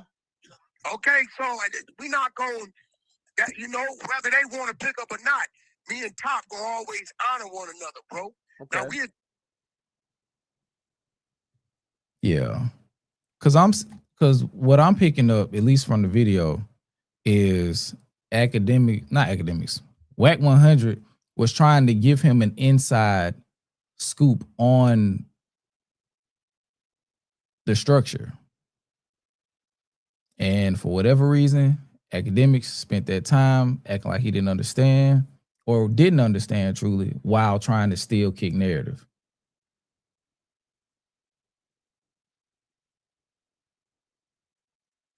What's this?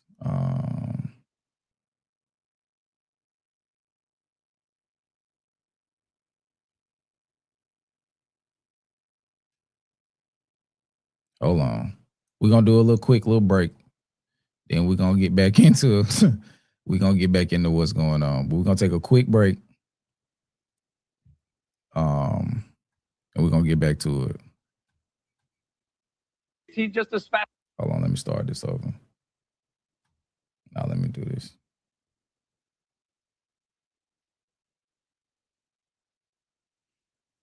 Scripper Blood is crazy. But we're gonna play this, and this is this was put on Twitter by a certified boogeyman. Take a quick break. And he made a little comment that he was gonna show me what he has later on. Arena, what? Arena, did you get to see some of JT's moves later? This nigga remind me like of a mix between like young Cameron and Will Smith. What? Oh, like I ain't laughing, but this shit is funny. That particular part, that shit is funny. But let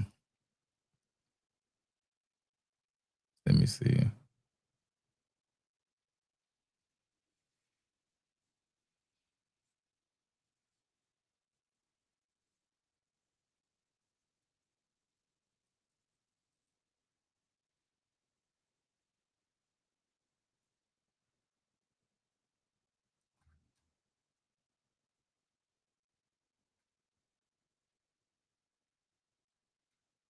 He do look like the leader of the drum team, I guess, the drum major, whatever the fuck. He do look like that dude. But yeah, shout out to Moni. This she posted this on Twitter. The guy gotta give her credit because niggas ain't giving credit these days. And this is per third verse again. Stat Quo's giving out information. He's been on a roll. I said she said the game responds to recent claims that Kendrick Lamar cut him off after the game allowed Kendrick to diss him in Compton in 2015. arguing that he didn't take issue with Kendrick working alongside 50 Cent on an episode of Power in 2018, 3 years later, despite 50 Cent in the game long standing feud. He reiterated that to me on the phone, that he didn't know that Kendrick felt the way about that. He reiterated it, but now he said in retrospect he could see and understand it. But guess what? This is the bomb. This is one of the bombshells I'm going to drop here today. But he said when Kendrick did Power, and this is what he said. When Kendrick did Power, and they knew that 50 Cent was his arch nemesis, he didn't feel away. He felt like he enjoyed it. So he's like, I didn't care that Kendrick did Power. I didn't, you know what I'm saying? But that's what he said. You know, another thing that he wanted. Stupid ass false equivalency. Stupid, stupid, stupid. Stupid as fuck. We're not even going for it. We are not going for it.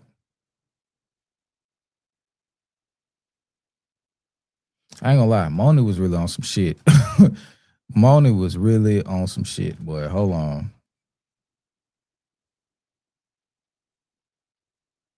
Yeah, we can't play that Mac Wop. That's gonna be too long. We'll end with that. Let's see. We can't do that. We'll do the jizz shit next time.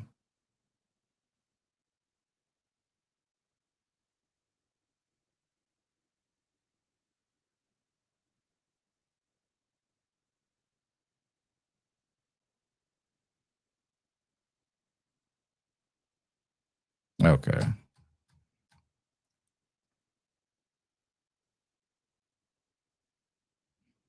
And this is from Moo Moo.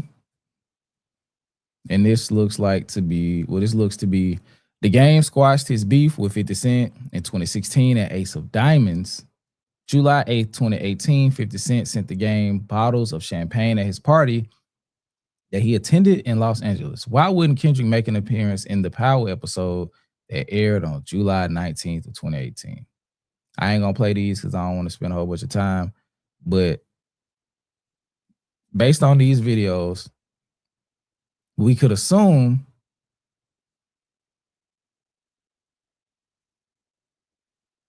like that they were at least on the up and up temporarily during this time.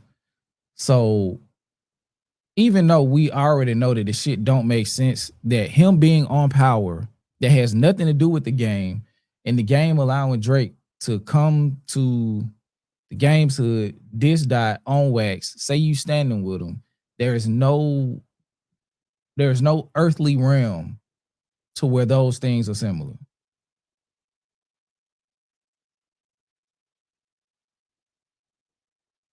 There's no earthly realm where this shit is similar. Okay. We already got that. We understand that. Let's see. We'll do the J. Cole stuff later. Maybe. We already did that. Another episode. Yeah, because I do want to finish up and talk about fuck what Roy and Maul talking about. Okay. We're going back to Moni. The I think I read that comment to start when he was saying he's gonna pull the curtain down and reveal who niggas actually are. Is that what you're talking about, Moni? Yeah, I saw that shit. And I pulled it up, I think, when the stream first started. But shout out to Moni. Another post. Like I said, she been on this shit. She been on this shit, man. And this why niggas was like pulling her content and putting it on other platforms. She said, me and the cousins have been saying the game knows exactly why Kendrick began distancing himself from it. We talked about this moment repeatedly because everything has always pointed here. Stat pretending not to know is also funny. He didn't need Top to tell him this since the chats have told him this. But I guess it's good to get confirmation. Kendrick never cared about who friends with who. Game crossed the line doing this and he knows it. Another funny thing we caught, Drake's diss aimed at Kendrick on 100 starts at 2 minutes and 34 seconds. Kendrick's response to him on Element also begins 2 minutes, 34 seconds. I'm only doing the knowledge. Could be a coincidence, but knowing how intentional Dot is with details, that's a pretty hilarious little nugget. I'm not gonna play the songs. Go to the 2 minute and 34 mark, 34 second mark, and rock out. But I don't feel like going back behind and editing them motherfuckers out so this can be monetized. But shout out to Moni, man. Like I said, she our famous cousin for a reason. She on that shit. And go engage with her post on the Twitter. And we finna get into 616. Cause I ain't gonna lie. I don't know how I feel about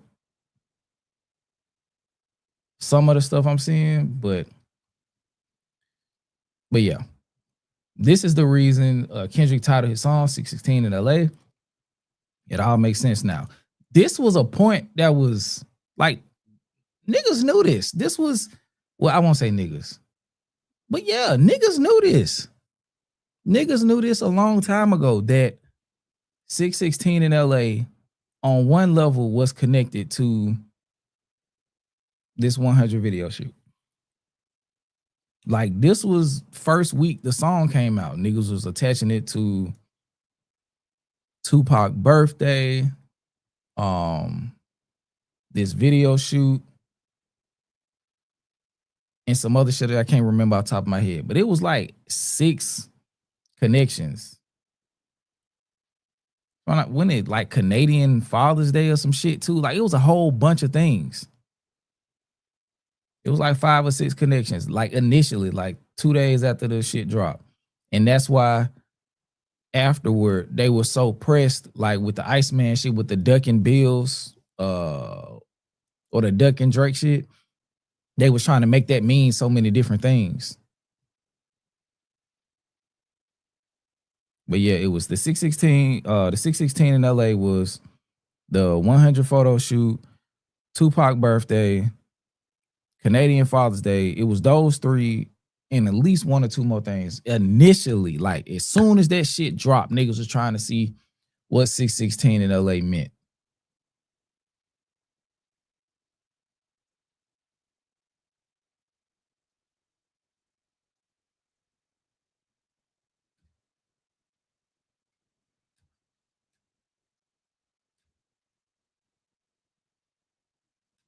Let's see.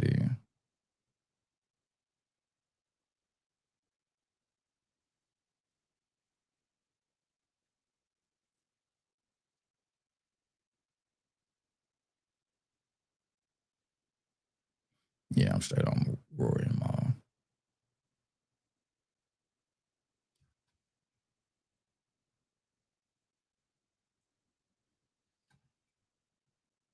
This Mac Wop. We're gonna take another break, then we're gonna get into 616. And I'm gonna see if I can find anything. It's your big bro. Chuck. Hey. Hey, K-Dot. Call me, blood. Oh, now he don't know me. I ain't gonna lie. This remind me of a couple streams ago when I'm like, I'm your bunches. Hold on, let me see. I'm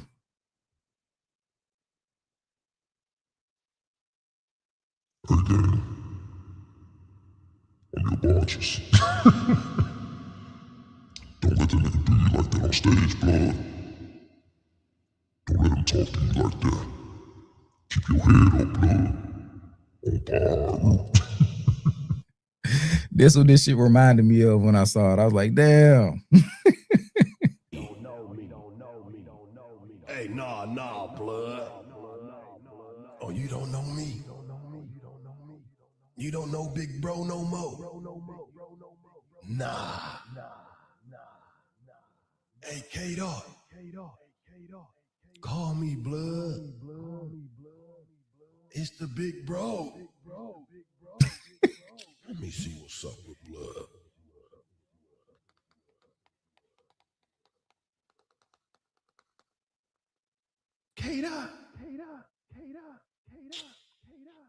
Why he acting like?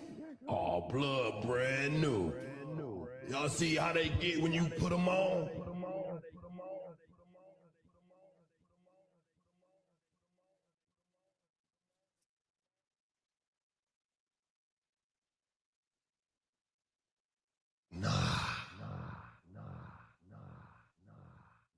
This how they get.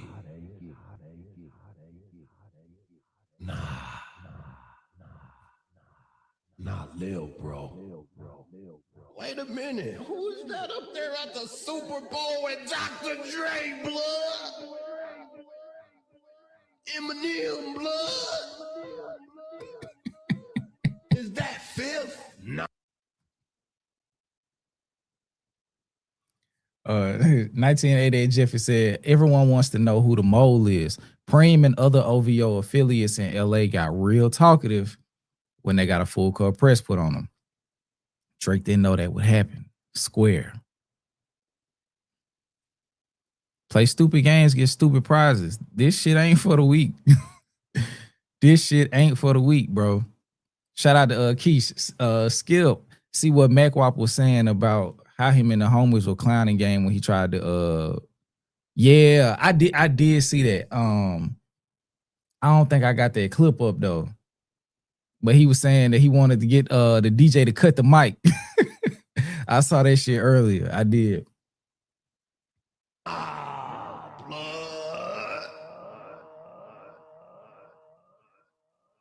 That's on Paul Rue. Let me call this nigga. Hey, blood. Oh, voicemail. Hey, K-Dot. This your boy Gang, blood. I see you about to be doing a pop-out, blood. I'm trying to pull up. On Paul Rue, call me back. My number the same? You know my number the same, blood. Call me back, blood, on Paul Rue. Hollywood, blood. I love that nigga. On blood. Get out of here. Oh shit, that nigga reminded me of Ricky Smiley. That nigga's reminding me of Ricky Smiley. Let's get some more TDE discourse around the subject. Shout out to King. That nigga said on Paul Rue. Oh, act stealing content. Oh, so I'm telling them, tell somebody steal this narrative. I don't know if anybody came with this narrative. My boy ain't appreciate that, and he was popping up on Dr. Dre now. That's how I see it. He trying to pop up. He trying to pop up. Trying to get a couple records clear, trying to see what's up. Because this also what Statco said too. He said that the game would have had his career actually. And Stat has some records, you know. Stat has some records for sure. But what's that one record he had? He was like, I think he was like Outside, Chevy. You know what I mean? I like that record though for sure. I think it was called like that. But anyways, though, he said Game was outside the studio. Do. Hey, nigga, Dre. Come on, nigga. I know you like that freestyle. I know you like this shit. You like this hot shit I'm spitting. He said they wasn't letting him in the studio. He wasn't coming around. They wasn't fucking with it. They said Dre planned on shelving Game. This was Stat Quo said. Don't even get at me. There's nothing to get at me about. I'm just listening. We just trying to put the little pieces to the truth and the details. That's crazy being there that night. I didn't know it was that legendary and still would be a factor this many years later. Shout out big time in front of the congregation. No, it was a legendary night. I for sure, like I was in the building too. I'm on that stage too. Go look in the cut. But powerful ass night for real. Like I thought that was beautiful. I thought it was beautiful. Got up there crying and shit. That nigga Doc empathed out too. He felt that shit. He felt that shit like, damn. I'm around my big dogs. All my big dogs fucking with it. They feeling this shit. They crowning me, passing the torch. But I don't think everybody was on board. Just showed up. Would have looked crazy. And then you got to think about it too, though. So, right, like, this is stats words again. I'm acting like act due to chilling with Moni. I'm just taking all stat shit and added it to my shit. I love us. But they crowning me passing the torch. But I don't think everybody was on board. Just showed up. Would have looked crazy. And then you got to think about it too, though. So, right, like, this is stats words again. I'm acting like act due to chilling with Moni. I'm just taking all stat shit and added it to my shit. I love us. But again, without Dr. Dre for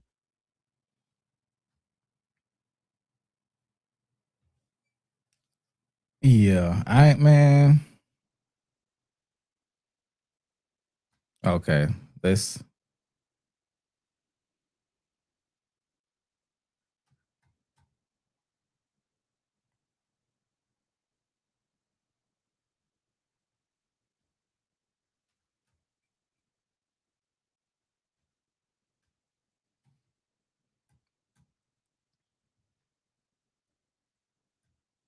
I'll move myself up here. But yeah, shout out to Moni. Her name is in the streets. Her name is in the streets, and it's something she, she's gotten accustomed to. But it's still dope to see it. Moni outside in the streets, Kaz on hood.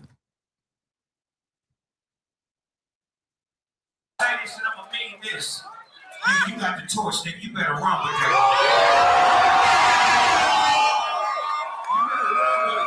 It's yours.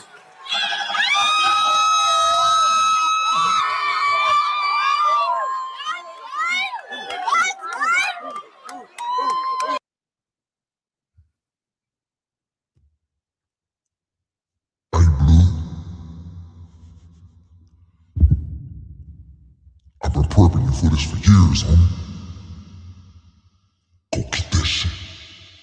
Remember what I told you. Game one of them niggas. he want to let a nigga know, hey, remember what I told you. Get your head off that nigga head, man. The fuck you doing? Get your head off that nigga head, man. Get your hand off his head. What my nigga Mojo Brooks say? Unhand me now. Get your hand off my head, man. I am a grown ass man. Get your fucking hands off my head. You are getting carried away. I'll pass the torch to you, nigga. Don't forget that. When the West was in shambles, nigga, it was me, it was I, nigga. I was holding the West up, nigga. Yeah, so you, Rock, Q, all them niggas. Y'all niggas wouldn't exist without me, nigga. On Pyru, nigga.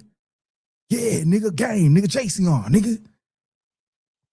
So when I grab the back of your occipital bone, nigga, like I'm finna give you a fresh ass fade, nigga. Yeah, nigga, just remember, nigga. That's a metaphor for me putting it in your mind that you could be something, nigga. On hood, nigga. Yeah. West Coast.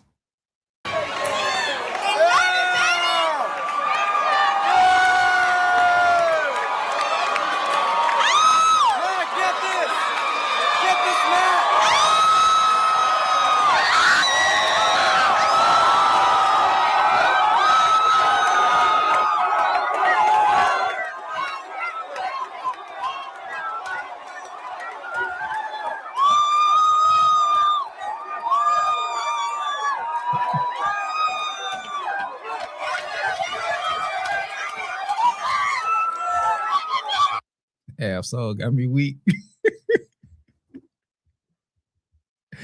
Damn, Soul got me weak, bro.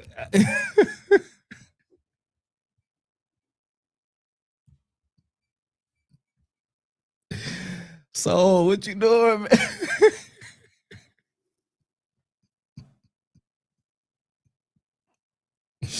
Soul, what you doing, bro?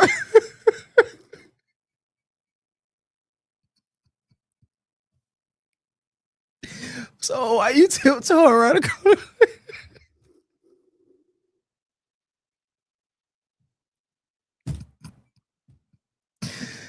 Bro, if you watch so long enough, sometimes I be looking like everything my nigga do be a mistake.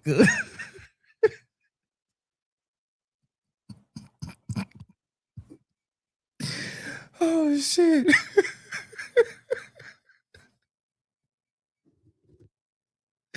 He's like, how did I get here? Oh shit. I'm on stage. What happened? Bro. Let me run it back. Watch Soul come in the frame, bro. Soul don't look like he supposed to be here, bro. Hold on.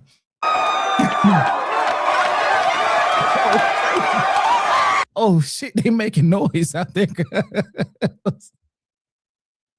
Why they making noise out there? Shit.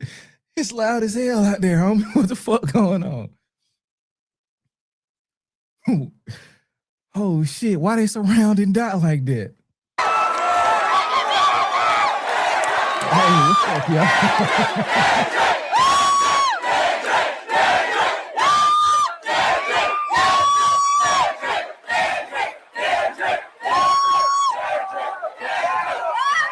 So like he just woke up from a fire-ass nap. So like he just woke up from a good ass nap, bro. God. Like he heard them niggas yelling from backstage. It was like, oh shit, what's going on out there? Is the homie on stage? My nigga Soul woke up, threw a jacket on, and bit the corner and came on stage by mistake. Soul thought he was going outside. Shout out my nigga Soul, bro.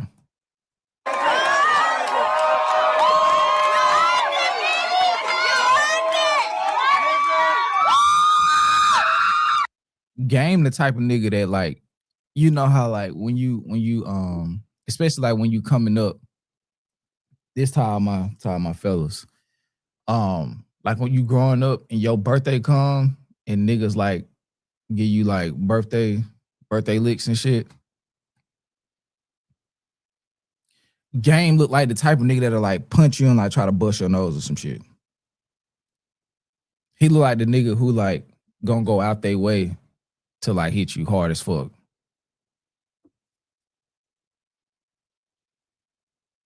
Game definitely the type of nigga that's gonna like, damn, cuz I ain't mean to, I broke your rib. Damn, cuz, you know a nigga strong as fuck. I ain't even like, know a nigga that strong, cuz. But hey, okay, I got a story, and I can't tell too much of this because one of my homeboys saw what I was talking about earlier. But I saw a birthday like situation like that where the homeboy that was beating the homeboy that birthday it was. So okay, so homie B, it was his birthday. Homie A was beating this shit out of homie B for his birthday. Come to find out that the homie who was beating up birthday homie had, okay, hold on, wait, let me start back over. Homeboy A, it was homeboy A's birthday. Homeboy B was beating the shit out of homeboy A for his birthday. Fast forward a year in the future, homeboy B had did some nefarious shit to homeboy A. Nefarious, unspeakable, backhanded, backdoor, malicious, terrible shit to homeboy A. So like in hindsight, watching him beat his ass like that on his birthday, talking about, I love you, nigga. I love you, nigga. It was just like, damn, you a foul nigga, bro. You a foul nigga. And I could definitely see Game breaking a nigga rib on his birthday. Because bro was getting celebrated, so he just started punching him and his shit all crazy.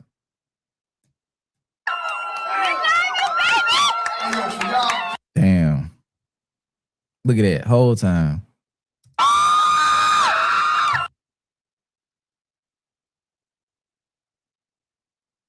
I done seen some shit, bro. Look at him. He already want to take the mic out the nigga hand. He ain't had a chance to speak yet, bro.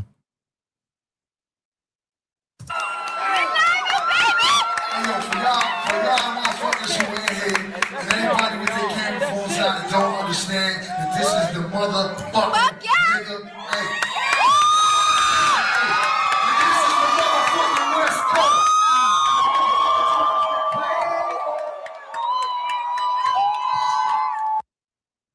Cuz in the blue look like he got a mean sea walk on him. Mean. Ain't no motherfucking hating Dr. Dre blood. He passed it to Snoop. Snoop passed it to Kane.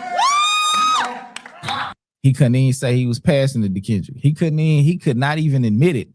He could not admit that he was passing the torch. Rest in peace, so it's easy. Motherfucker J-Rock doing his thing, glasses missing. I hate when niggas say that the West Coast ain't popping. Nigga, we the West, nigga.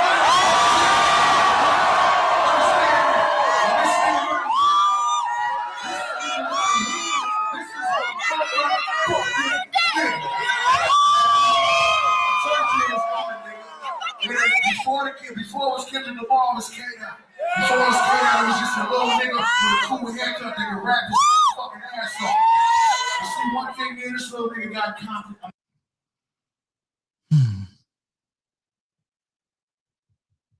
Get your hand off my shoulder calling me a little nigga.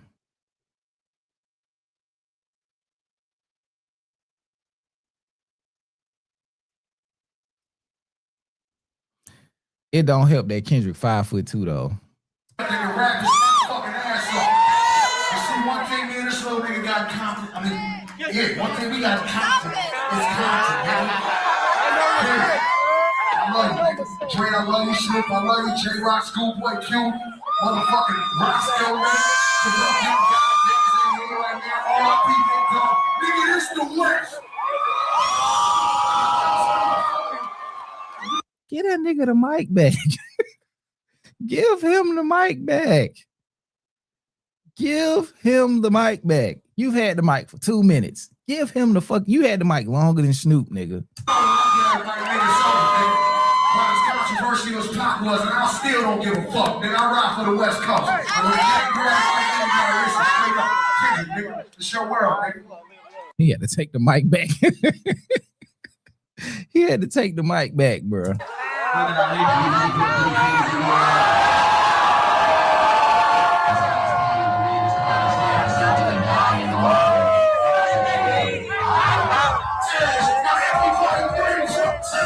Okay, we gotta skip this part.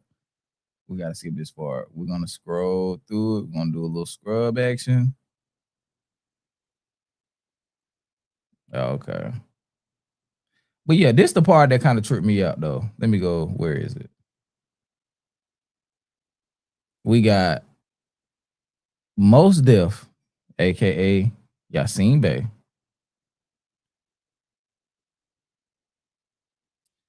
Talib Kweli.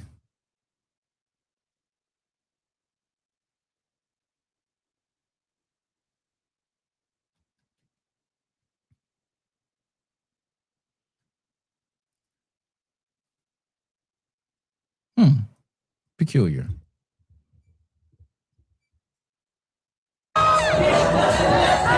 It was a hip hop moment till it wasn't. It was a hip hop moment till it wasn't. Yeah. When I cause I had never really seen this. I had more so saw the part when Kendrick was crying, and then I had just let this be. I never knew Talib got on stage. The same nigga who told Kendrick he couldn't have his full verse on Push Through, then Kendrick had to be like, nah, nigga, you gonna give me my verse.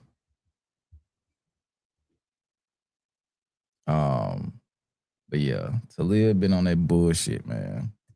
Kendrick checked me. Like, yeah, nigga, you tried to cut my verse in half. The fuck you mean? Of course I'm a nigga, get the fuck out of here. But yeah, this was a joyous moment. Great occasion for the West Coast. And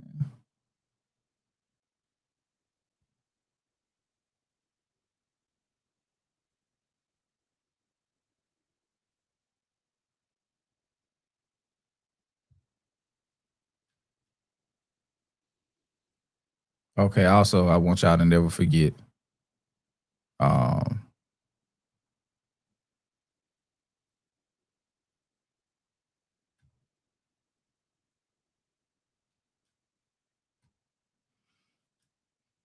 Lupe was I'm not sure if Lupe was in the building. That would have been crazy too. Literally. Like, what the fuck are y'all talking about? The nigga ran from the video. We had to go get the nigga. We started moving location. He started seeing homies come out with sticks to go clear the next block. He jumped in his Escalade and ran. We had to go send niggas to chase him down and bring him back. So what are y'all talking about? You're super tough. What y'all talking about with Drake? I'm confused. Fact, the homie pulled up.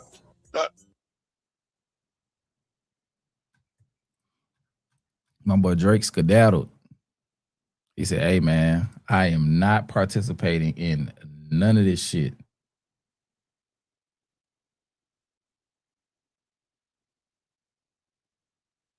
I don't know what you guys are involved in, but I want no parts of it. Do you hear me? Want no parts of it. Okay. We coming to the end. Just got a couple more pieces I want to share with y'all. Thank y'all for fucking with me, man. We almost at 5 hours. We hadn't had one of these in a while. Okay. This is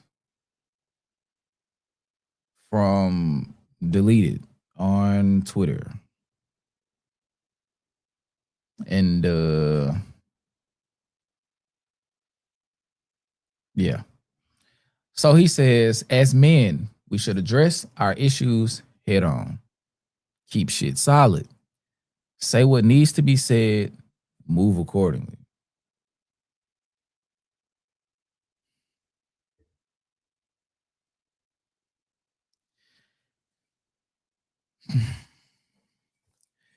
Shout out to Deleted and all of the villains who are happening to watch this at this current time.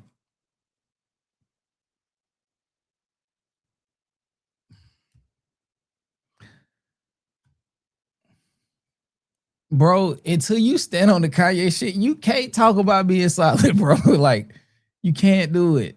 You can't do it. I ain't saying you flawed, but you can't expect everybody to stand on 10 and keep shit 100 and you just let Kanye run around and do whatever the fuck he want to do and make excuses for it. We can't do that. But with the game Kendrick situation, two things can be true. Dot may want to protect his peace and keep his distance from the game and the game's allegiance to Drake. The game picked a side, and Dot clearly isn't interested in dealing with someone playing both sides. But at the same time, the game may want clarity directly from the source instead of playing guessing games or hearing shit through outsiders. The way we are in Cali, especially in the Bay, we're raised to handle shit head on. If there's an issue, you address it directly instead of letting people speak for you. Secondhand information is not always the truth. But then again, no response is a response. That's all the closure the game for real needs. Either way, I feel a feud brewing on wax. Game versus Dot would actually be a crazy spar to watch.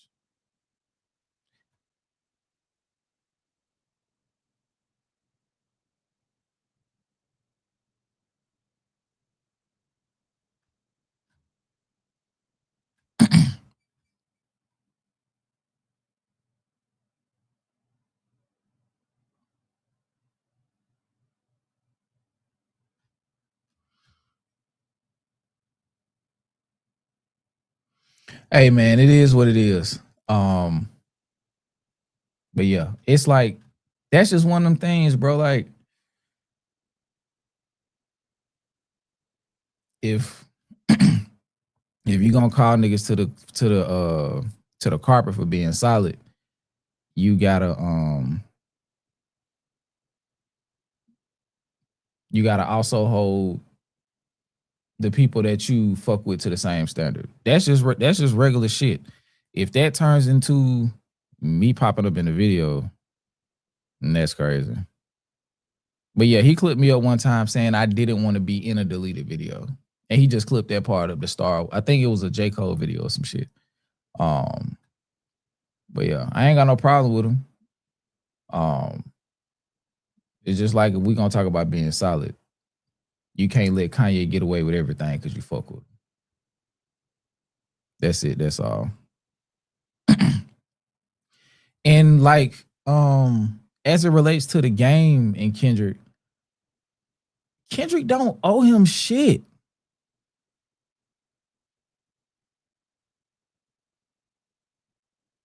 He don't owe him shit. And I think the closer people get into acknowledging that and understanding that boundaries are boundaries, and why the fuck do I have to go back and forth with you about you doing me wrong? I don't have to do that. I don't have to do that. Just like with my situation that I was talking about personally earlier, I don't owe that nigga shit. But these, I owe that nigga some hands.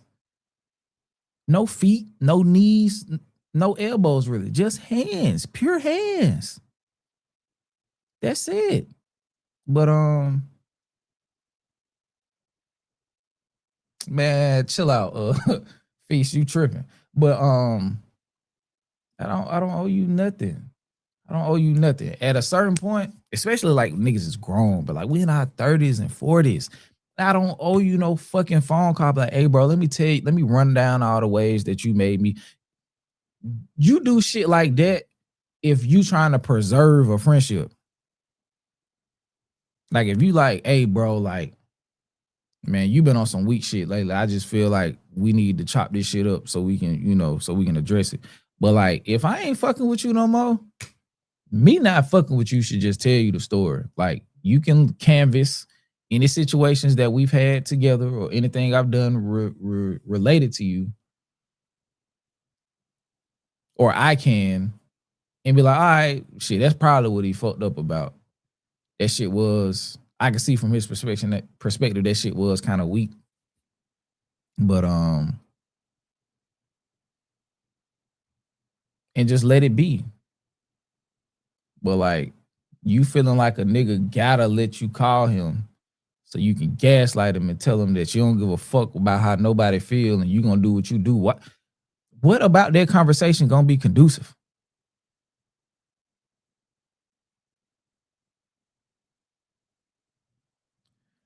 Have I ever been not fucked with? I told you, buddy, that we hired for the for the wedding. He like, I realized like, well, no, I didn't realize. My other homeboy Ozu, he hit me up and he was like, yeah, bro, yeah, such and such got you blocked. Like, damn, that makes sense. I ain't seen none of cuz posts in a minute. But it was on Facebook. I don't really be on Facebook. It's like, yeah, bro, he mad at you. I'm like, for what? It's like, you ain't invite him to the wedding. I was like, that doesn't make good sense. You thought I was gonna invite you to the wedding I couldn't pay you to be at? And I ain't talked to bro since. So yeah, I don't know about too many other men who just like stop fucking with me, like on some like shit that I've done to them. But yeah, that's one that, like I said, that shit doesn't make sense to me. It's like, why the fuck would I invite you to a wedding knowing that those emotions still exist? That doesn't make sense. Rightfully so. No, I don't do shit to niggas, bro. Like, bro, I mind my business so tough that I don't even really be around niggas to like give them reasons not to fuck with me. Like I ain't even saying that. Well, fuck it. I can say I consider myself a stand-up individual. I ain't gonna say I'm the realest nigga in the world because the niggas that say that be niggas that be snitching on niggas and shit. But nah, I can't think of a time when somebody just stopped fucking with me over some shit that I did. Cause I don't do shit. Like I just be chilling. Like I don't get in folks' business.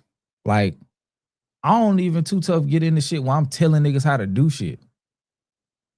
I really just be chilling. Like, so me falling out with somebody other than bruh, that did all that weak shit, and he didn't stop fucking with me. I stopped fucking with him. Like, so nah, I ain't really just gave niggas not a reason to fuck with me.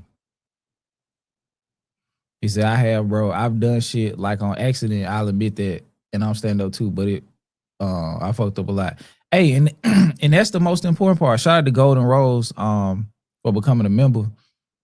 But yeah, at the that's the most important part. It's like even if it don't result in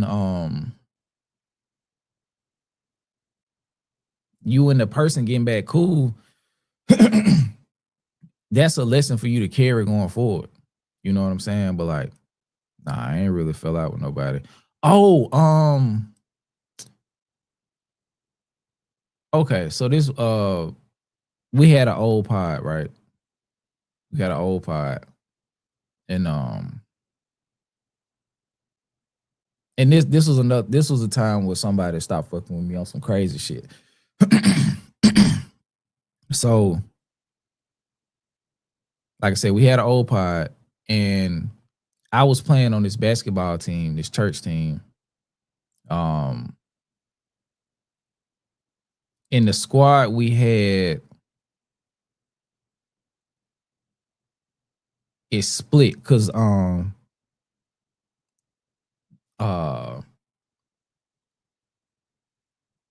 of my homeboys, we had I had brought him onto the team, and we was killing shit. Like 20 points a game per person, just really beating ass. And yeah, I'm finna tell the story, bro. So we was beating ass, and then my partner we was on some Dame and CJ McCollum type shit. Like we was really whooping ass, like half court buzzer beaters, like going into halftime type shit. And he got hurt. He blew his Achilles playing somewhere else. So I was like, damn, bro, like that was my running mate, cuz like. And so the next season, because he got hurt in between seasons. So I was like, bro, we got a pod. I was like, hey, bro, like we be hooping, you know what I'm saying? Because I'm telling them why we doing one of our episodes. And they're like, yeah, bro, like shit. One of the guys that got brought in through somebody else. So we weren't cool. I knew, because it was 6 of us on the pod. The dude that stopped fucking with me was supposed to be the cameraman and edit. That's what he got brought in for. Next thing you know, Cuz is on the couch as a co-host. How that happened was beyond me. But I let bruh, because I didn't know nothing about cameras and editing and none of that shit. I ain't had no laptop able to handle none of these functions or nothing. So I let bro sit around for, DJ will tell you, I think bro was around really for a year. He was around for a year, bro. And he was around for a year. He couldn't come to find out he didn't have no way to do nothing. I don't think bro had a righteous computer to really get shit done. Nothing. And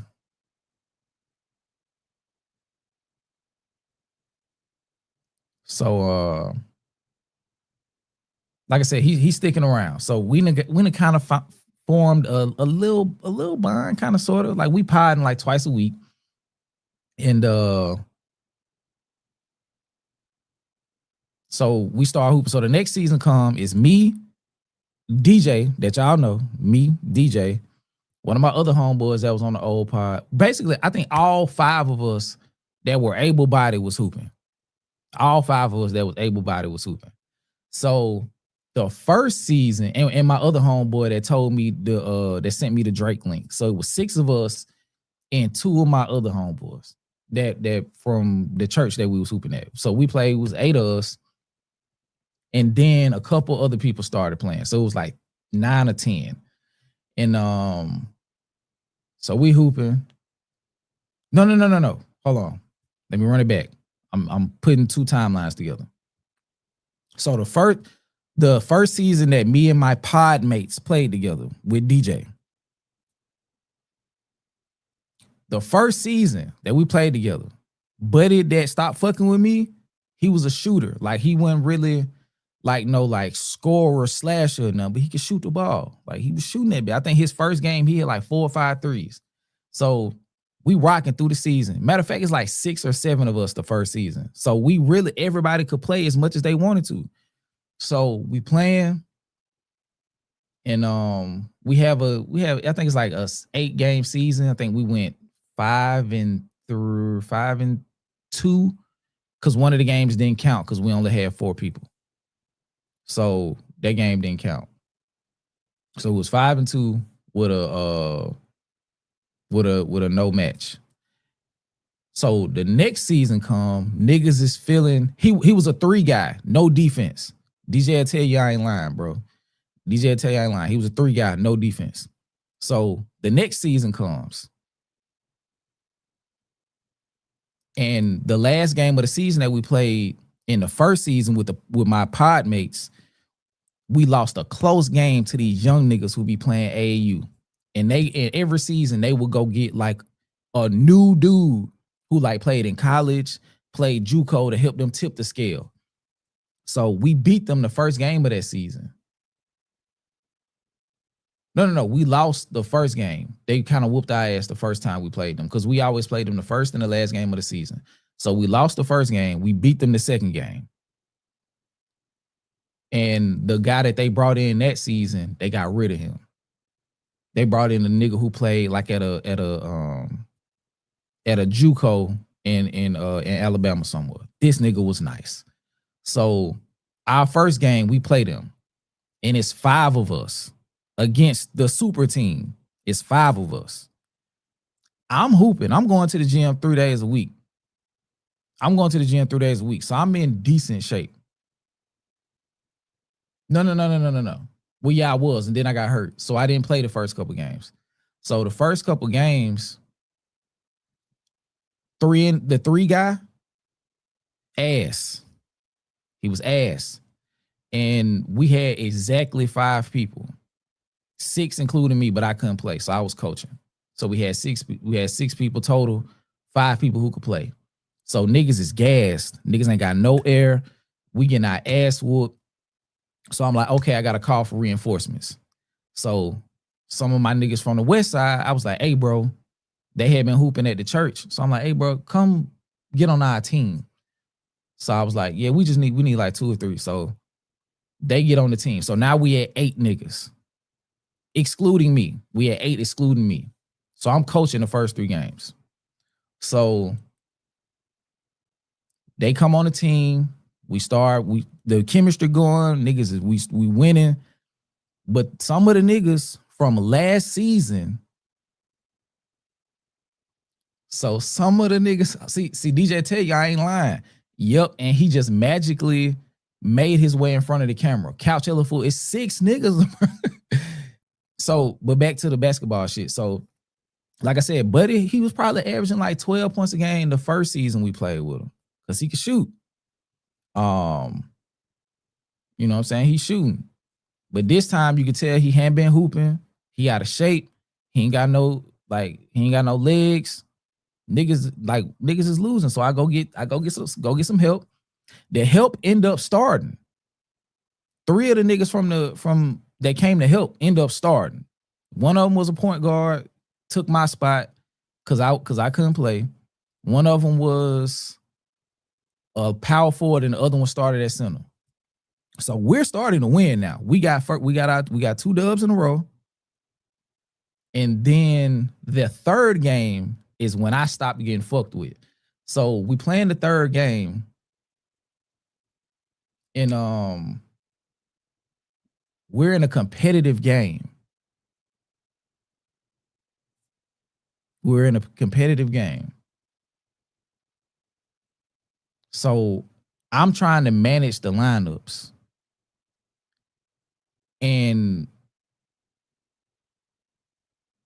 out of nowhere, like when somebody comes like, hey, Skip, bro, you just gonna leave me on the bench the whole game? I'm like, oh shit, but I didn't know you. I didn't realize. Get in the game. So I put him in the game. This another homeboy.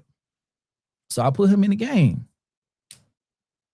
And next thing I know, the game end, we dapping it up and shit. Everything cool. Everything cool. My brother, who was also playing on the team, my little brother, his girlfriend, his wife now, but his girlfriend at the time was sitting on the bench across. She was like, yeah, man,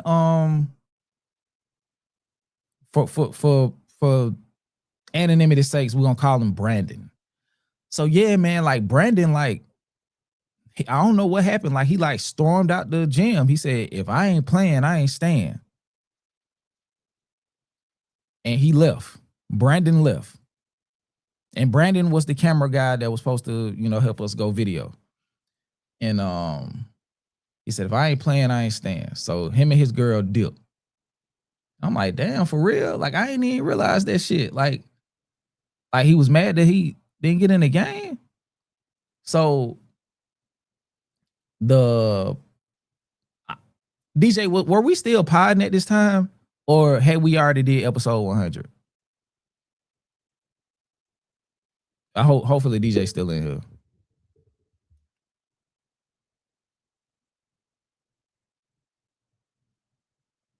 Hurry up, DJ. Hurry up.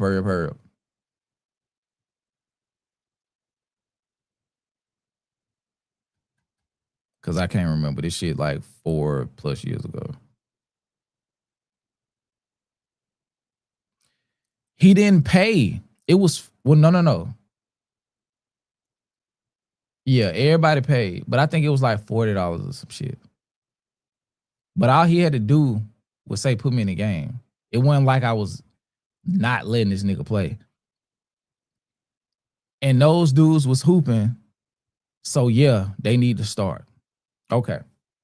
Exactly. But were we still recording? Were we still doing off the record when this season started?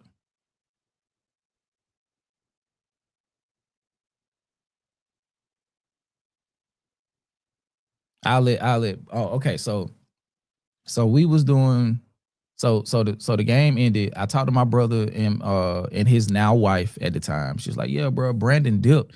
He said, if I ain't playing, I ain't staying. Mind you, we 3 games into the season. We trying to figure out a new rotation. We got 3 new players, and you're not playing well. You're not playing well. You getting cooked on defense and you not scoring. And these is running clocks. So it really ain't like it's 2 20-minute halves. It's really like 2 13-minute halves. So it's like, my nigga, like, you're not producing. You feel what I'm saying? Like, what the fuck, what you want me to do? You getting out here, you not scoring, and you not getting back in transition. You can't handle the ball, so you can't run point guard. We only got 1 fucking guard on the team. So I'ma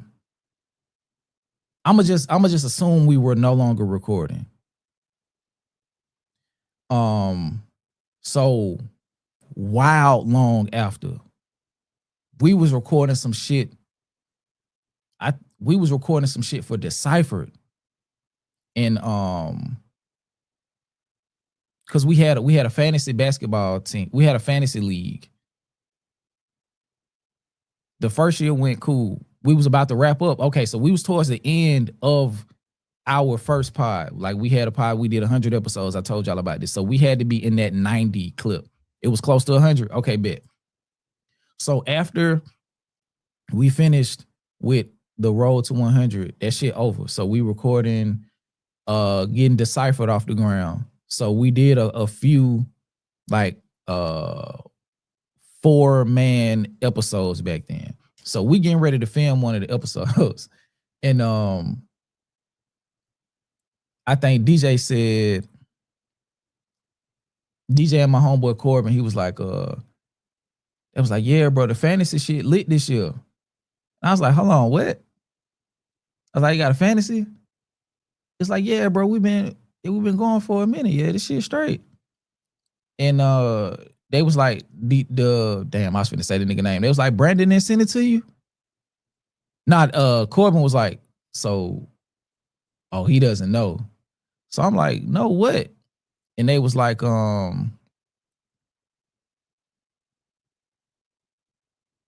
yeah, Brandon didn't send you the link for it. I was like, nah, bro, I ain't talked to bro in a minute. It's like, yeah, like, cuz don't fuck with you. I'm like, for what? What the fuck did I do to him? Like, I invited this nigga into my house. I didn't know you. I let you lie to me for 7 months about being a videographer and you never produced no content, no proof of concept or nothing.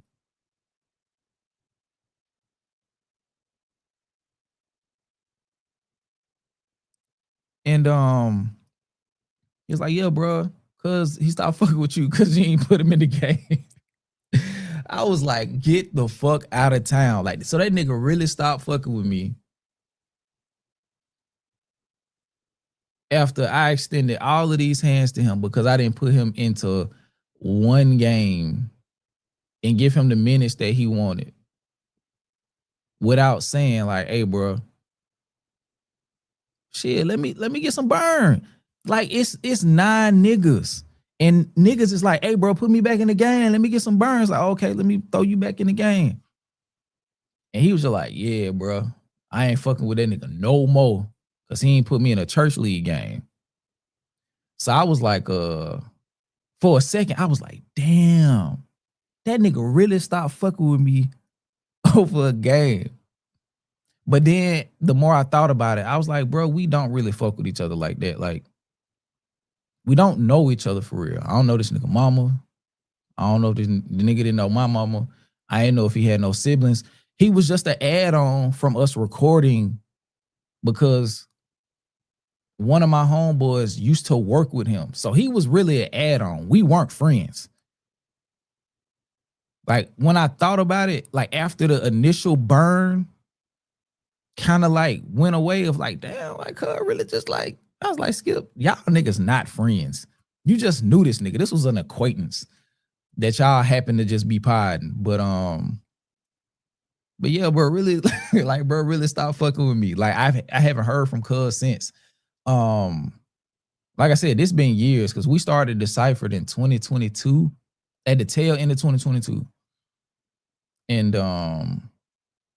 like I said, it's gonna be 4 years since we started Decipher. So yeah, I ain't heard from bro in a long time. I hope he okay. But yeah, but I guess he didn't have no more investment either. But also the part that fucked me up was when they was like, yeah, bro, we like still in the fantasy league. I was like, because I think in my mind, I was like, I thought he had like stopped. I thought he had stopped fucking with us. They was like, nah, nigga, he stopped fucking with you. It's like, oh, well, damn. Did he know y'all weren't friends?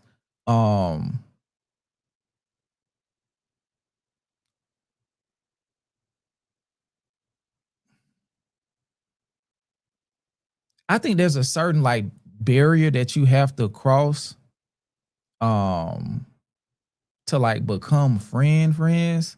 And we never crossed that barrier. You feel what I'm saying? Like, everybody else that I was on the pod with, I legit like fucked with. Like, he knew that he got brought into a situation through one of the acquaintances and we like were potting together. But it wasn't like we was like tight. Like, we never got to that point to really like lock in like that. Like, I probably knew bro real deal maybe 6-7 months. Like, I didn't have a chance to know this nigga, bro. Oh, I learned how to edit after this. Like, this taught me how to be self-sufficient. I bought my first MacBook. I I taught myself how to use Premiere Pro. I taught myself how to get more proficient. I taught myself how to use Adobe Audition. Like this was a part in me becoming sufficient. Yeah, you showed me after as I was finding out. Have you ever been slighted and you was in the right? Yes, nigga. Like that was the whole story I was telling earlier. But yeah, that lesson taught me stop trusting niggas. Cause me and bro would have never got acquainted if I had faith that I could do that myself. I was hanging around. Well, I let him come around because we never did really anything outside of pod. So I don't see where like a friendship really like would have felt like it was created for real. But yeah, when that happened, I was like, you know what? If we're gonna come back and we're gonna do Deciphered, I'm gonna teach myself how to edit. I'm not gonna depend on nobody for none of that shit. Because truth be told, if I was firm enough in what I wanted, he wouldn't have stuck around that long no way. Cause I'd have been like, all right, bro, like shit. Show me what you got. What's up? I need a video edited this week. Like, can you do that? No? All right, cool. Well, Ology, you can tell, bro, we straight. Like, I wanted him to come as a cameraman. Why the fuck is this nigga on the couch? why the fuck why the fuck is this nigga on the couch? But yeah, that turned into something it didn't have to be because I wasn't confident enough to allow myself to hold those responsibilities. I was willing to pass them off to somebody. And but it taught me a valuable lesson. You really just need the people around who locked into the mission. And once that happened, once me and DJ locked into the mission, boom. Decipher was out of here. Became a thing. And we finna hit 40,000 in a little while. So shout out to my boy DJ, man. Cause truth be told, I wouldn't have I probably wouldn't have came back and I wouldn't have done Decipher at that time without him. Because I still was in that space where it was like, I don't know if I can like do this by myself. Because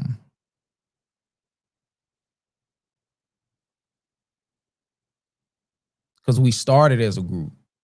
It was 4 of us, I think, initially. And then my homeboy Joe came on, and Joe was supposed to be a cameraman, and he eventually became the cameraman. But Brandon came on and really finessed his way onto the couch. So all in all, Brandon shouldn't have been here. Like, but Brandon was cool, but him doing all of that shit was unnecessary. Bro could have really just asked, like, hey, bro, like, put me in the game. Bro said, I ain't fucking with none of y'all niggas no more. Or so I thought. And then it was just me. I was niggas. But yeah, man, let's run through this so I can abide by. Nah. Yeah, we'll go ahead and run through this. Just for the sake of saying we did it.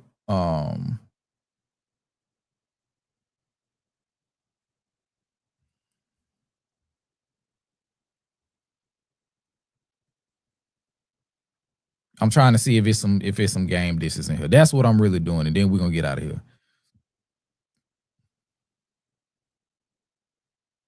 It's definitely not no dishes in this first one, in this first verse.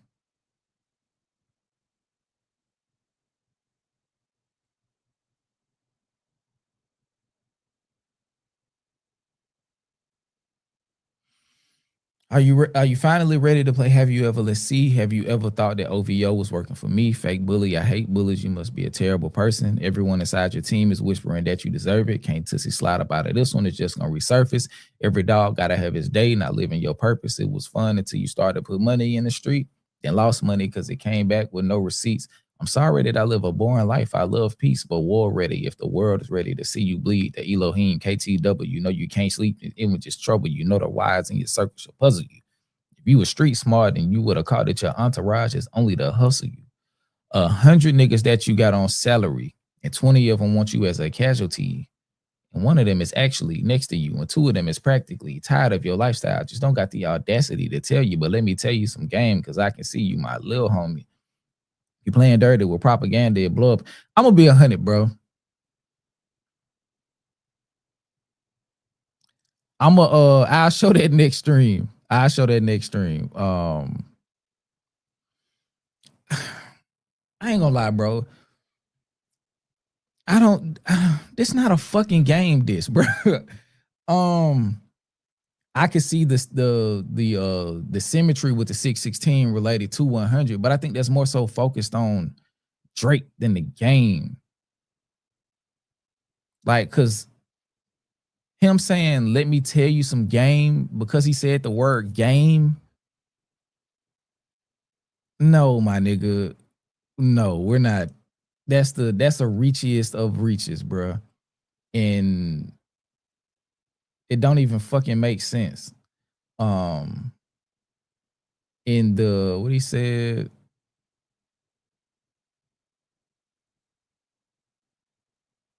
100 niggas that you got on salary. Like, come on, bro. Come on, bro. This it's not like, bro, if Kendrick did it, that's like the most insane and lazy ass Easter egg ever. Oh, he said 100 and game in the same song. It has to be. Nah, bro. This the type of shit that, yes, Mo. yes, bro. Like, we're not gonna do this. We're not gonna do it. I'm sorry. Like I said, I'm like on shit like this, I'm willing to be wrong, bro. I swear. Like, I deal with it. If I'm wrong, bro, if it come out and Kendrick like, and Moni sitting down with Kendrick for an interview and she like, hey, Dot, before we get up out of here, he like, yeah, what's happening? And she like, on 616 in LA, and he like, I want to ask you about a certain line. You said 100 niggas that you got on salary, and 20 of them want you as a casualty, and one of them is actually, then he started rapping it, and then he like, yeah. And then she like, well, I want to ask you, were you talking about a certain LA rapper by the name of JCN? And then he'll be like, yeah, I don't have Moni's phone number, but I DM Moni and they'll be like, hey, you got to the bottom of it. You right. You solved the mystery. You solved the mystery. I give Moni the credit, but like until then, until Moni interviews Kendrick Lamar and get that nigga to admit that him saying 100 niggas that you got on salary and let me tell you some game is him shooting at the game, not rocking with it. I'm not rocking with it. So I'm sorry. If that is the smoking gun, 100 niggas, and let me tell you some game, because I can see you, my little homie, I'm not going for it, bro. You playing dirty with propaganda, blow up on you. Because immediately you're playing nerdy with Zach B and Twitter bots, but your reality can't hide behind Wi-Fi. This is all speaking to the current moment as this song was written in 2024. This is not 2015, bro. This is 2015. This is not pertaining to that. 100 niggas that you got on salary. Like, if I wanted y'all, bro, if I just wanted to engage farm y'all niggas, bro,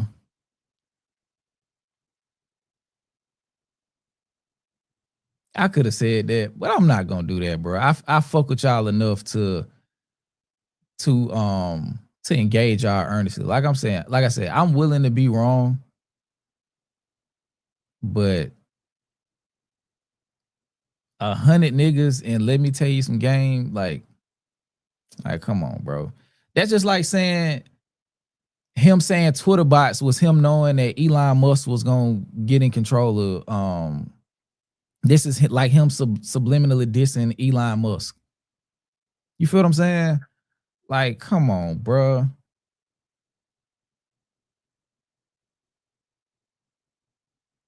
Or what Mike would do. That's somehow him dissing Mike Will. You know what I'm saying? Or like, it's grasping at straws. Like when you want to make something make sense, you'll find an iota of something that leads to that, the slightest nudge. You will allow somebody to push you down the flight of stairs with a fingertip.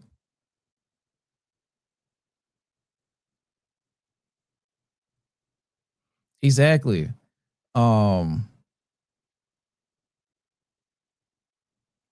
I remember there was a whole theory in the thing with people trying to figure out what the mechanical sound was in the beginning of the song. They made their sound a whole conspiracy. Yeah, I need more. I need more. I need more lines. Like shout out Night Night, man. I fuck with Night Night. He's very persistent. Like he sent me something today or yesterday, and he was like, it was a clip of somebody referring to the game as a PlayStation or some shit. And he was connecting that to the PlayStation at the Super Bowl. And like I say, it could be something. I ain't never seen the game refer to himself as a PlayStation. I ain't never heard that nigga rap and say nothing about no fucking PlayStation. I ain't never seen it enough to where I'm thinking that people would see that and be like, oh shit, that's a game sub.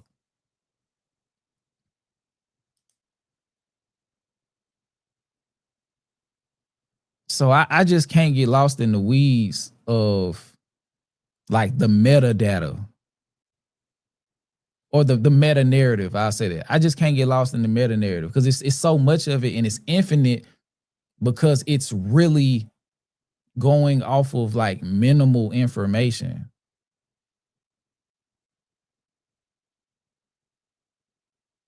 It's just not enough for me. Like I'm a nigga who like connecting schemes and extended metaphors and shit, but like a line that like has a word in it, it's just not enough. You know what I'm saying? And if you're grabbing small shit like that over an extended period of time, you are willing to assume some shit.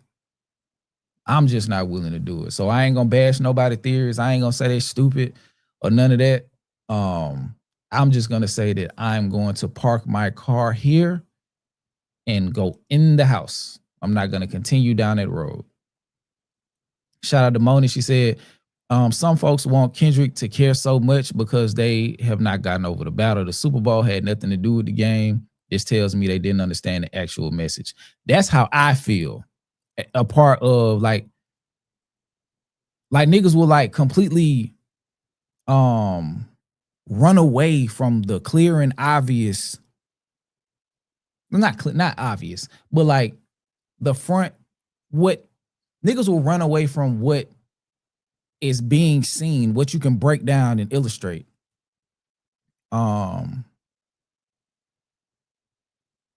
For something much more smaller in the attempt to make Kendrick seem bigger than he is, but it ultimately start making Kendrick look lame, in my opinion. Cause some of the shit make Kendrick look lame. Like some of the shit, like the places that people be going, it make Dot look lame to me. Now, if it comes out that Dot is lame, then Dot is lame. We'll cross that road when we get to it. And then it'll probably be, some retroactive acknowledgement. But as far as right now, and some of this shit, I just be like, nah, bro, I ain't rolling. I ain't gonna place no bet on that. I ain't gonna place no bet on that.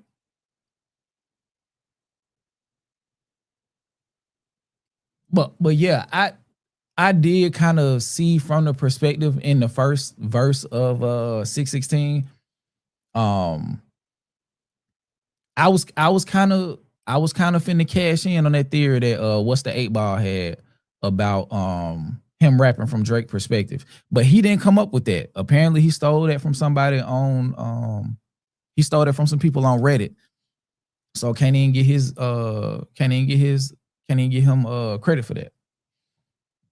But I personally took it as I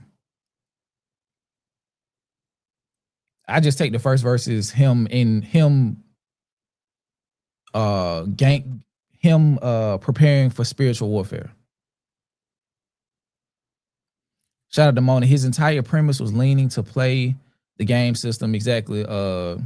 He used not like us, but that was the rebelling aspect of the deeper message of not being a good nigga that makes America comfortable. And me and DJ and I did a in-depth breakdown on the Super Bowl performance. And I don't think nowhere in there we referenced the game. We was talking about exactly what Moni was saying. Like that was like meta commentary on the presence of black people in like the relationship between black people and America.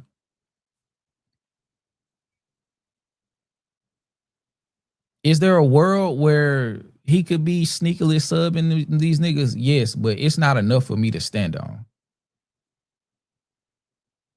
But to this day, I'm not aligning myself with the rumor that he's been quietly, covertly dissing Drake his entire career. I'm not going with that shit. I don't like how I feel. I don't like nothing about it. Like I just don't. You know what I mean? Like I really don't. Like especially in a way that isn't gratifying enough for people to understand it. Like that's the thing too. Like, and as a writer, I myself am a writer too. A big part of rappers and writers, whether it be writing books, writing articles in magazines, writing fucking op-eds, research papers, all of this shit. We want to be understood. We want to be understood. You feel what I'm saying? So, of course, every bar is not going to be understood in a moment, but the goal is to be understood. The goal is to be understood. So, when I got a perfect example, and I'm finna get off because I gotta use the bathroom. But it was this rapper who put out this song. I reached out to him on Instagram, and I mentioned something about the song to him. And that opened up a conversation because he knew I understood what he was doing as an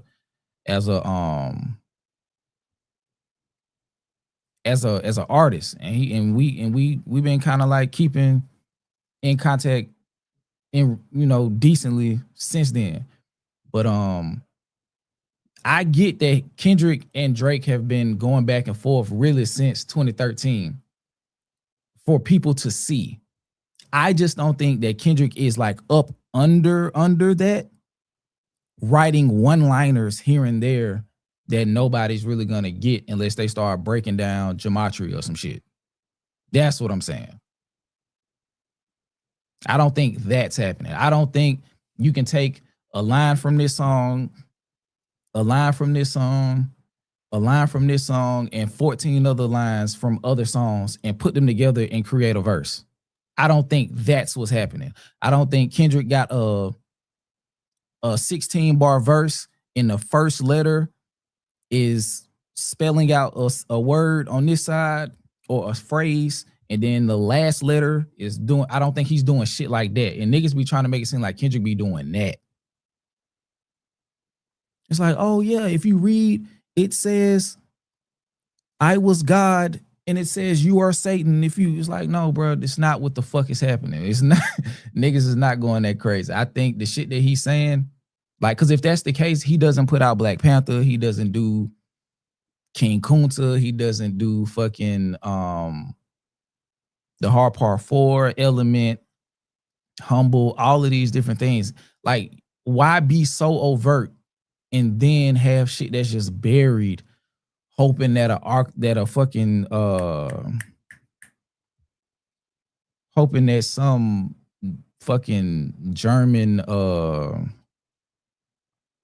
what they call it, not architect, what they call the people who like dig up shit, it's not an architect, it's a archaeologist, that some random archaeologist is just gonna dig up. They make him sound like Helga with the shrine. Exactly. Archaeologist, thank you. Yep. I ain't gonna lie, this hurt my heart, bro. This hurt my heart. When I found out that Mic Drop was AI,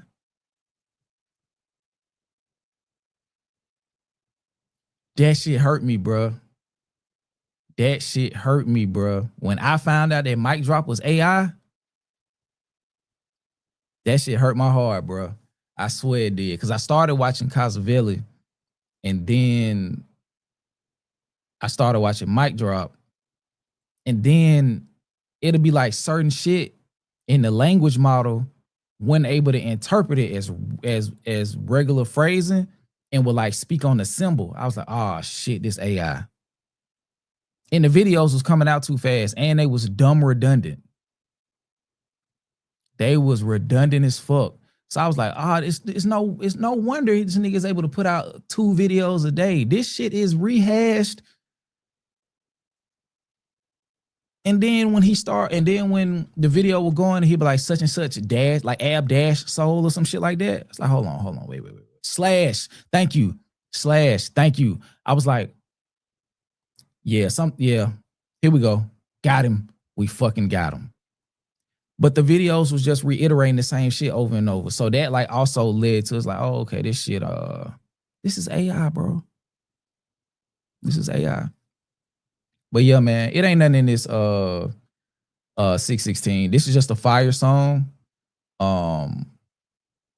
It signaled the end of Drake's run as in the battle. I'll say that because we already know Drake, still out here selling and shit. So, but yeah, man, that's all I got. Anybody got any questions?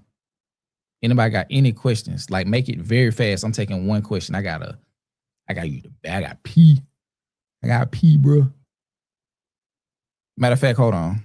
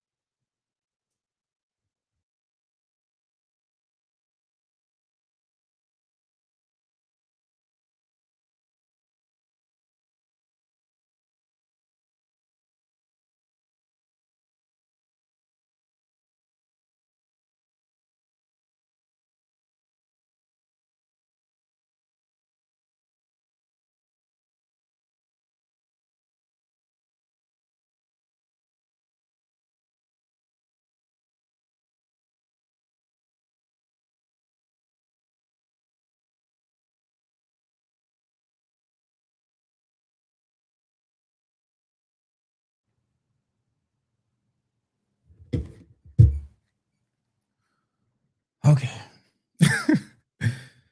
Oh man. Let's see.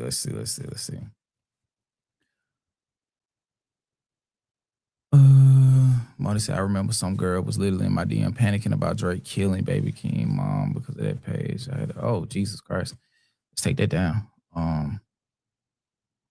My apologies, Skip, but I'm lost. Who started the rumor that 616 was a diss the game? The internet. The internet. Um, the internet started that. Skip, how often do you get called Kyrie Irving? You hooper too? At least once a week since like 2017. At least once a week from 2017. And it started on the court. Nigga was like, I got Kyrie. Like, who the fuck you talking about? Like, oh, you talking about me? And ever since then, it's like he said that shit and it went into the universe, and now everybody is like, that's Kyrie Irving. A nigga will be like, I was on the elevator with my wife at work, and there was a dude on the elevator. He was like, hey man, we finna get off the elevator. Anybody ever told you like Kyrie Irving, man? Like he just like he had to say it. It was like burning up in his chest. If he didn't say it, like he wasn't gonna feel alive. Like he had to say it. Get the likes up to 350 for me real quick.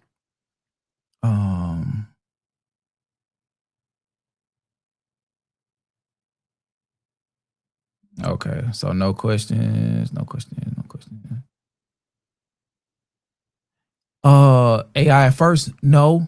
I think it was probably because I was just caught up in what was going on. But like now, I know what to listen for. And I watch like a lot of sci-fi, not a lot, but I watch a few sci-fi videos. So like now I already assume if the person never shows up on cam, I'm off rip assuming it's AI. I'm off rip assuming it's AI now. And you gotta prove me otherwise. But yeah, I watched a little bit. I ain't gonna lie, I probably gave him. I stopped watching once bro was dropping videos every day. Once he like really outpaced like a realistic work rate, I was like, yeah. Cause I think like the first few videos bro did was actually fire as hell. And then after a while, you're like, nah, this the same shit over and over and over and over again. Fantastic hip hop AI? I ain't gonna lie. That's possible. What are your thoughts on KTW? I know you can't sleep these images trophy. I have no fucking idea. Cause what does KTW mean? Did anybody ever figure that out? Now, when it comes to Drake, I unsubscribed from that channel too though. Cause like, bro, like that shit is like that shit just clickbait. That shit clickbait. Kendrick new album confirmed. It's like, my nigga, you been saying that for 2 years. Like come on, bro. Like that shit is like unapologetic clickbait.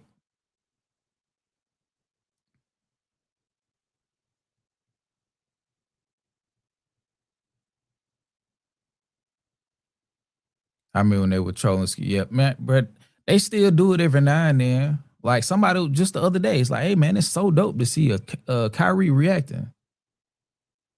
Who do I play like? That shit make it a little worse too. My hooping style is kind of akin to at least back when I was like hooping. I don't know what I hoop like now. I probably hoop like shit. I ain't played in almost a year. But yeah.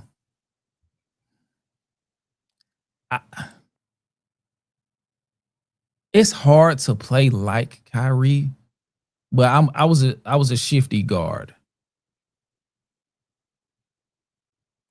Like Kyrie really just be that nigga like got ultra instinct. Like I was like, I don't think back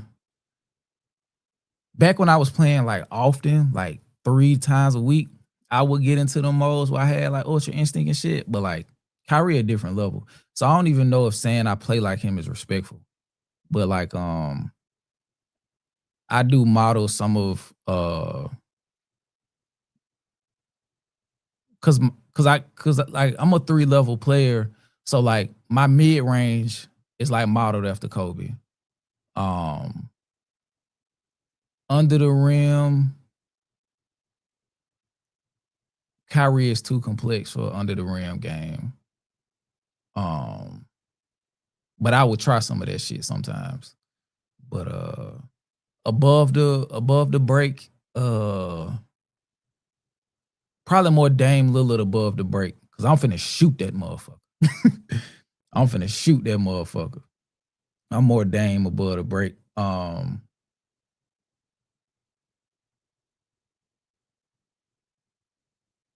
Like the Kyrie shit was when I needed to.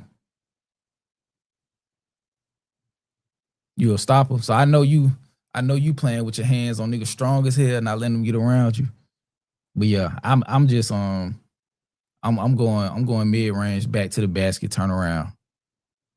Yeah, he did. He said Kyrie plays defense on offense, so it doesn't matter what you. Yeah, the 3 at 5'7". But I know you strong as hell. I know you strong as hell. God, I know you strong.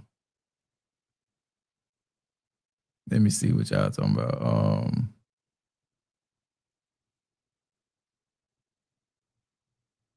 Okay, I think that's it. I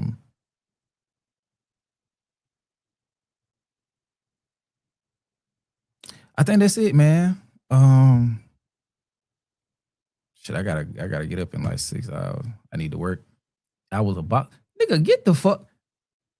This nigga got a goddamn. This nigga got a story. You box too, man. Pull up next stream. We gotta chat, man. We gotta chat. I fuck with boxing, man, but I gotta go. In any questions? Any questions? I don't want to leave nobody without answering that question. Let me make sure I got all the super chats. That's what I'm gonna do. I think I did. And I think we hit the goal. I'm not sure. Shout out to Crown K with the $5. This was Dot's sold out show, by the way. Yeah, he was rocking that motherfucker too. Them high power days was as I look back, them hoes was something serious. Shout out to Sir Derek with the 10 jewels, gold coin, much appreciated. And make sure I got all of these, bro.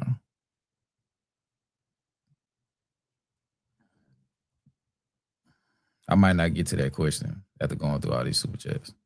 Or trying to make sure I got them all. Shout out to OOC 650 with the $10. Much appreciated. Sorry I missed that early on.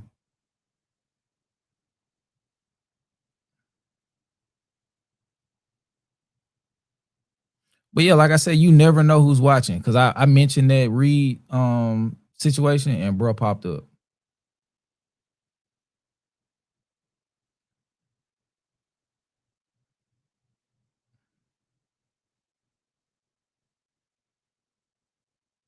But yeah, that potty mouth nigga was tripping.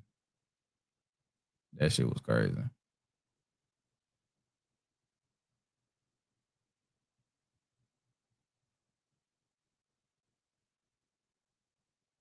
I think I got them all.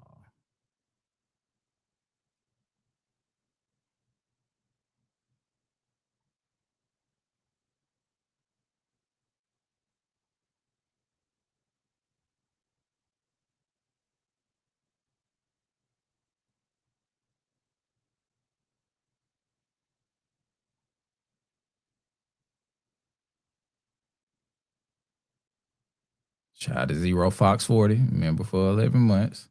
Damn, I did miss one. Shout out to Trouble Latrice. I'm sorry, I missed this. When I watched your Meet the Grams reaction, I laughed so hard. You look like the ending bothered your spirit. Somehow you did. You lied. You had to pause that shit, bro, because he did. Bro. That shit was hurtful. Like, and the thing was, with that, I had just reacted to Family Matters right before that. So Family Matters is like, it's kind of like playful and low-key jovial, even though he's saying some wild shit. It's like a cute little track. So like the doom, doom, doom, doom, doom, doom, doom, doom. And then like 6 minutes later, it's like, oh my God, what the fuck did I just listen to? And now I'm just like, hey Siri, play Meet the Grams. Not right now. Now you want to listen. But thank you for the big dog super chat. Shout out to Down in Dixie with the 5. I've said it before and I'll say it again. Meet the Grams is the most well-written, well-conceived diss track ever. Excuse me. I ain't gonna lie. I'm prone to agree. I think that shit is like all the superlatives for a diss track. I just think Not Like Us had that hit ability. It came at the perfect time. That shit is a slap. Like he whooping his ass. He got the the payoff with the slave shit. That shit became a cultural phenomenon that exists outside the beef. But that motherfucking Meet the Grams, bro. You don't get the celebration from Not Like Us without Meet the Grams. Like all of those songs had a purpose and they were released at the perfect time. Shout out to BX Finest with the $2 towards the goal. I'm glad I scrolled back through these. I don't want to miss nobody. I be appreciating y'all holding the platform down. So okay, that's it. That's all of them. Let's go to the new comments. But yeah, niggas gotta put some respect on Meet the Grams. He did that nigga filthy. He did that nigga filthy, bro.